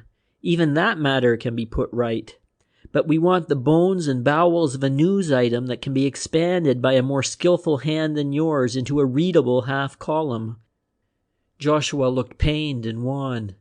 "Not half a column, Mr. Field," he said with dignity, "but 3 columns.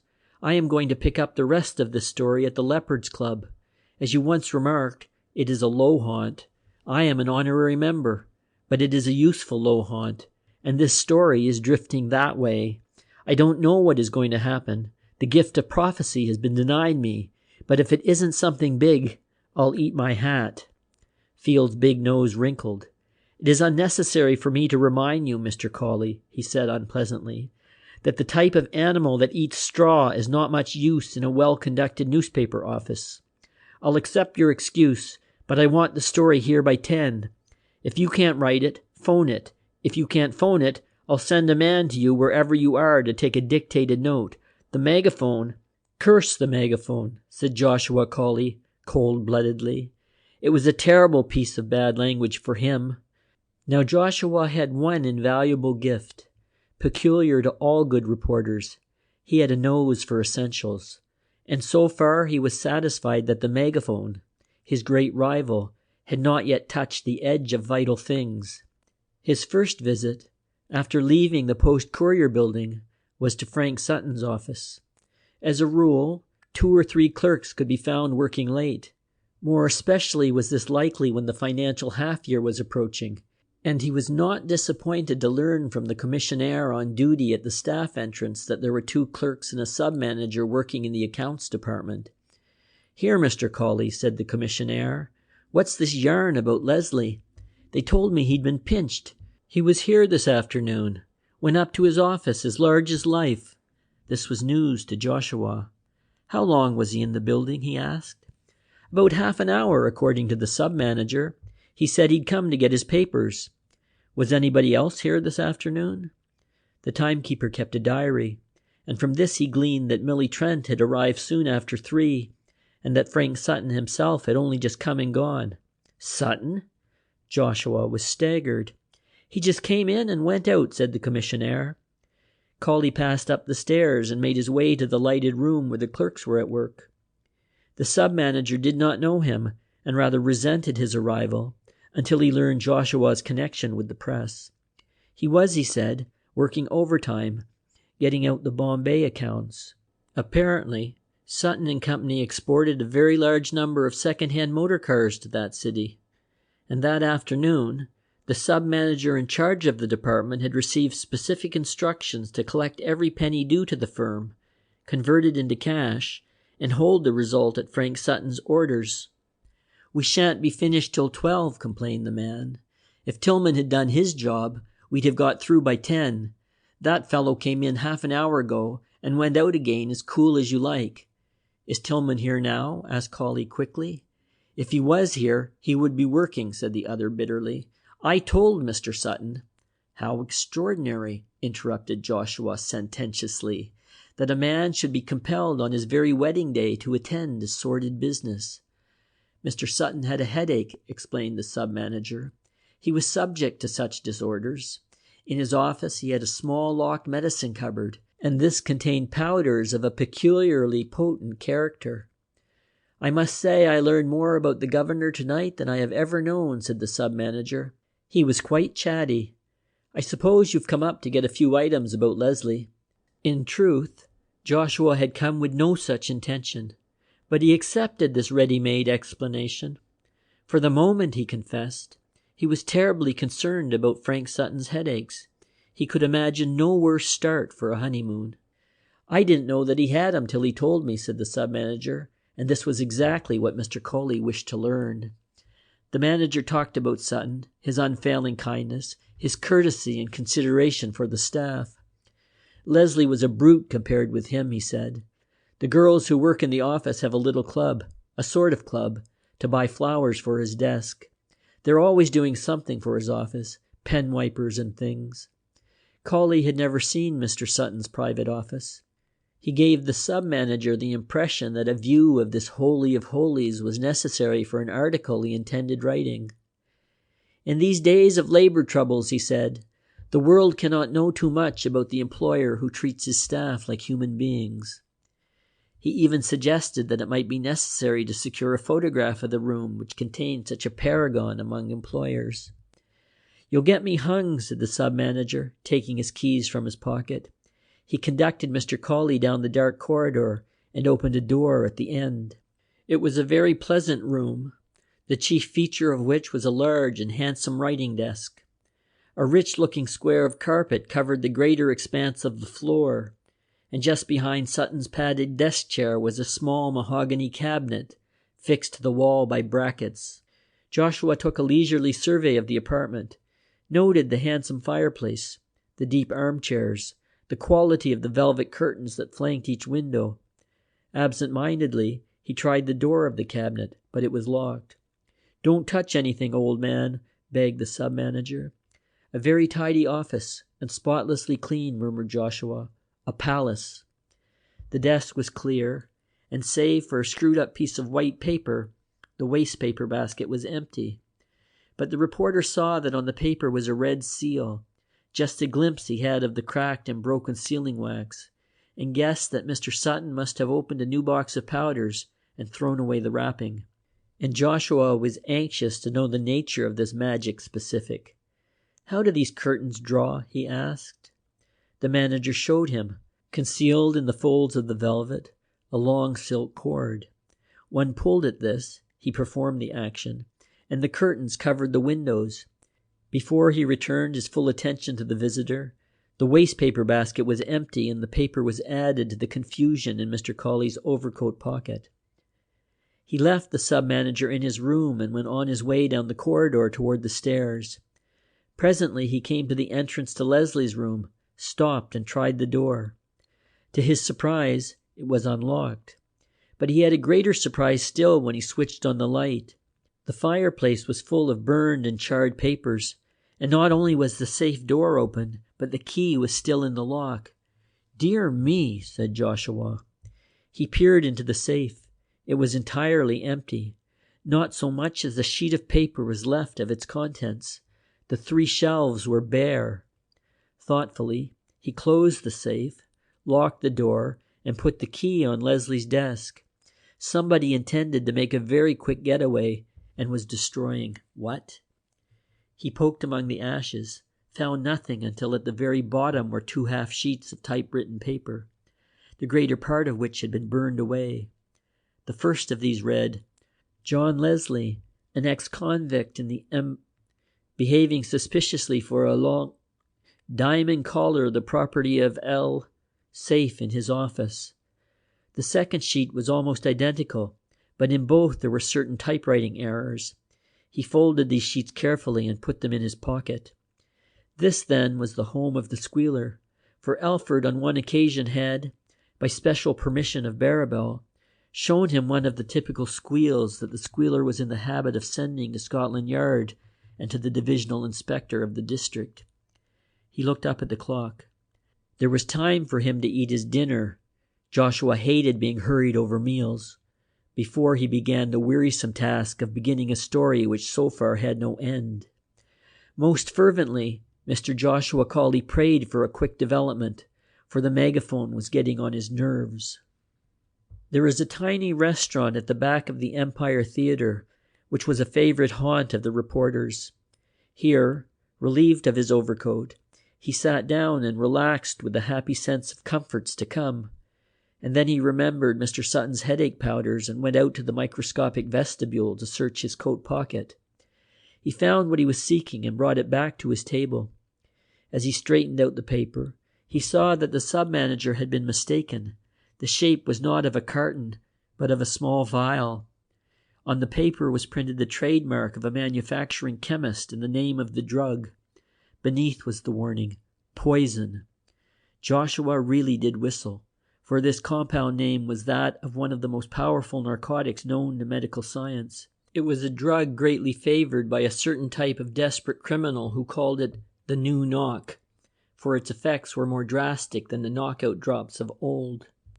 The waiter brought the soup as Joshua rose from the table. "Leave it there," he said, and went out to find a telephone. There were many eminent physicians who would go a long way to oblige Joshua Cawley. The first he called was out, but at the second attempt he found himself connected with one of the brightest lights that illuminate Harley Street. "Cawley speaking, Post Courier. I want to ask you what would be the effect of this drug."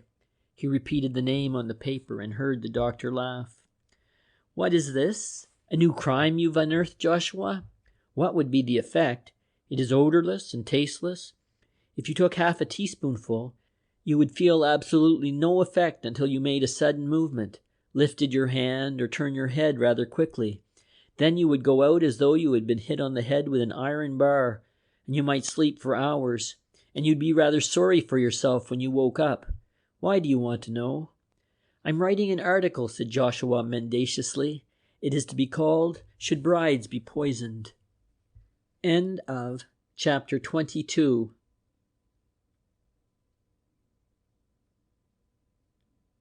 Chapter 23. When Beryl Sutton left the drawing-room and passed up the stairs, her first intention was to go to her room and, locking the door, wait until she had brought her mind to normality. Her head was aching. A curious weakness made her knees give under her. As she entered her room, she thought she heard Lou's voice calling her from below, but purposely did not answer. Closing the door softly, she was about to lock it when a thought occurred to her. She had 1 hour at the most, 1 hour of loneliness, the last hour, perhaps, she could call her own. Leading from her bedroom was a small dressing room, and she had made this into a cozy cubbyhole, infinitely less comfortable than her own sitting room, but having the inestimable advantage of seclusion. Here was a long and luxurious settee, and closing and locking first the door and then the baize inner door, she collapsed into the soft couch, and, burying her head in the cushions, strove with all her willpower to compose her mind. John Leslie was free, and she was married. In an hour, 2 hours, she would be on her way to Scotland with Frank Sutton. She was Mrs. Frank Sutton. She repeated the words a dozen times, trying to take hold of the reality. But her mind refused to be disciplined. She was married, and yet she was not married. And somewhere out there beyond the dark garden the man she loved was waiting, with a heart as empty as hers. She tried to rouse herself, to make the effort of walking to the window and looking out. Perhaps she could see him, but she was curiously lethargic, could not bring herself to move. The very weariness of death was upon her. She was striving toward oblivion, and presently oblivion came and she fell into a dreamless sleep. She did not even hear Lou's voice calling her from the bedroom or the whir of car wheels. It was the patter of rain against the window that woke her, and she sat up with a start. The room was dark, but it had been dark when she came in. She had had to feel her way to the couch. How long had she slept? It seemed incredible that she had slept at all. She rose stiffly and shivered, for she was chilled. Feeling along the wall, she found the electric switch and pressed it, and the room was flooded with soft light. On her desk was a tiny French clock, and the hands pointed to 11:15. 11:15? Her train left King's Cross at 10:20. She picked up the little clock and pressed it to her ear. It was going, and then she glanced at the watch on her wrist. It was the same hour. What had happened? She went into the bedroom, turned on the light, and opening the door, stepped onto the landing. She heard the footman talking to one of the servants below. "I didn't see her go. She was wearing a hat when I saw her last. He's like a lunatic. Perhaps he thinks she's gone after that fellow." She thought it was the moment to call down the stairs, and heard a startled expression. "Is that you, miss? Good Lord, you've given us all a fright, miss." She went halfway down the dark stairs. "What has happened? Where is Mr. Friedman?" "I don't know, miss. I think he's gone out after you." He was rather embarrassed. "Perhaps she went after that fellow," she repeated to herself. Who the fellow was to whom he was referring, she could guess. "Mr. Friedman thought I'd gone out? Has he telephoned?" "No, miss." The grandfather clock in the hall struck the 3/4 at that moment. "Is that 11:15? "Yes, miss. All your trunks went on to the station hours ago." The footman was anxious for further information at first hand, but she was not to be provoked into satisfying his curiosity. "I didn't know what to do with your suitcases, miss." Her 2 suitcases were strapped in the hall, waiting, she saw. She stood, one hand on the balustrade, looking down at them, thoughtfully. "Has Mr. Sutton been back?" "No, miss. Ma'am." He remembered her changed status. "Mr. Here she hesitated. "Leslie?" "No, miss. He hasn't come either. In fact, nobody's here except the servants." A pause. "Shall I telephone for a taxi, miss?" "Why?" Evidently there was a reason in the footman's question. Her place was by her husband's side. How very trite that sounded. She had heard such a phrase in a play that had not been very successful, and for which she and Lou had had first-night tickets. "Yes, please," awkwardly. "I think you had better get a taxi. The cars have gone?" "Yes, miss. There are no cars here except your little 2-seater. Obviously, he dismissed the possibility of her using this. A lady going to Scotland on her honeymoon might find a 2-seater an embarrassing possession by the time she reached King's Cross Station. But to his surprise, she jumped at the suggestion. "Yes, please," she said eagerly. "Will you get it out for me?" The footman was a motorcyclist and had some knowledge of cars. In 10 minutes he brought the little machine to the portico. "I put up the hood and the side curtains, ma'am," he said. "It's raining cats and dogs. If I were you, I should wear something warm." She smiled at this. "You feel you stand in loco parentis, Robert?" she said. The gaiety in her voice was infectious, though the reason for her sudden happiness was difficult to analyze. Not so difficult, perhaps, if she allowed herself to think honestly. She was happy because she had lost the train to Scotland. Whatever happened, that journey would be postponed till tomorrow, probably. "If Mr. Friedman rings up, you must tell him I went to sleep in my dressing room, and that I'm terribly sorry, and you can tell Mr. Sutton the same. And Robert, tell Mr. Friedman that I am driving up to London." Here she stopped. Why was she driving to London? She must at least be honest with herself. She was going to Leslie, to find him. And what would happen after that she did not know, cared less. Only she wanted to be some place where Frank Sutton could not find her. No longer did she fret at the thought of hurting Lou. She was comfortably selfish. All the world for the moment revolved about her own happiness, her own emotions. She must be still asleep in a moral sense, she thought, as she climbed into the car and sent the machine spinning along the London road. For even the drive of rain and the chill of the night could not wake her to the cold ugliness of duty. Her duty was to herself. Intruding on this feverish lightheartedness of hers was the knowledge of one inexplicable problem that remained unsolved. Lou and duty had gone by the board. Frank was an inconsiderable factor, or would be if she could make up her mind just how she felt toward him. If she hated him, her action was logical. If she liked him enough to be sorry for him, she would not dare think of him. But she neither liked nor hated him. He was one with Tillman, Colley, a dozen people she could recall. An interesting person to whom she was attached by no bond which could not be snapped without a pang. In this mood, Beryl Sutton came to London. Her car came to a halt before the rather gloomy Bloomsbury house in which John Leslie had his lodgings. Exactly what she was going to do, she had no idea. What would be the outcome of her visit? She did not think or care. As she drew nearer and nearer to London, her spirits, for some unaccountable reason, rose higher. She had money with her, and if necessary, she would spend that night at a hotel. One resolution she had reached. She would not return to Wimbledon and to Frank Sutton. The Bloomsbury boarding house had a butler who was also a part proprietor. He shook his head when she told him of her quest. Captain Leslie very seldom comes here except to sleep, he said, to her surprise. I haven't seen him since Wednesday. Didn't he sleep here last night? She asked. Not for 2 or 3 nights, miss. But what do you do with his letters when they come? They don't come, he smiled blandly. She heard the news in consternation. At least she had expected to find Leslie, never doubted that her first objective would be reached. He is working at Sutton and Company. I can give you the address. Thank you. I know it, she said hurriedly. Perhaps he has gone back there. And though it was very unlikely, she could but inquire. When she arrived, the commissionaire could only tell her what he had told a newspaper reporter. Mr. Colley, she said quickly. Here was one who might help her, and it was strange that she had never thought of him. She did not go into the office, but turned her car citywards, and 10 minutes later, Field was interviewing her in the waiting room of the Post Courier. Miss Stedman, he said when he came in, you're not the lady who was married today. Yes, I am, she nodded, a little subdued, but I'm not quite used to my new name. I'm afraid Colley is out, said Field gently. He was a man with an eye for beauty, despite his grizzled hair and his years.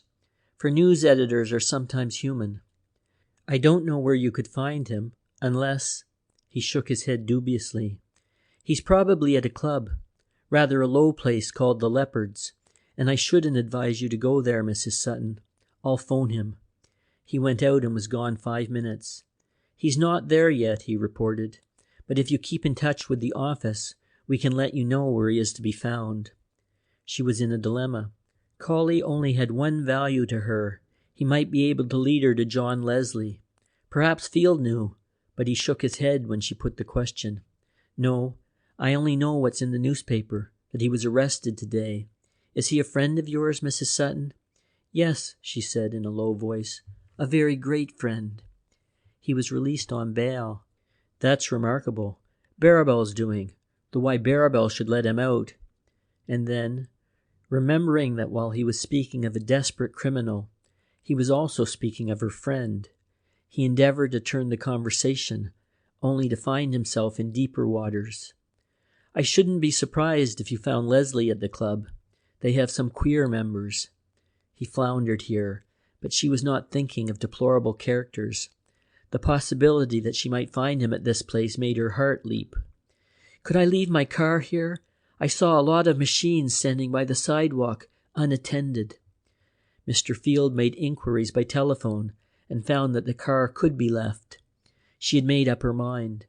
After seeing the machine sandwiched in a side street between two newspaper vans, she went up to Fleet Street, found a taxi, and gave the driver instructions.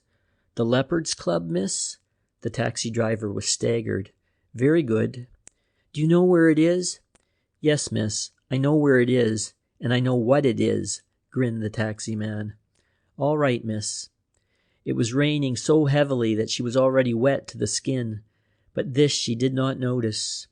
The cab passed through Kingsway, and after a while pulled up at the entrance of a narrow street. Through the rain-blurred window, she saw two men running, and heard above the rumble and rattle of the taxi a police whistle blow shrilly, and then she was stricken with a horrible feeling of apprehension. Flinging open the door of the cab, she jumped out. "Wait for me," she called over her shoulder, and fled down the narrow street. Where the Leopards Club was, she did not know. Only she could see a crowd running and knew something awful had happened. Above the patter of flying footsteps came the nerve-shattering police whistle. And then somebody caught her by the arm and swung her round, and she looked up into the lean face of Tillman. "Where are you going, Miss Stedman?" he asked roughly. She stared at him wildly. "I don't know. Something has happened." She could hardly find breath to speak. "Something's happened, all right. You'd better go away." Two policemen came flying past at a run. She saw ahead of them a little knot of people gathered round the door of a building, and then somebody began screaming horribly. She put her hands to her ears to shut out the sound.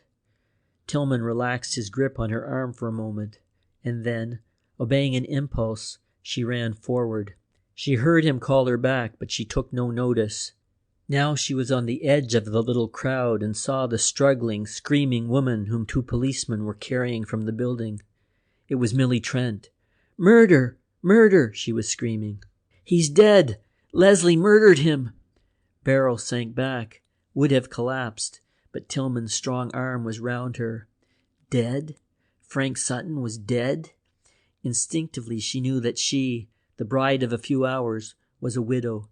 John Leslie had kept his promise. End of chapter 23.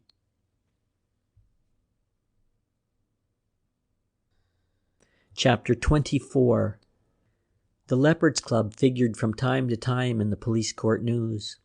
But lately, a wave of respectability had come over that dubious establishment. For a year, it had become something of a fashionable resort, in the sense that daring young bloods who wished to show their quivering womenfolk a view of the underlife of London were wont to engage a table at the Leopards, and to spend a precarious night dancing to the strains of the saxophone, fiddle, and trap drum which composed the Leopards Club orchestra. It was situate, as so many clubs of its kind are placed, on the top floor of a large building off Shaftesbury Avenue, and was registered as a social and luncheon club. Besides the cramped dining room with its still more cramped dancing floor, there were supper rooms where the members could entertain their guests privately. Mr. William Annerly, both proprietor and commissionaire, called the largest of these latter the board room, and suggested, both by printed notice affixed to the club board and by advertisement, that it might be hired by directors of public meetings. There is no record that this invitation had ever been accepted. Queer things happened at the Leopards, but the really queer things which interested the police were most rigorously prohibited. You might not drink in forbidden hours, or play, to the knowledge of the proprietor, a game less innocuous than solo whist. That members came to the club with a shoe in their pocket, and more exciting games than auction bridge were played, not only in the boardroom, a favorite rendezvous, but in the smaller apartments, was fairly certain. But Bill Annerly could point with virtuous pride to certain minutes of his committee, wherein was recorded the expulsion of Joe Greel and Harry Manx, who had transgressed the rules.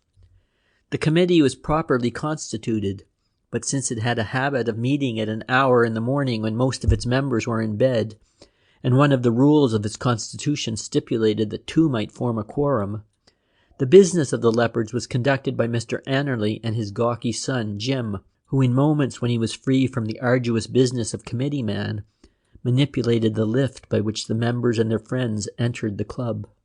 Bill had no illusions about the character of the establishment or the standing of its members, and once, when he had ostentatiously struck from the roll of membership a gentleman who had brought a pigeon to be plucked, he had stated his conviction in a few pungent words.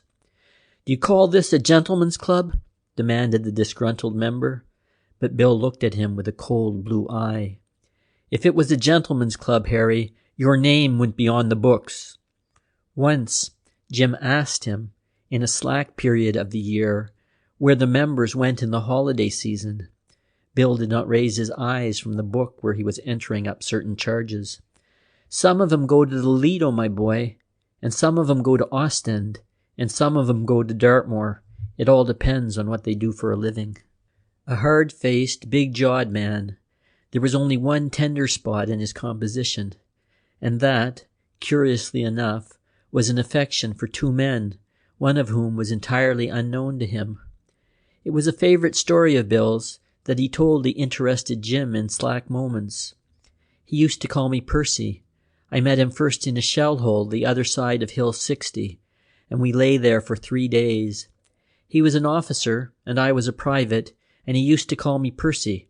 'Hullo, Percy,' he used to say when a shell came over. 'That one nearly got you.' He tied up my leg and kept me alive with water that he ought to have been drinking himself. I'd give £1,000 to meet him, if I could only have got down from the bus in time that day." He referred to a memorable afternoon in July when he and Jim were taking a blow on the top of a bus. As they had passed Piccadilly Circus, Bill had recognized his hero and signaled frantically to him, without attracting attention, and descending in haste, had made a vain search. Piccadilly is a place of great activity, and the unknown had vanished. As to the other, he never spoke of him at all, but there is little he would not have done for the financier who at a critical period had established Bill Annerly as the proprietor of the club.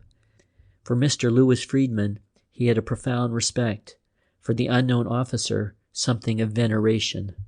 It was 9 o'clock and a very quiet night. So quiet that Annerly the younger had been given the earlier part of the evening off to go to the pictures. He returned to find his father a very thoughtful man. There had been some trouble with the orchestra, and Bill had substituted an electrically propelled gramophone in the dancing room, and the squeak and squall of it came at intervals as the door was opened. "Anybody in the ballroom tonight, Father?" Jim, in an ill-fitting uniform, lounged against the entrance of the lift. "Nobody tonight, my boy," said Bill, looking over his pince-nez. His own commissionaire's uniform was a gorgeous thing of gold and mulberry. "And I wish, my boy, you'd get out of the habit of asking questions." Jim sighed. He was young, and excitement was his normal fare. "Couldn't we do something to liven things up?" he asked. His father looked at him sternly. "What do you mean? Buy a couple of toy balloons and call it a gala dance?" he demanded sardonically. "No, Jim, there's nothing to worry about. Everybody's out of town." The telephone bell on his desk rang. He took down the receiver. It was an inquiry from an agitated lady. "No, Mrs. Letty, your husband isn't here. No, he hasn't been in the club today. I haven't seen him at any rate. Yes, Mrs. Letty, I'll tell him." He put down the receiver, rang a bell, and a little waiter appeared. "Go and tell Mr. Latty his wife's asking after him," he said. "He's in number 4. No, number 3. Don't go disturbing number 4. He's having a sleep." "Who's that?" asked Jim. Mr. Annerly adjusted his glasses unnecessarily, for he looked over them at the youth. "Who's what?" he demanded. "Who's in number 4? "Mr. Albert Alfred Henry John Jones," said Bill. "He lives at 906 Nowhere Court." Jim was crushed to silence. Presently his father enlightened him. "If you want to know, it's one of the members who wants to keep out of sight. And if you ask what you're to say if the police inquire about him, I'll give you a thick ear." Jim was saved the trouble of a retort. The lift bell rang and he descended. He was back again in a minute and ushered the visitor into the corridor. "Good evening, Mr. Sutton." Bill favored the newcomer with a glance that was meant to be gracious. For Sutton, if he was not a frequent, was a generous patron of the club. He looked round now at the waiting boy, and Bill, taking the hint, gave his son a signal to make himself scarce, a simple matter for a lift attendant. Until the whine of the descending elevator ceased, Sutton did not speak, and his shrewd observer realized that the request to be made of him was of a special character, for it was not unusual for Mr. Frank Sutton to require a special service. There was an occasion when Bill had arranged one of the private rooms in such a manner that Sutton could interview a caller without his identity being revealed or his face seen by the visitor. Bill Annerly never inquired too closely into the profession or the occupation of his members. The club, he often said, was for service. He had adopted this phrase bodily from the advertisement of a well-known trading house, but it sounded fine and in a sense went to the salving of his conscience. Sutton was no favourite of his, but he was a man of wealth, a generous paymaster, and as such to be treated with respect. "I want a room. Is the boardroom vacant?" "Yes, sir," said Bill. "Are you expecting somebody?" His hand was halfway to the bell when the other stopped him. In turning, he knocked against the visitor, and Frank Sutton cursed him and felt gingerly at his arm. "It is all right," he said with a wince of pain, "but I was in a motor car accident the other night and cut myself rather badly." Bill was all apologies, but these Sutton cut short. "You needn't let the waiters in on this," he said. "I'd like you to look after the matter yourself. I want a couple of pints of champagne, 2 glasses, and no interruption." This in itself was not a remarkable request. "A lady, Mr. Sutton?"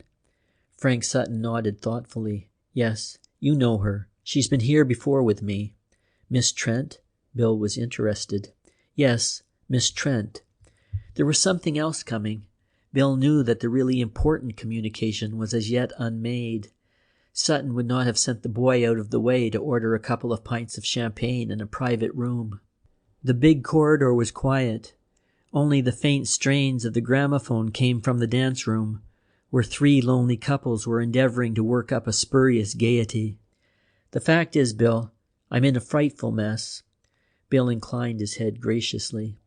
Most of his clients, at some time or other, were in a frightful mess, and not once but many times had he been called upon to extricate them from unhappy and complicated situations.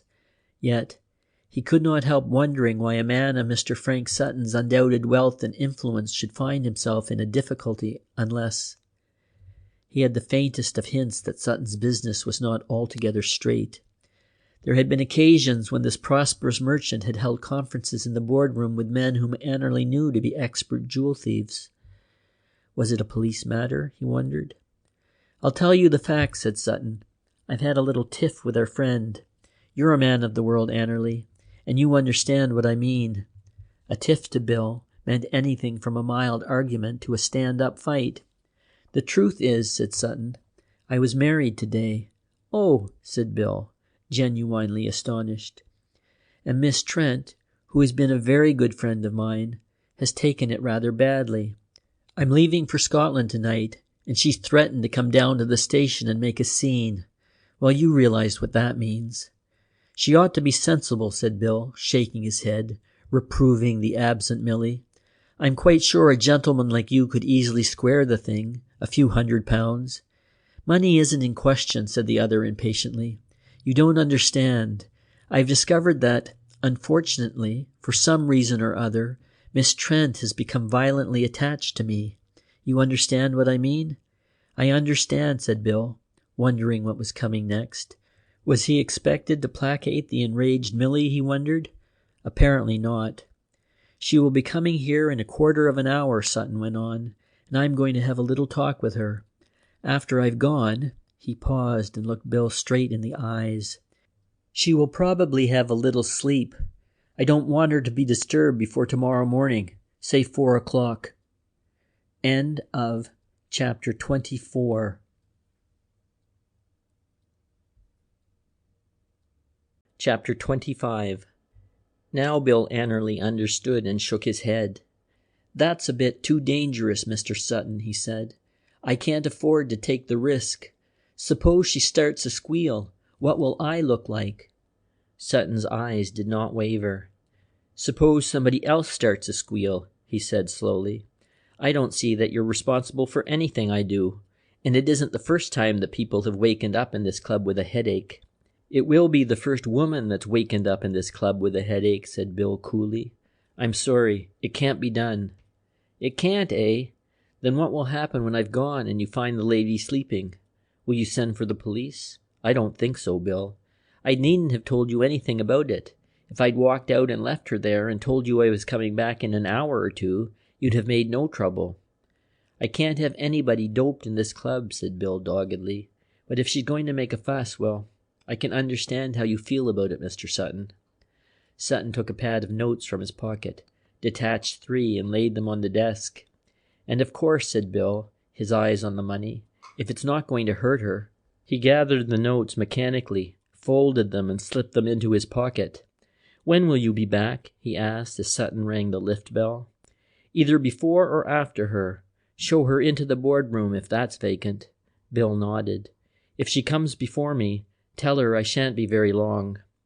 After Sutton had gone, Bill climbed onto the high stool behind his desk and ran his fingers through his gray hair.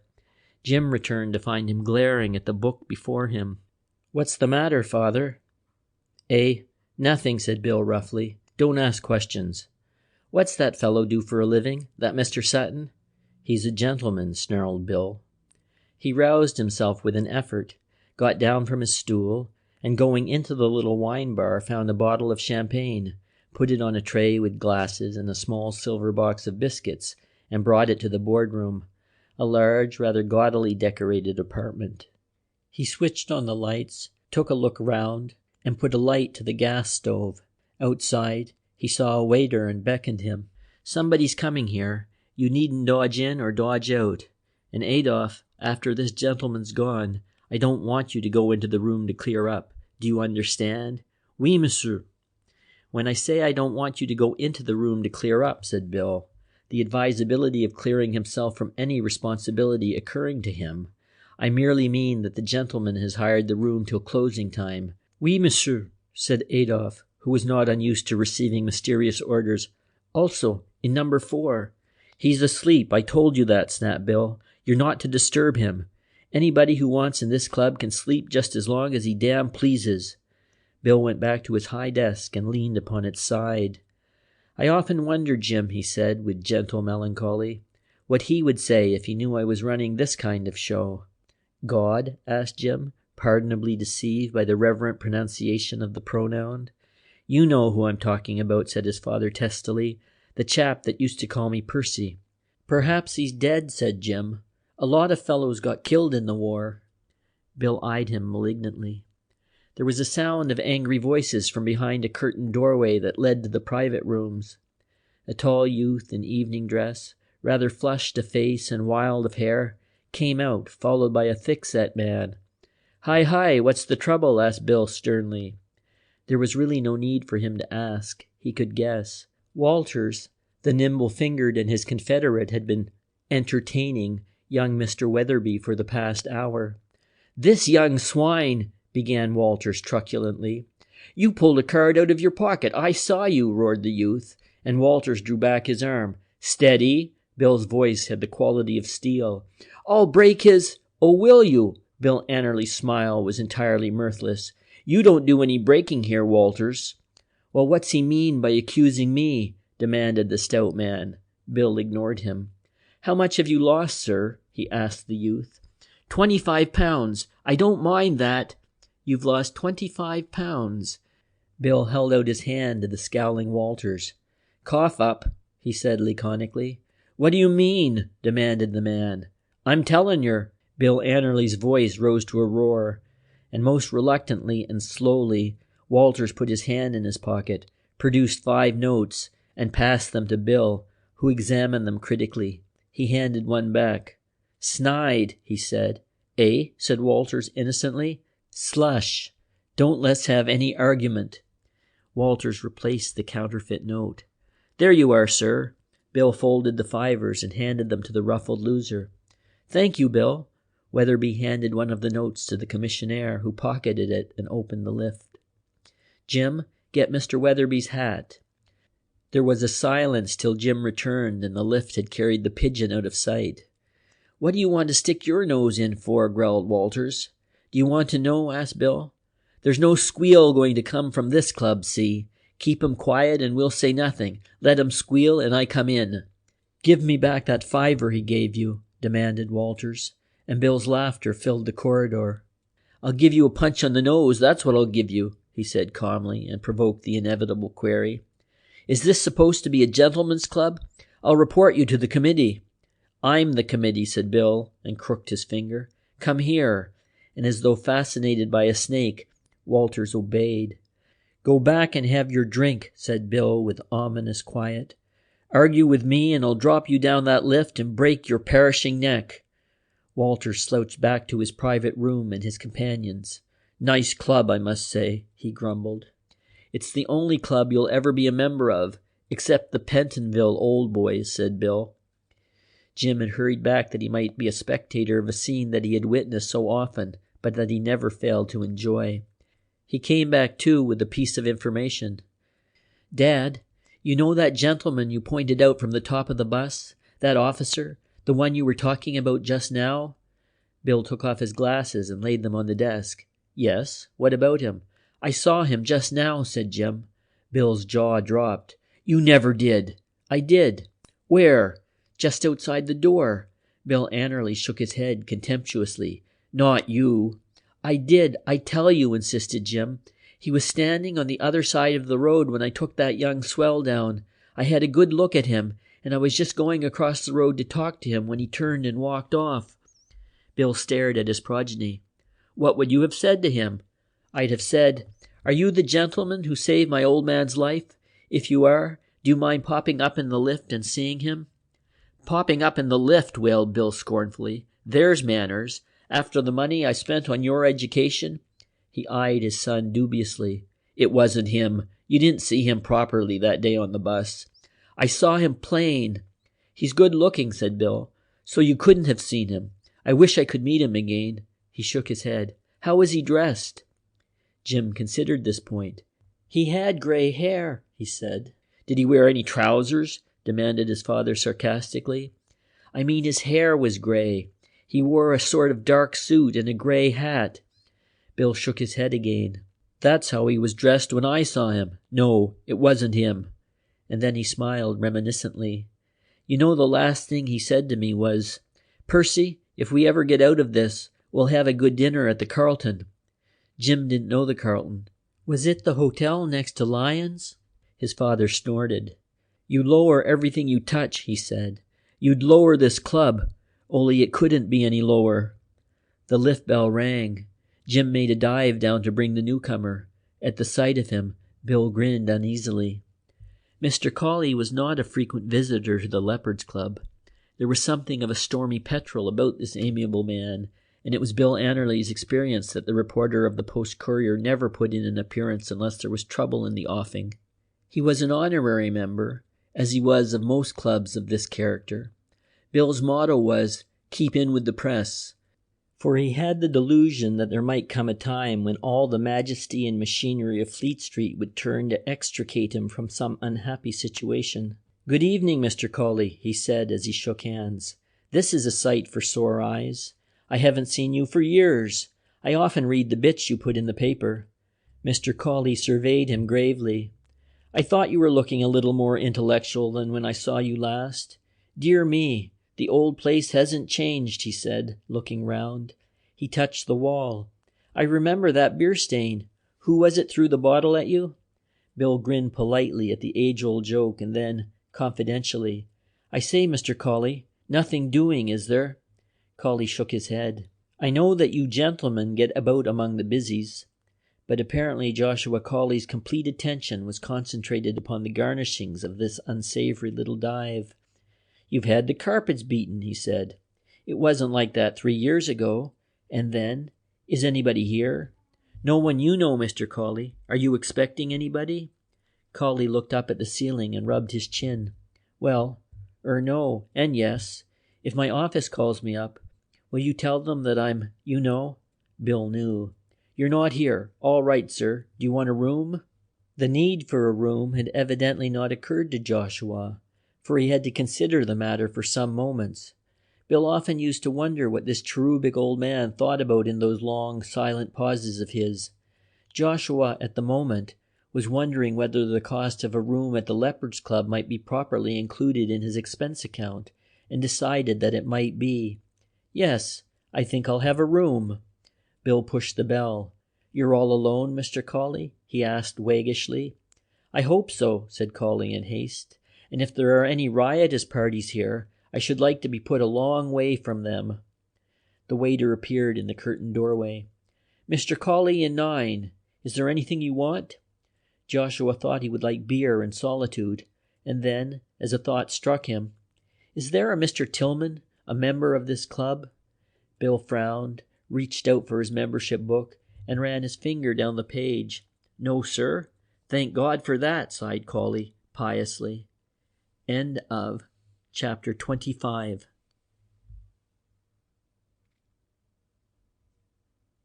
Chapter 26. Father and son watched the shuffling figure of the reporter till he disappeared. "He doesn't often come here, does he, Dad?" asked Jim. Bill shook his head. "No. When he does, there's trouble." He looked at his watch. "Go and take a screw outside. I wonder where that Sutton's gone to." Even as he spoke, the lift bell rang, and in a few seconds Sutton stepped out of the elevator, and Jim noticed that he had changed his suit. "Has the lady come?" he asked quickly. "No, sir." Sutton was surprised at this. "She hasn't come?" Bill lowered his voice. "You want to be very careful about the other matter, sir." "You mean the sleep? Don't worry about that." Bill shrugged. "All right, sir. It's your funeral. You haven't said anything to me. I don't know anything about it at all." "That's all right," said Sutton. "There's another thing, Annerly. Do you know Captain Leslie?" Bill shook his head. "No, sir." "Isn't he a member?" "No, sir. We've got lots of captains, but no Leslies." Sutton considered this for a time. "It's very likely that his name isn't Leslie at all. In fact, it's pretty certain that it's something else and that he's given this name. Most of our members aren't captains either. Who is he, sir?" Apparently, Sutton did not hear this, and he repeated the question. "Leslie? Oh, he's an old lag," he said, and Bill chuckled. "Well, he's qualified for membership of our little circle anyway," he said. "Are you expecting him?" "Expecting him," said Sutton slowly. "I don't know whether I am or whether I'm not. At any rate, if he comes here and inquires for me, I'm not in. Frankly, Bill, he's an enemy of mine, and he's threatened me." "You leave him to me, sir," said Bill confidently. "I can deal with anybody short of Dempsey. I've got an old cosh here that'd put a lion to sleep." He whisked up his frock coat, drew a short life-preserver from his trousers pocket, and thrust it in again. "Captain Leslie. I'll remember the name. Do you want anything, sir?" It was Colley, standing in the doorway. How long he had been there, Bill did not know. Following the direction of his eyes, Sutton turned, and at the sight of the reporter he gasped. Apparently, the surprise was mutual. Mr. Colley's mouth opened in a childish "oh." "Isn't this the most amazing coincidence?" he said in an awe-stricken voice. "I didn't expect to find you here," said Sutton nervously. "I didn't expect to find myself here," said Colley on his most genial note. "That is the peculiarity of my profession. We are always finding ourselves in the last place we expected to be." "He wanted," he said, "a little piece of wood, about so long." He showed the distance between two fingers, "and so wide." Bill opened his desk, and after a search found a small piece of wood. "Will that do, sir?" he asked. "Did you want it for anything special?" and was staggered to learn that all these elaborate preparations were designed to remove a fly that had fallen in Mr. Colley's beer. "He might have asked for a spoon while he was about it," smiled Bill, after the reporter had gone back to his room. Sutton was lingering, loath to depart to the boardroom. "Do you know a man named Barrabal?" he asked. "Not Inspector Barrabal?" Sutton nodded. "I've heard about him." "He's never been here, has he?" Bill pursed his lips dubiously. "He may have been. I shouldn't have known him. He's not a regular busy. He doesn't go about much, according to accounts I hear." After a while, Sutton passed through the doorway to his room. Bill was troubled. He had a creepy feeling that something unusual was going to happen, and he wished Collie would come back again, or that he could find time to interview the reporter. His wish was realized, for a few minutes after Sutton had gone to his room, Collie returned, holding the piece of stick gingerly. "What does one do with dead flies?" he asked. "Give it to my boy," said Bill. "He's collecting 'em." "Mr. Collie, is Mr. Sutton a friend of yours?" Joshua was never prepared to admit that anybody was a friend of his. He replied evasively, and then he took Bill's breath away by asking, "Have you on your list of members a Captain Leslie?" Bill Annerly stared at him. "That's a coincidence, Mr. Collie," he said. "You're the second gentleman who has asked me that question." Joshua smiled. The other gentleman being Mr. Sutton, of course. "He's a lag, isn't he?" asked Bill. "A vulgar term, but possibly that describes him. What room has Sutton got?" But here he was asking Bill to break the one rule that was invariably observed. "We can't tell you that. We never give particulars about members." "The boardroom," murmured Collie, and Bill was very properly nettled. "I'll go back and see what the flies have done to my beer," said the reporter. "That's the only fly we've got," Bill shouted after him, but the last retort was with Collie. "If I'd known that, I'd have drunk something that wasn't poisonous," he called back from the passage. The lift had gone down to the lower floor. Bill had a few minutes to himself and took down the membership book, running his finger down those pages devoted to the L's. Lane, Larry, Leach, Larkley, Landau. He shook his head. There was no Leslie. He heard the lift stop with a jerk. The door was flung open, and an excited Jim leaped out. "It's him, Governor!" He was all a-twitter with excitement, pointing to the man who was emerging from the elevator. "Him?" And then he saw the visitor's face and went toward him with both hands outstretched. "Why, sir, this is a wonderful sight. Don't you know me, sir, after all these years? God bless my heart, sir. I'd sooner see you than £1,000. John Leslie frowned and shook his head. "I don't remember you," he began. "Not the shell hole, sir, at the back of Hill 60? Asked Bill incredulously, and a slow smile dawned on Leslie's face. "Good Lord! Percy!" he gasped. "Percy!" Bill was quivering with delight. "Did you hear him, Jim? Percy!" He was laughing, but there were tears in his eyes. "Here, Jim, come and shake hands with the gentleman who saved your father's life." When Jim had been pushed forward, grinning sheepishly, "You don't know how glad I am to see you, sir. Thank God I've met you. Remember that whiz-bang coming over and saying, 'Look out, Percy, if you get to heaven first, tell him I'm busy.'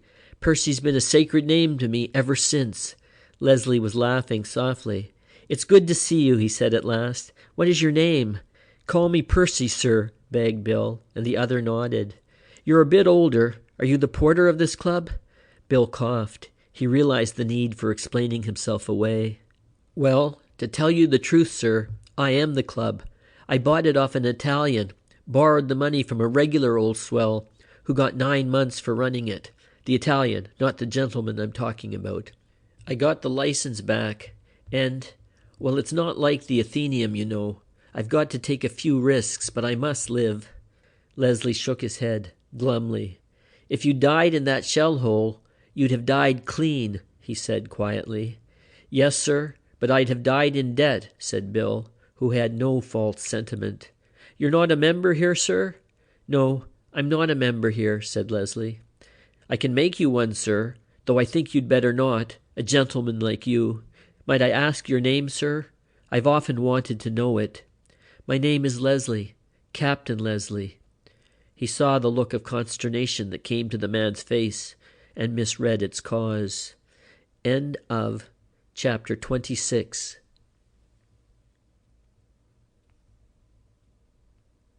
Chapter 27. "Captain Leslie," said Bill in an awe-stricken whisper, "but you're not the gentleman I'm thinking about. Do you know Mr. Collie? The newspaper man? Yes." Bill stared helplessly from the visitor to his son, and then, "Jim, go downstairs." And when the lift had gone, "I didn't want to say too much in front of him. You don't mind if I ask you something very rude? You'll excuse the liberty I'm taking." "Fire ahead," said Leslie, who knew what was coming. "Somebody was talking about you tonight. Sutton?" There was no mistake then. Bill's heart, that did not ordinarily respond to human emotions, was aching. So this was Leslie. Leslie, the old lag. Leslie, nothing like the ideal he had worshipped all these years. "I suppose he told you I was a jailbird." "Well, sir," said Bill disparagingly, "something like that." "I'm very sorry, sir." His voice was almost tender. "You've had a bit of trouble, I suppose. We all have. I'm very sorry." "Don't waste your sympathy on me, Percy," said Leslie cheerfully. "I'm quite happy." Bill's spirits rose. That was good news. Even a respected jailbird was less preferable than one hardened in sin and ready to make a joke of his delinquencies. "That's the way to look at life, sir. Don't let your troubles get on top of you. Would you like to see the club, sir? It's not much of a place. We've got as good a cellar as any you'll find in New York," he laughed. "That's a little joke, sir. They're all teetotalers in New York." "Is Sutton in the club?" asked Leslie. Bill might not break the rules for Mr. Cawley. To tell the truth to this man was another matter. "He's in the boardroom." "The boardroom? Where's that?" "Oh, that's the corner room. I've seen a plan of the club." "Is he alone?" "With a bottle of wine, sir," said Bill. "He's expecting a lady." Leslie nodded. "He said he's an enemy of yours, sir." Bill dropped his voice. "He said as much, and if he's your enemy, he's my enemy." He pulled the life preserver from his pocket and thrust it into Leslie's hand. "Go and cosh him." Leslie pushed the weapon aside. "No, I've no particular desire to cosh him." "Go on, sir," urged Bill. "Tell him you've got permission from the secretary." "Where's Cawley?" "He's in number 9, eating flies," said Bill recklessly. "I'll go along and see him." Then, as Bill offered to show him the way, "All right, I'll find it without assistance." "Excuse me, sir." Leslie turned at the door. "If there's any kind of trouble," whispered Bill, "you'll find a little service stairway right opposite the room. It leads down to the back of the house. And, sir, are you putting paid to an old account?" Leslie's face was set and hard. "By God, I am," he said, and the curtain he held aside dropped over him and hid him from sight. The sleeper in room 4 heard him pass and opened the door a fraction of an inch to watch him. He saw Leslie pause at a room and heard Mr. Cawley's surprised greeting. The door closed and the sound of their voices became a faint drone. In the boardroom, Sutton waited with gathering impatience for the arrival of the woman he had summoned to meet him. Every minute was precious now. He had abandoned his intention of returning to Wimbledon, and with that change of plan he called up Lou Friedman's house. Every private room at the Leopards had a telephone connection, and he got through to Hilford almost immediately. "Mr. Friedman's gone to town, sir. So has Miss Barrel, Mrs. Sutton." Robert's voice answered him. "No, sir, I don't know where. The trunks have gone." He left Sutton with the impression that Lou and the girl had gone together to the station. Had he been a little less impatient, Mr. Frank Sutton might have discovered that the two people in whose movements he was interested had left Wimbledon at 2 hours' interval, each ignorant of the destination of the other. "I ought to have told him that Miss Barrel's suitcases are still here," said Robert to the pretty parlour maid. Sutton had opened the champagne, had filled and emptied one glass. In the other, he had very carefully dropped 30 drops of a water-like fluid from the little brown phial he produced from his waistcoat pocket. In the course of his checkered career, he had twice used the drop, but never before had he employed more than 20 minims. This was a case where he could afford to take no risks, however. "For luck," he said, as he dripped the extra 10. His visit to town that afternoon had been in connection with a change in his plans. Lou Friedman would have been a surprised man if he had realized that the hurrying on of the wedding had been determined not by himself, but by Mr. Sutton. And it had been so ordered because he had discovered that he had mistaken the date on which the Empress of India sailed from Liverpool. With the one man who might stop the wedding, he had effectively dealt. It was no coincidence that John Leslie had been arrested that morning.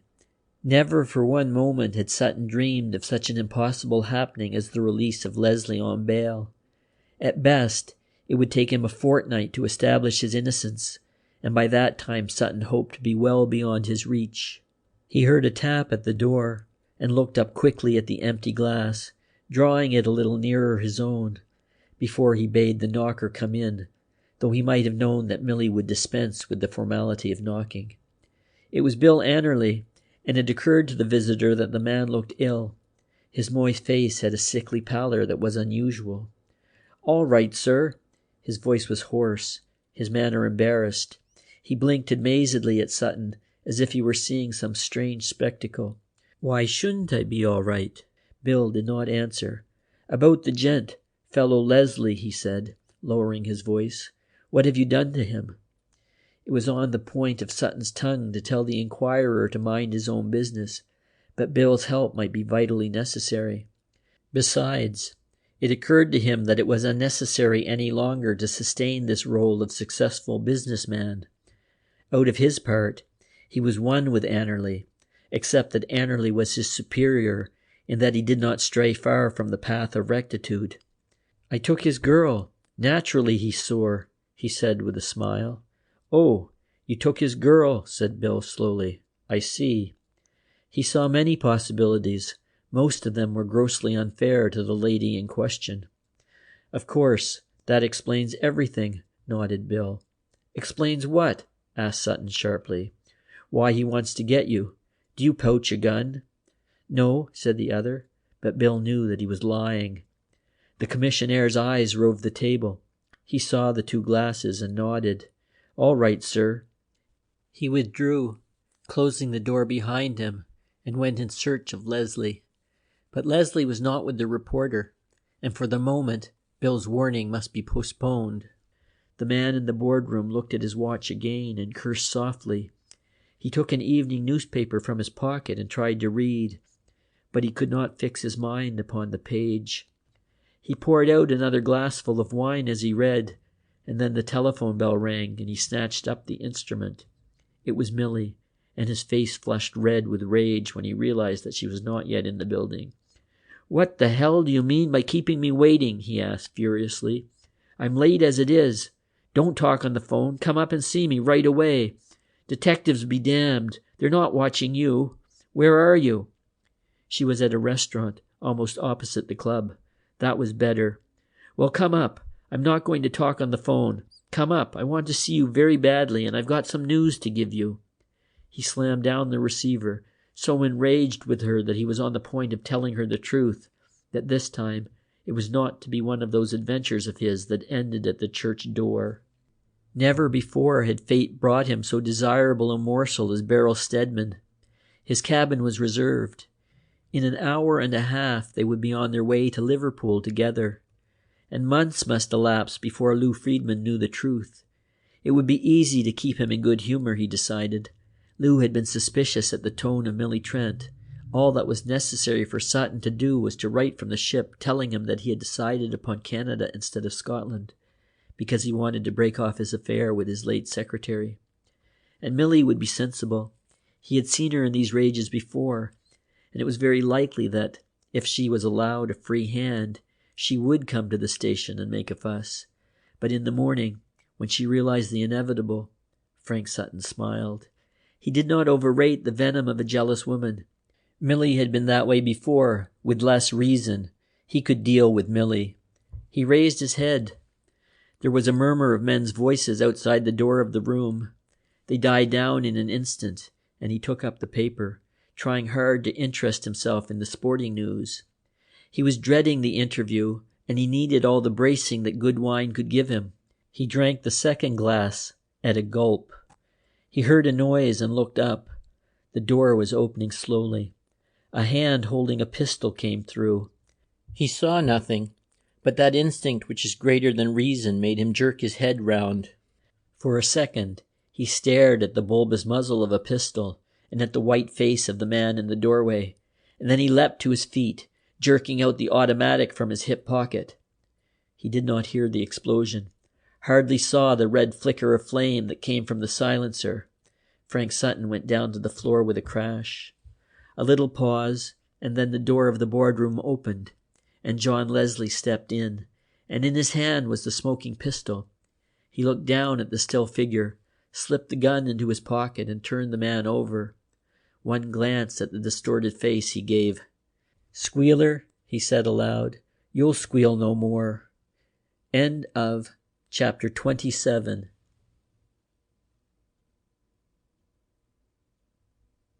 Chapter 28. Captain Leslie did not find it convenient to return by the way he had entered the building. Instead, he passed through the little service door and went down the narrow stone steps.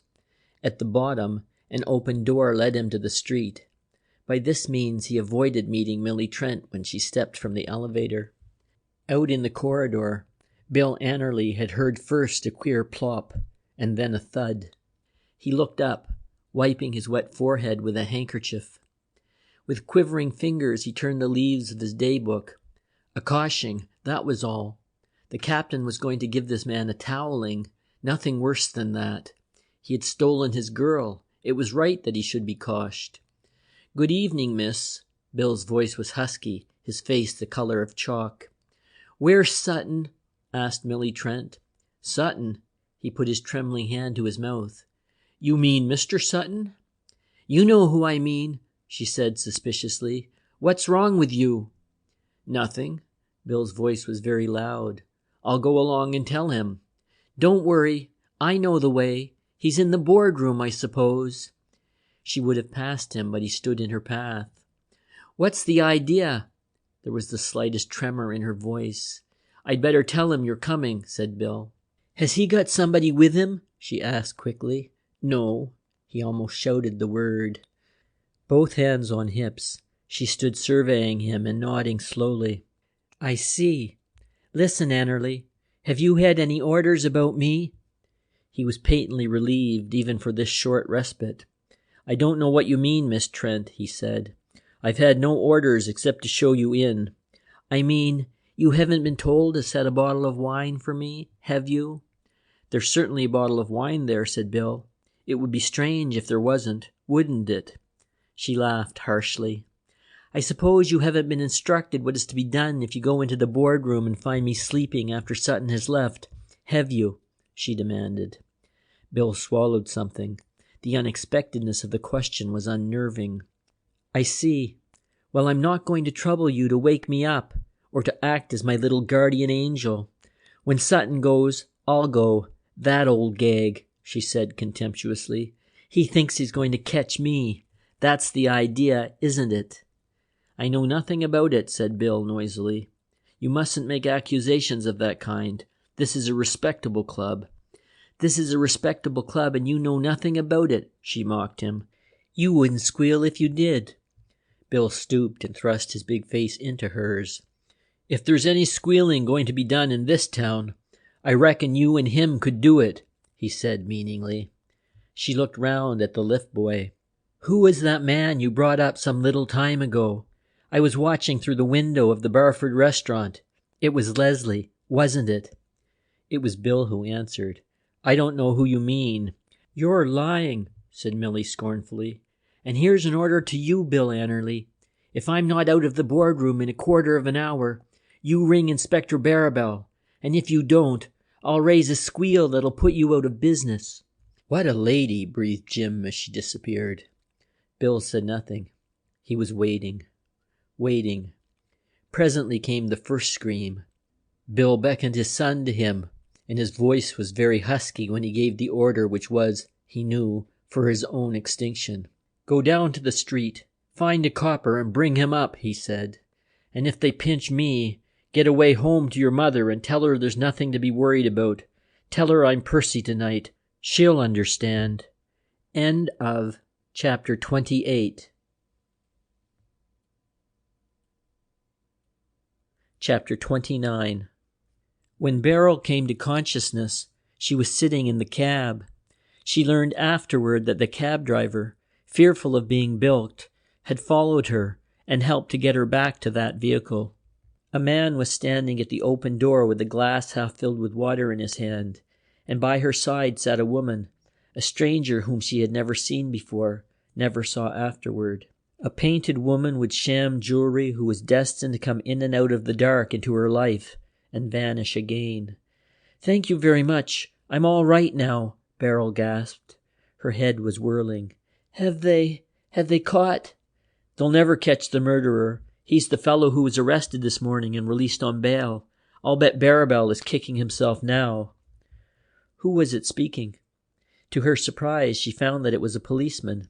Even policemen can be indiscreet, and a greater indiscretion than criticizing in public a high officer of Scotland Yard it was difficult to imagine.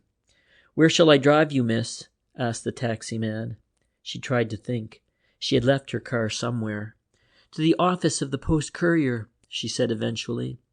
She never saw the strange woman go, never even thanked her, and she was halfway to Fleet Street before she realized the extent of her ingratitude. Again, she sent up her name, and this time Field came down to her. Before she could ask a question, "Were you at the Leopards Club when the murder was committed?" She shook her head. "No, I was outside. It was dreadful." She shuddered and put her hand before her eyes to shut out the memory. "You didn't see Colley?" Again she shook her head. "Was he there?" "He was there all right," said Field grimly. "And if he isn't drunk, and half the story he has put through on the phone is true, we've got the biggest story that has ever been published in my time. Did you see Barrabal? Do you know him?" "The police officer? No," she said. "The only person I knew was a man called Tillman." "Oh." He looked at her oddly. "You saw Tillman, did you? He was on the spot, eh? I wonder if Colley knew that. He didn't mention it in his message." And then he became aware of her pitiable condition. "My dear young lady, where are you going to from here?" he asked kindly. "Did you drive yourself from Wimbledon?" And when she nodded, "You certainly can't drive yourself back. You look all in." "I am all in," she smiled faintly. "And I most certainly do not feel like going to Wimbledon. Has anybody asked for me?"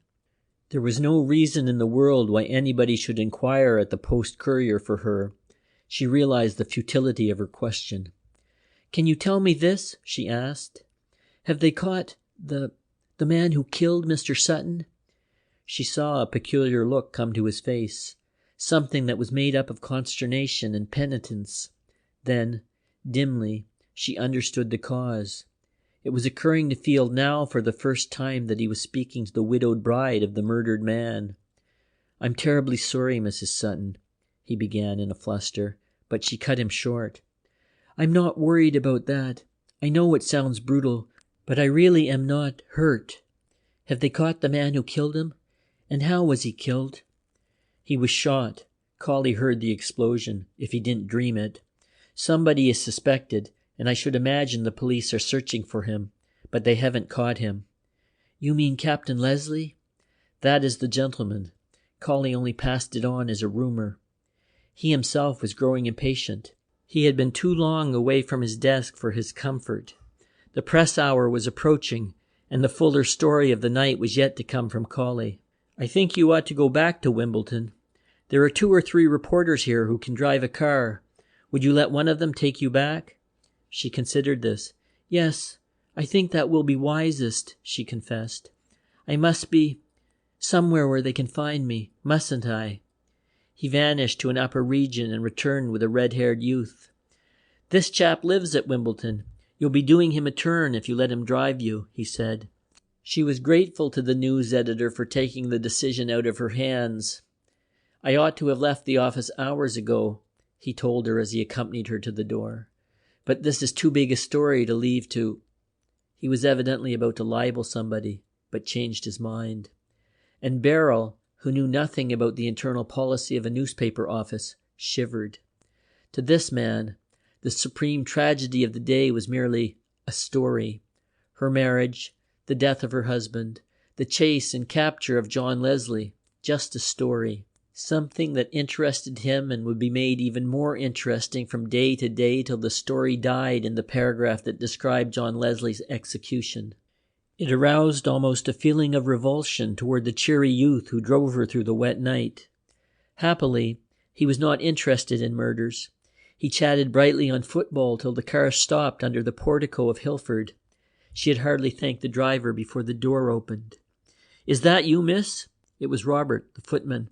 "Mr. Friedman is back. I told them about you having gone to sleep and everything. And miss, they telephoned from a newspaper, the megaphone." She brushed past him and ran into the library. Lou Friedman was standing before the fireplace, his arms resting on the mantelpiece, his head on the back of his folded hands. At the sound of the opening door he turned quickly, and she was startled at his appearance. His face had gone gray and old since she had seen him last. He came stumbling toward her like a blind man, and caught her in his arms. My dear," he murmured brokenly. "Thank God you're home again." "Lou," she looked up into his face. "Do you know what has happened?" He did not answer her. "Frank Sutton is dead," she whispered. Still he stared past her. "And Lou, do you know who killed him? I must tell you. All the newspapers will print it in the morning. John Leslie killed him." He dropped his head and looked at her from under his shaggy brows. "John Leslie killed him? Who told you that?" he asked harshly. She shook her head. "Everybody knows it. I was there." "At the Leopards Club?" he breathed. "No, outside. I went there to find Mr. Colley. But when I arrived, they had just discovered that the murder had been committed. Oh, Lou, it was horrible, horrible." "But who told you it was John Leslie?" he insisted.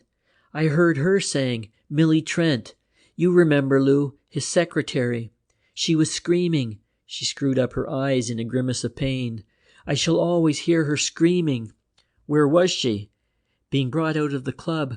She was crying that John Leslie had murdered Frank." He put her away from him, held her at arm's length. "Then she was screaming a lie," he said. "The man who killed him was not John Leslie. If it is necessary, I will go into the witness box to testify that he is innocent." End of chapter 29. Chapter 30. Sutton's clerks had left. The night commissionaire was dozing in his box when John Leslie came walking quickly down the street, unlocked the main door of the building, and passed in.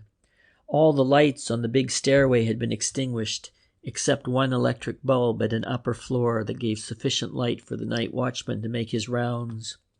He went straight to his old room, inserted a key in the lock of his door, and then, finding it unfastened, entered the room and switched on the light. Rivulets of water were running from his long black raincoat, and this he took off and hung over the back of a chair before he went to his desk. The sight of a key on the pad brought a frown to his face. Somebody had been here lately. He gave one glance at the fireplace, and the scattered embers told their own story. Who had been raking in the grate for evidence? Curiously enough, he hit upon the right man at his first guess, for he had no small estimation of Mr. Joshua Colley's ability as a news gleaner. There was one little dossier, however, that was not disturbed.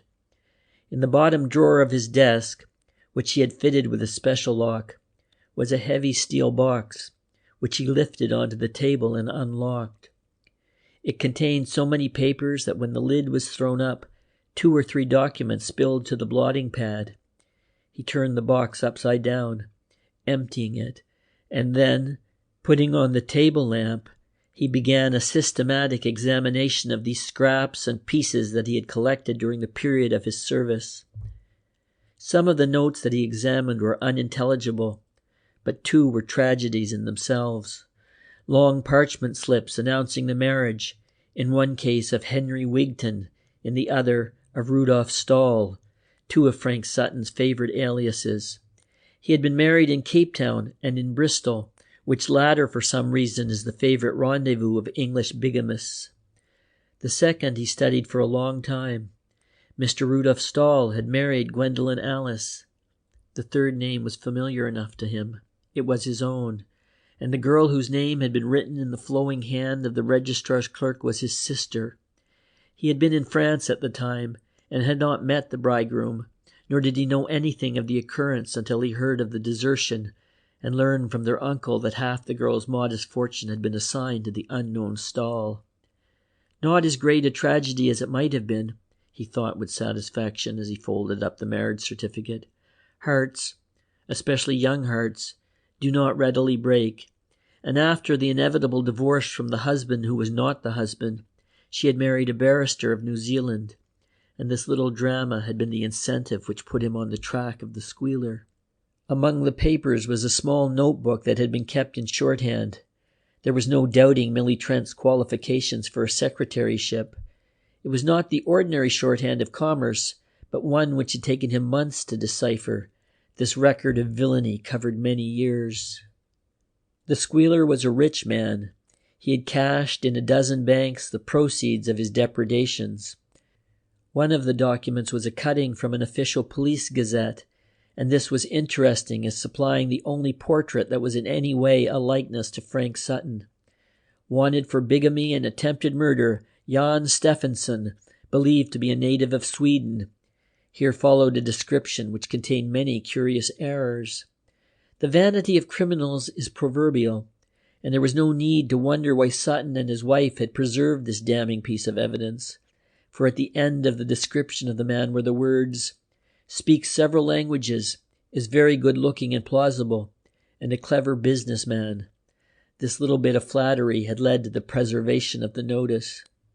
He replaced the papers, locked the box preparatory to taking it away.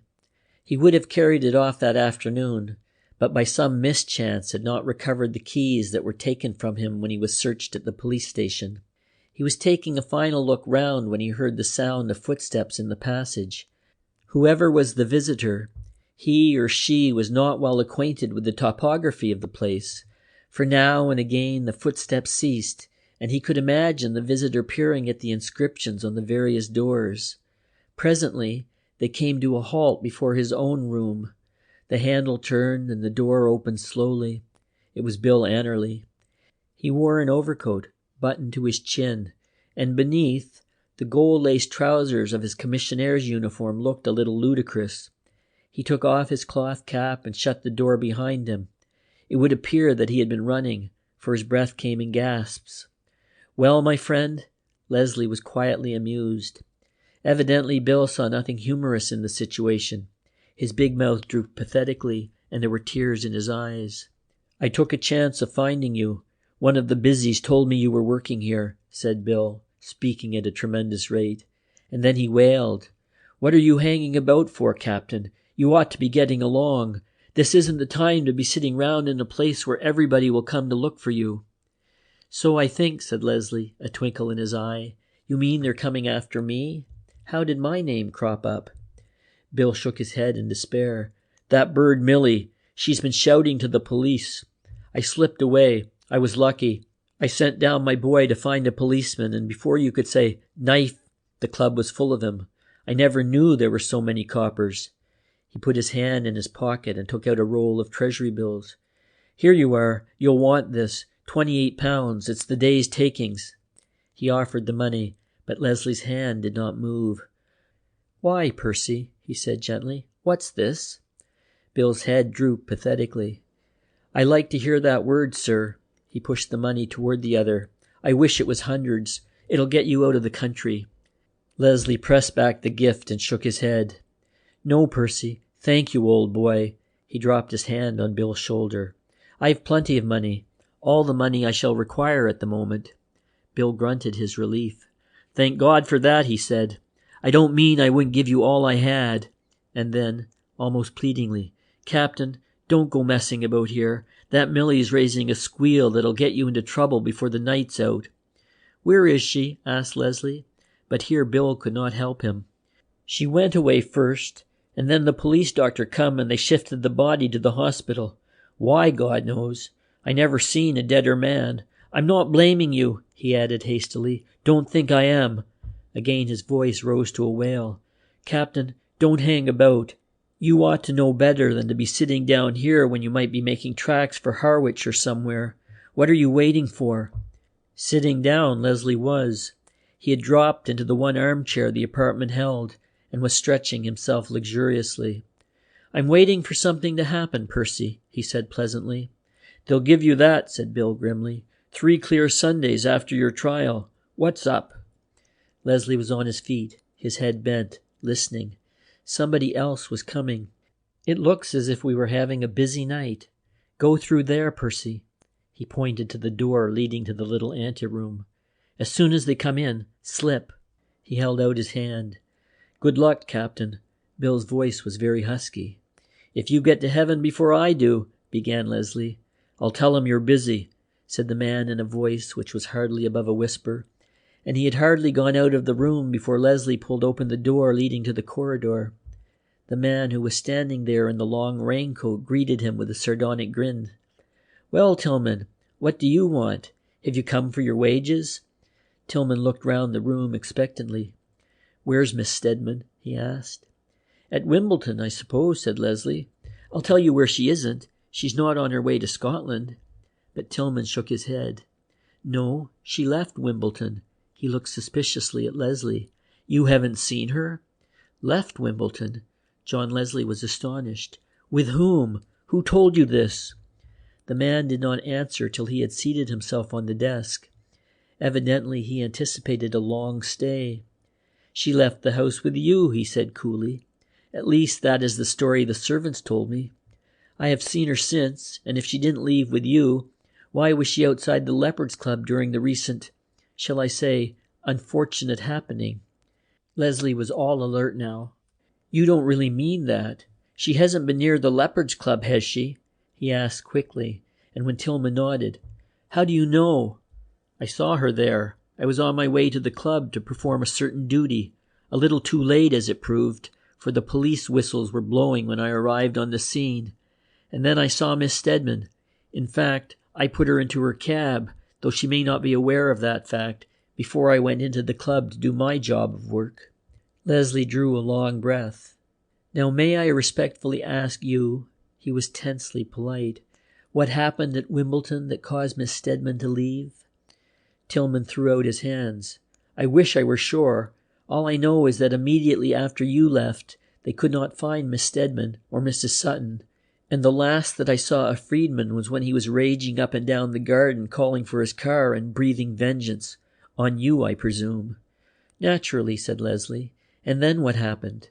"That is all I know until I saw the young lady at the Leopards. I've just come from there." He said this with a meaning emphasis, and Leslie looked him straight in the face. "I'm not interested in your comings and goings." "Aren't you? I tell you I was at the Leopards Club soon after the murder was committed." "Oh," said Leslie indifferently. Tillman waited a moment. "That doesn't interest you either?" "Not very much," was the reply. "Does it interest you to know that Frank Sutton was murdered?" "Not greatly," was the cool response. "He was due for something of the sort." Tillman nodded. "I think you said that this morning." John Leslie came slowly toward him, his hands in his pockets. "Will you be kind enough to tell me who the hell you are?" "That is immaterial," said Tillman with a little smile. "Who killed Sutton?" Leslie shrugged. "That is for a coroner's jury to decide," he said. "Do you realize they pay coroners £1,500 a year for the purpose of investigating such affairs? Would you take the bread out of their mouths by asking me to give in advance, with very little knowledge, a decision they can only reach by long and arduous investigations?" Tillman laughed. "You're a cool devil," he said. "Have you any work to do?" asked Leslie politely. "Yes, pretty big work. Don't let me keep you from it." And then Tillman's eyes fell upon the man's hand. Right across the back a livid scar showed, the scar of his accident. But there was something else, a tiny red smear. "What is that on your hand?" he asked. Leslie looked carefully at the mark, wetted a handkerchief and rubbed it off. "Blood? I knocked my hand. Are you thrilled?" he demanded, and Tillman's voice changed. "You were in the club tonight. You were seen coming out of the staff entrance. Did you meet anybody you knew?" Leslie laughed helplessly at this. "I don't know why I should answer your damn silly questions. The only person I knew was Mr. Joshua Cawley." Tillman started. "Cawley?" incredulously. "Was he in the club?" "He was." "Inside when the murder was committed?" he asked. "I suppose so."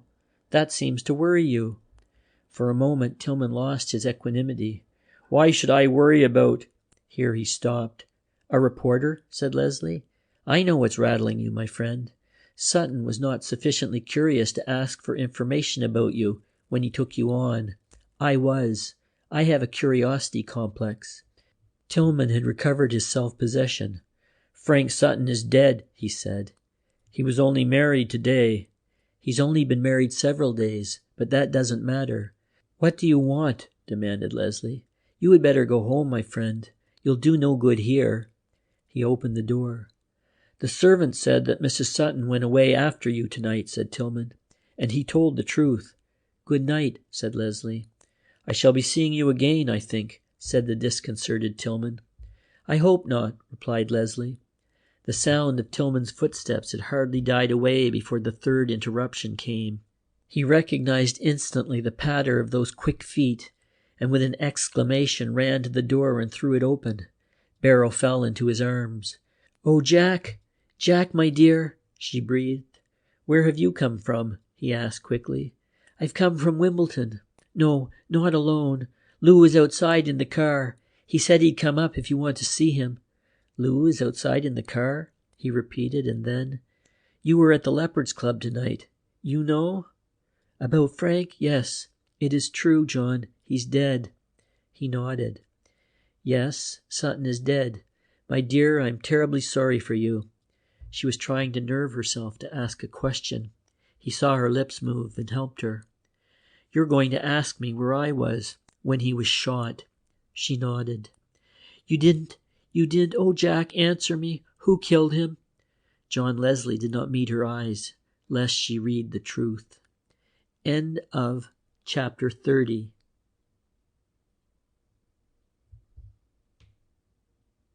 Chapter 31. "Whoever killed him, he deserved death," he said sternly. "The gallows was waiting for the murderer of poor Larry Graham. Beryl, darling, this isn't making it easy for me to tell you, and I want to tell you the truth. Sit down, my dear. You look worn out. Why did you leave Friedman's house this evening? They say you came after me." I didn't," she said impatiently. "I went up to my dressing room and fell asleep. Lou looked for me and couldn't find me. He didn't think I'd gone after you. He thought I knew about Frank Sutton and had run away. Then, when I woke up, everybody was gone, and only then I came up to find you. Tell me about what you were going to tell me." "I want to know why you came up to find me." He sat on one arm of the chair into which he had forced her, and his arm was about her. "I was just mad, I suppose," she said. "The thought of not seeing you again. I went to the boarding house where you live, and then I went on to the newspaper, the Post-Courier. They thought you might be at the Leopards Club, so I drove there." She shuddered. "Poor darling," he said as he held her tightly. "I wish, but wishes aren't much use, are they?" "But you didn't do it." She was half hysterical. "Lou swears you are innocent. You didn't shoot him. You couldn't kill a man in cold blood, John." "Hush," he said. "You shouldn't be here, darling. I'm going to take you down to Friedman. He ought not to have allowed you to come." And then, with infinite tenderness in his voice, "You're a dear girl. I wanted to save you from such a lot." But she was insistent. "You couldn't do it. I know you didn't. If you did, there must be some horrible reason." He nodded slowly. "There were horrible reasons why Sutton should die. I don't want to talk about them. Everything I've done has been wasted effort. I wanted to keep your name clean and save you from humiliation. I'd have done it if he hadn't married you today." She drew herself from his arms and stood up, and never had she seemed more forlorn than at that moment, when she made her last heroic effort to appear indifferent to the tragedy of the night. "I'm awfully sensible now, really. What are you going to do? You shouldn't be here another minute. Have you any money?" "Everybody wants to give me money," he smiled. "Even old Percy." "Percy?" "You don't know him. His name is Annerly, an old soldier. I met him in France." "Does he know?" "He guesses." And then, with a sudden agitation which amazed her, "I wish I could tell you. I'm a fool, and I've tried to be so clever. Yes, he knows, or thinks he knows. He's the porter at the Leopards Club. Poor old Percy." "Poor old Percy," she said with a despairing smile. "Can't you think about yourself?" "I do." Somebody else had come into the corridor. They had tracked him there, she thought, and at the sound of the new footsteps she went white. "It isn't the police?" she asked. "Get into that room." He pointed to the way Annerly had gone. "And either make your escape from the building and return to Lou, or stay there quietly." He slipped to the door, turned the key in the lock, and pushed home the bolt, only just in time, for the door handle rattled, and a shrill, vengeful voice, incoherent with fury, called him by name. "It's Millie Trent," he whispered. Stooping, he kissed her and pointed. He waited until she was gone, and then he drew back the bolt, and Millie Trent almost fell into the room. Her hair was in disorder. Her big eyes seemed an unnatural size in her colorless face. She stood, pointing a shaking finger at him, inarticulate with mad fury. "You coward! You beast! You murderer!" she cried in a strangled voice. She wore no coat. Her blouse was shining with rain, her gray silk stockings bespattered with mud. "Well?" His voice was hard and dry, and his very coolness made her coherent. "Murderer! Beast! You killed him. You said you would. You shot him. You couldn't stand up to him, but you shot him like a dog." "A mad dog," he said sternly. "He was nothing better, was he?" Twice she opened her mouth to speak, and then, with a howl, she dragged apart the clasp of her bag. But before she could point the revolver, he had gripped her by the wrist and flung it clear. "You dirty coward," she whimpered, "but I'll see you on the scaffold for it. I'll have you hanged. I'll go to the police. Barrabal will get you. I'm not afraid of you, you butcher. I've brought somebody with me who is going to put your name in mud." "Be quiet." He thrust her down into a chair, and for a moment she was too exhausted to rise. "What sort of woman are you?" he demanded hardly. "You've been stealing with him for years. You've been in every swindle with him. You've stood by and seen young hearts broken and young lives ruined, Mrs. Sutton." "It's a lie. He never went away with any of them. Do you think I'd stand for that? Mrs. Sutton, you knew, did you?" He nodded. "I tried to make you admit it in this office, this very morning. I insulted you till you were on the point of telling me." She leaped suddenly from the chair and ran to the door, dragging it open. "I'm going to the police, to tell them where you are," she screamed. "They're looking for you. You know that, don't you?" "They'll be looking for you too," he said. She came back to him, thrust her face into his. "Do you think I care what happens to me? They're going to get you, Leslie. I can look after myself. I don't want any help, you thieving convict, you butcher. Oh God, I hate you, but I'll get you." Leslie picked up the pistol from the floor where he had thrown it and put it down on the desk. "Is this the gun that your husband used to shoot Larry Graham?" he asked. "He shot him in self-defense," she raged. "Didn't they find a loaded gun on Graham? Wasn't it in his hand when my man got him? Yes, he shot him. He'd have killed you if he'd known. If I die for it, I'll get you, Leslie. You murdered Frank." "That's not true." It was Beryl. She had come silently into the room and confronted the mad woman. "Oh, you're with him, are you? I might have expected that." "I've been with him all the evening," said Beryl. "You were at the Leopards Club with him, were you?" sneered Millie Trent. And before Beryl could answer, John Leslie spoke. "No, she was not with me at the Leopards Club," he said quietly, and she looked at Beryl with a grin of hate. "He wouldn't bring his little sweetie's name into the case, would he? But he's going to, if there's any mud. You'll get it, Beryl Sutton." "It's mud enough to have that name," said Beryl. "It was good enough for me," said Millie, with tragic inconsequence. "Why didn't you use it?" demanded the man sternly. "Because you were out for any dirty graft that brought you money. Don't interrupt me," he said as she tried to speak. "There are men in half the convict prisons in England who were sent there by you and your husband. The last man who had my job is serving 5 years penal servitude because he got a little too curious about Sutton's business. He didn't know that Sutton sent him to the moor, that Sutton was the squealer, and that you sent the squeal. If Sutton were dead 10 times over, he wouldn't have paid for all the misery he has brought to the men and women he has sacrificed." "You murdered him," she whispered. "That's all I know. I'll get you." "Get me," he said suddenly. "Go out and find a policeman and bring him in." He slammed the door behind her and turned to the girl. "Are you mad?" she breathed. "You are mad. You've got to get away. Don't you realize? I want to see the somebody who came with her, and I've an idea that I know who that somebody is." He opened the door and looked along the ill-lighted corridor. A few paces away, Mr. Joshua Colley was leaning against the wall with an expression of utter weariness, a sad-looking cigarette drooping from his lips. End of chapter 31. Chapter 32.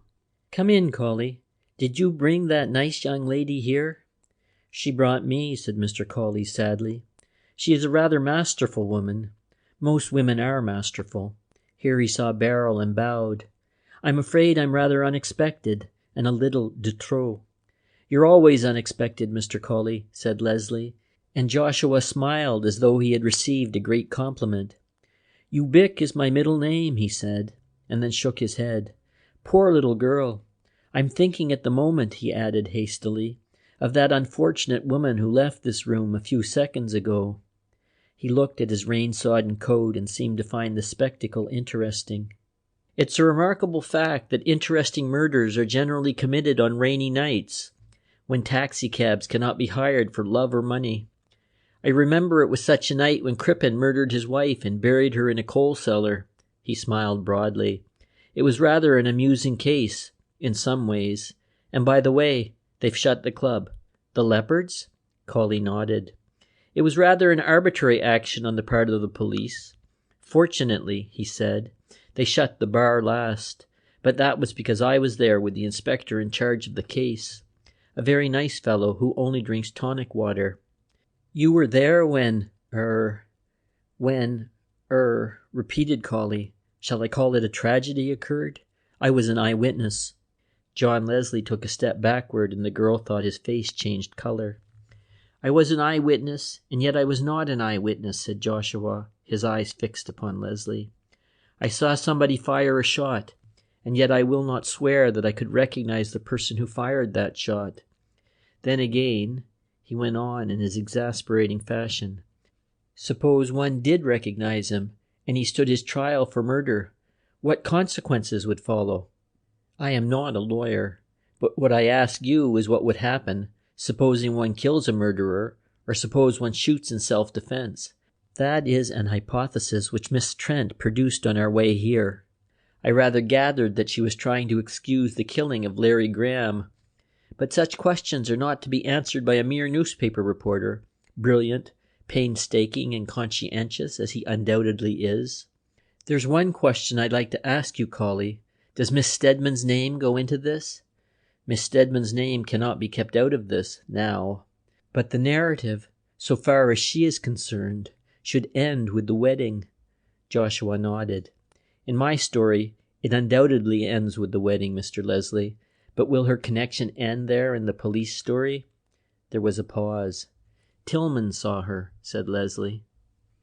"Tillman?"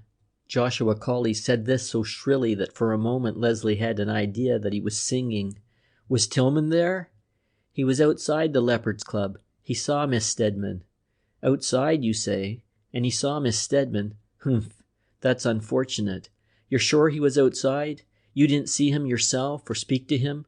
he asked eagerly. Leslie could reassure him on that point. "It is very unfortunate. The last thing in the world I could wish to have happened." Colley was speaking as though the tragedy had been staged by himself. "I have never known anything more unfortunate." Then, apropos of nothing, Leslie said brusquely to the girl, "Down you come to your car, and so home to Wimbledon." "But dear," she began. "I insist. I want to be alone, as I shall be after leaving you at Wimbledon, to think things over. And I want to see Mr. Colley again tonight, and particularly do I wish to see Mr. Tillman," he added grimly. "I rather think Mr. Tillman is going to be difficult." "He is an extremely nice man," interrupted Joshua. "I am not referring to him in a professional capacity, but as a human being. Nor would I say he was one of nature's noblemen, but he is a really nice man, considering." "That we shall discover," said Leslie. Lou Friedman sat huddled up in a corner of the car, and hardly spoke a word all the way back to Wimbledon. He did no more than give Leslie a gruff greeting, nor did he speak to the girl, being content to hold her hand throughout the journey. Leslie tried to make conversation, but with no conspicuous success. He was heartily glad when Hilford was reached. In the atmosphere of his own home, Lou Friedman became more like his natural self. He had been terribly shaken by the events of the evening, and for the first time Barrel saw and realized how old he was. "Are you coming into the library, or are you going up to your room to sleep?" She shook her head. "I've been to sleep, Lou," she said quietly. "I don't know whether I wish I hadn't." "Thank God you did," said the man gruffly. He pushed open the door of the library, and they went in. No word was spoken till Robert appeared with a tray of steaming hot coffee and a large decanter. Lou poured himself out a stiff dose and drank it quickly. "That's good," he said, as he dropped into his old chair and spread out his shaking hands to the dying embers. "God, what a night!" "You know, Lou, don't you?" "About Sutton? Yes, I know all about that." He jerked his head round to Leslie. "Did you tell her?" "I told her Sutton was dead." "Did you tell her that he was what he was?" "No," said Leslie. Barrel was looking at him in surprise. "What he was? But I don't understand." "He was the Squealer," said Lou harshly, "and he was something else, Barrel, my girl. You remember one night we were talking about a man in this very room who made a hobby of bigamy?" She nodded at this. "Yes, you said burglary was clean, and I wondered why you said it. And then you told us about this horrible man." "Oh," she gasped, "it wasn't—" "Frank Sutton," said Lou. "When I heard, I thought I should go mad." "How did you know, Friedman?" asked Leslie. It had puzzled him all the evening as to how the information had come to Lou Friedman. "I heard some voices in the drawing room," said Lou. "To tell the truth, I was a little suspicious about certain little exchanges I had witnessed between Sutton and the girl Trent. And then I heard them, as I thought, quarreling. I was a little worried, and in ordinary circumstances, of course, I had never dreamed of listening. But I had you to think of, Barrel." He took her hand in his and crushed it until she winced. "I had your happiness, your future to consider, and I was taking no chances. I had to know just what this woman was to him, and I turned the handle of the door, opened it a little, and then I heard the whole foul story.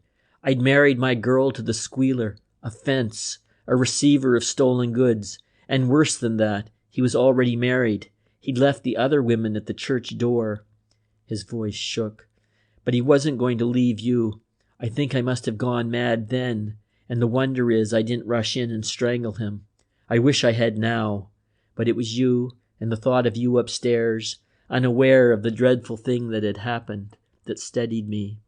I went up to see you, to tell you, not only to tell you, but to get a little balance from you, darling. Do you remember when I used to have those fits of anger, how I came to you to be cooled off? Well, I went back to the old way. When I got to your room, I couldn't find you.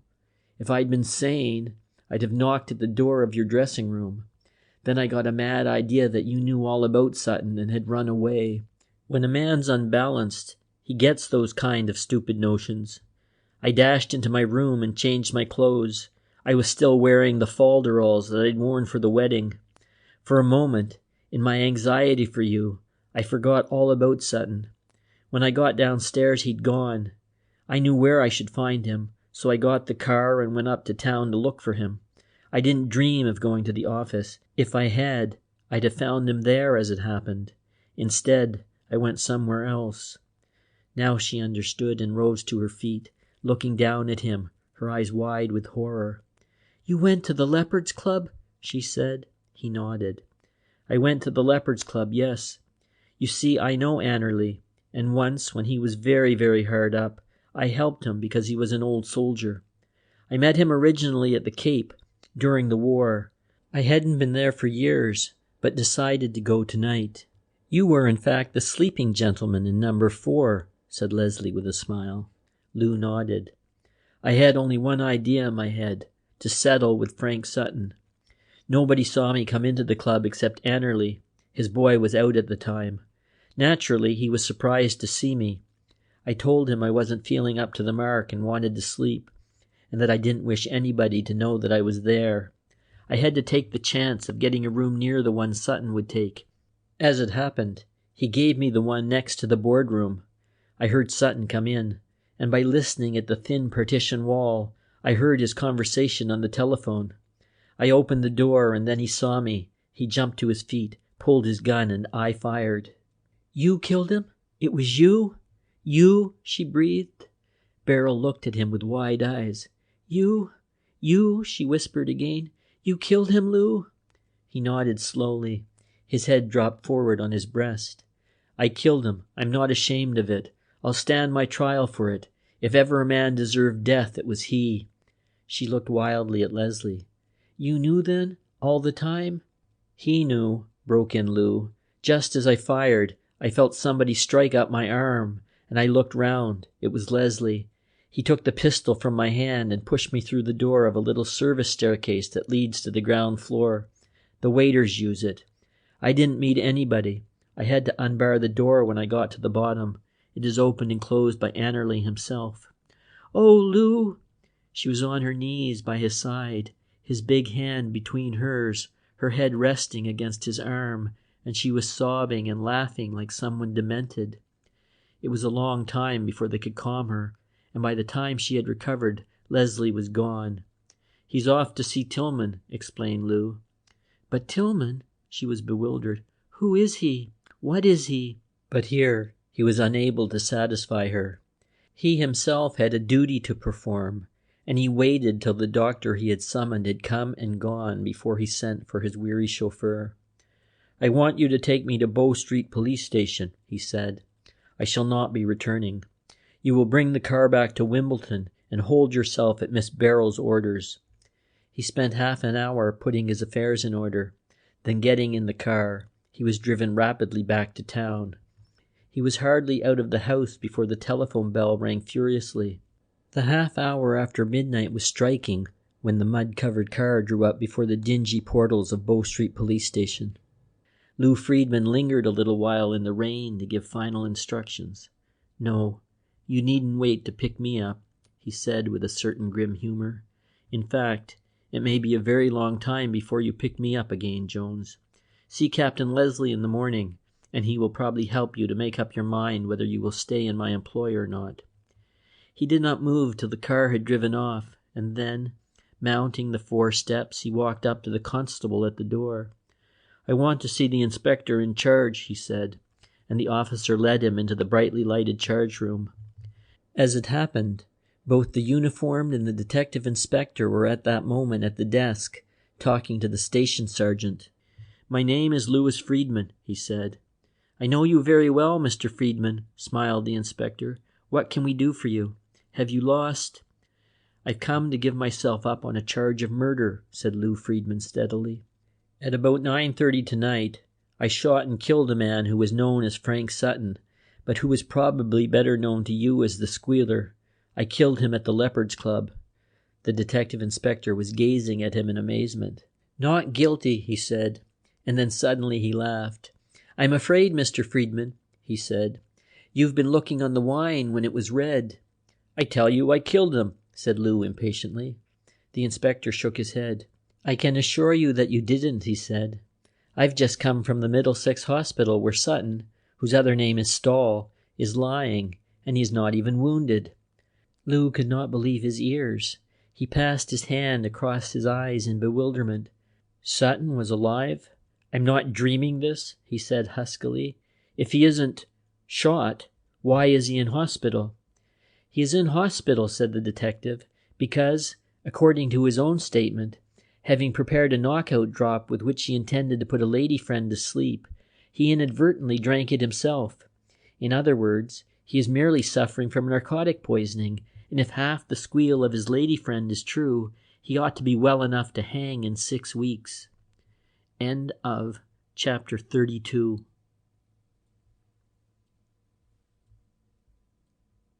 Chapter 33. Mr. Field should have left his office at the latest by 6 o'clock.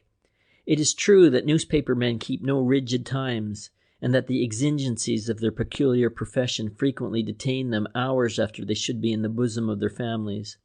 But news editors as a rule are men of habit, train catchers who would leave their office in the middle of an earthquake at the dictation of a timetable. And here it was 1 o'clock in the morning, and Mr. Field was sitting on a table in his shirt sleeves, the butt of a cigar between his teeth, and behind those shining spectacles of his, a look of satisfaction in his tired eyes. He had before him a copy of the Megaphone, wet from the press, and how he had obtained this early specimen of a rival sheet was known only to Mr. Field and his maker. Before him, seated in Mr. Field's sacred writing chair, lounged Joshua Colley, and in front of him a large paper of ham sandwiches and a long glass half filled with beer. "There are wonderful experiences for a man in life, Colley," said Field, who at 1 o'clock in the morning was prone to grow a trifle didactic. "There is, for example, the first act of encouragement you receive from a pretty girl." "I have never received any act of encouragement from any pretty girl," protested Joshua, through a ham sandwich. "I am not referring to you, but to more attractive men," said Mr. Field. "And there is, I should imagine, the joy that comes to a warrior's heart when he has vanquished his enemy." Mr. Field took a sip of his own refreshment and put down the glass. "But there is no thrill quite like reading the paper across the road." "Round the corner," suggested Colley, who had a passion for exactness. "Or even round the corner, and we have beaten them." "I have beaten them," murmured Colley. "You were one of the mass for the moment. If you hadn't been spurred and kicked and insulted from your natural inertia, you would never have got this story. And I'll be handsome with you, Colley. You've picked up the Squealer threads quicker than any other man in Fleet Street could have picked them up. This rag," he tapped the unoffending megaphone, "has had its best man on the job for weeks. You snooped in under his nose and you lammed the life out of him. And the crowning," he paused for a word. "Triumph," suggested Joshua. "Achievement is the word I was trying to find. Your crowning achievement was the discovery that the Squealer is still alive. That I regard as your tour de force." "Or chef d'oeuvre," murmured Joshua. The telephone bell on the table buzzed. Field reached round lazily and picked it up. "I'm not interested in anything now," he said, "except bed." It was the hall porter speaking, and as he listened, Field's grin broadened. "Well, if that doesn't beat everything," he said in an awe-stricken voice. "Ask him to come up." He replaced the receiver and looked at Colley. "A friend of yours wishes to congratulate you." Mr. Colley was not tremendously interested in the congratulations of his friends. He, too, was feeling the strain. And when the swing doors were opened and Tillman came in, a broad grin on his saturnine face, he rose to meet his generous rival. For Arthur Tillman Jones of the Megaphone had for years been regarded as the greatest crime reporter in Fleet Street. "I take my hat off to you, you old clue-hound," he said, as he gripped Joshua's hands. "I've just purloined one of your early editions."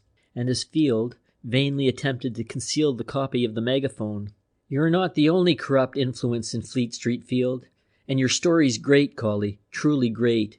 We shall have to come out with a later edition and pinch as much as we can from you, but you've got a start on us in the country that will do us no good at all. By the way, have you seen our friend Leslie?" Mr. Colley looked up at the clock. "He swore he'd call before he went home," he said. "That's why I'm waiting. Marvelous chap. He got that job with the Squealer because of his bad character. Sutton only wanted old legs about him, so Leslie obliged him. Scotland Yard faked his previous convictions." "Why didn't that fool sergeant from Marylebone know him?" asked Tillman Jones. "Who does know him? Of course, as soon as he got inside and told the inspector who he was, Alfred got him out." "Who he was," began Tillman Jones. Leslie came in at that moment, unannounced. He had the trick of passing janitors and guards without so much as by your leave. As he strode into the room, he flung out his hand to Colley. "Congratulations! It reads true, even if it isn't true." Joshua was one huge smile, and then he turned to Field. "Mr. Field," he said, "I'd like you to meet Chief Inspector Barrabal of Scotland Yard." Two hands gripped over the news editor's desk. "How do you do?" said Field. "How do you do?" said John Leslie Barrabal. The end. End of chapter 33. End of The Squealer, also known as The Squeaker, by Edgar Wallace.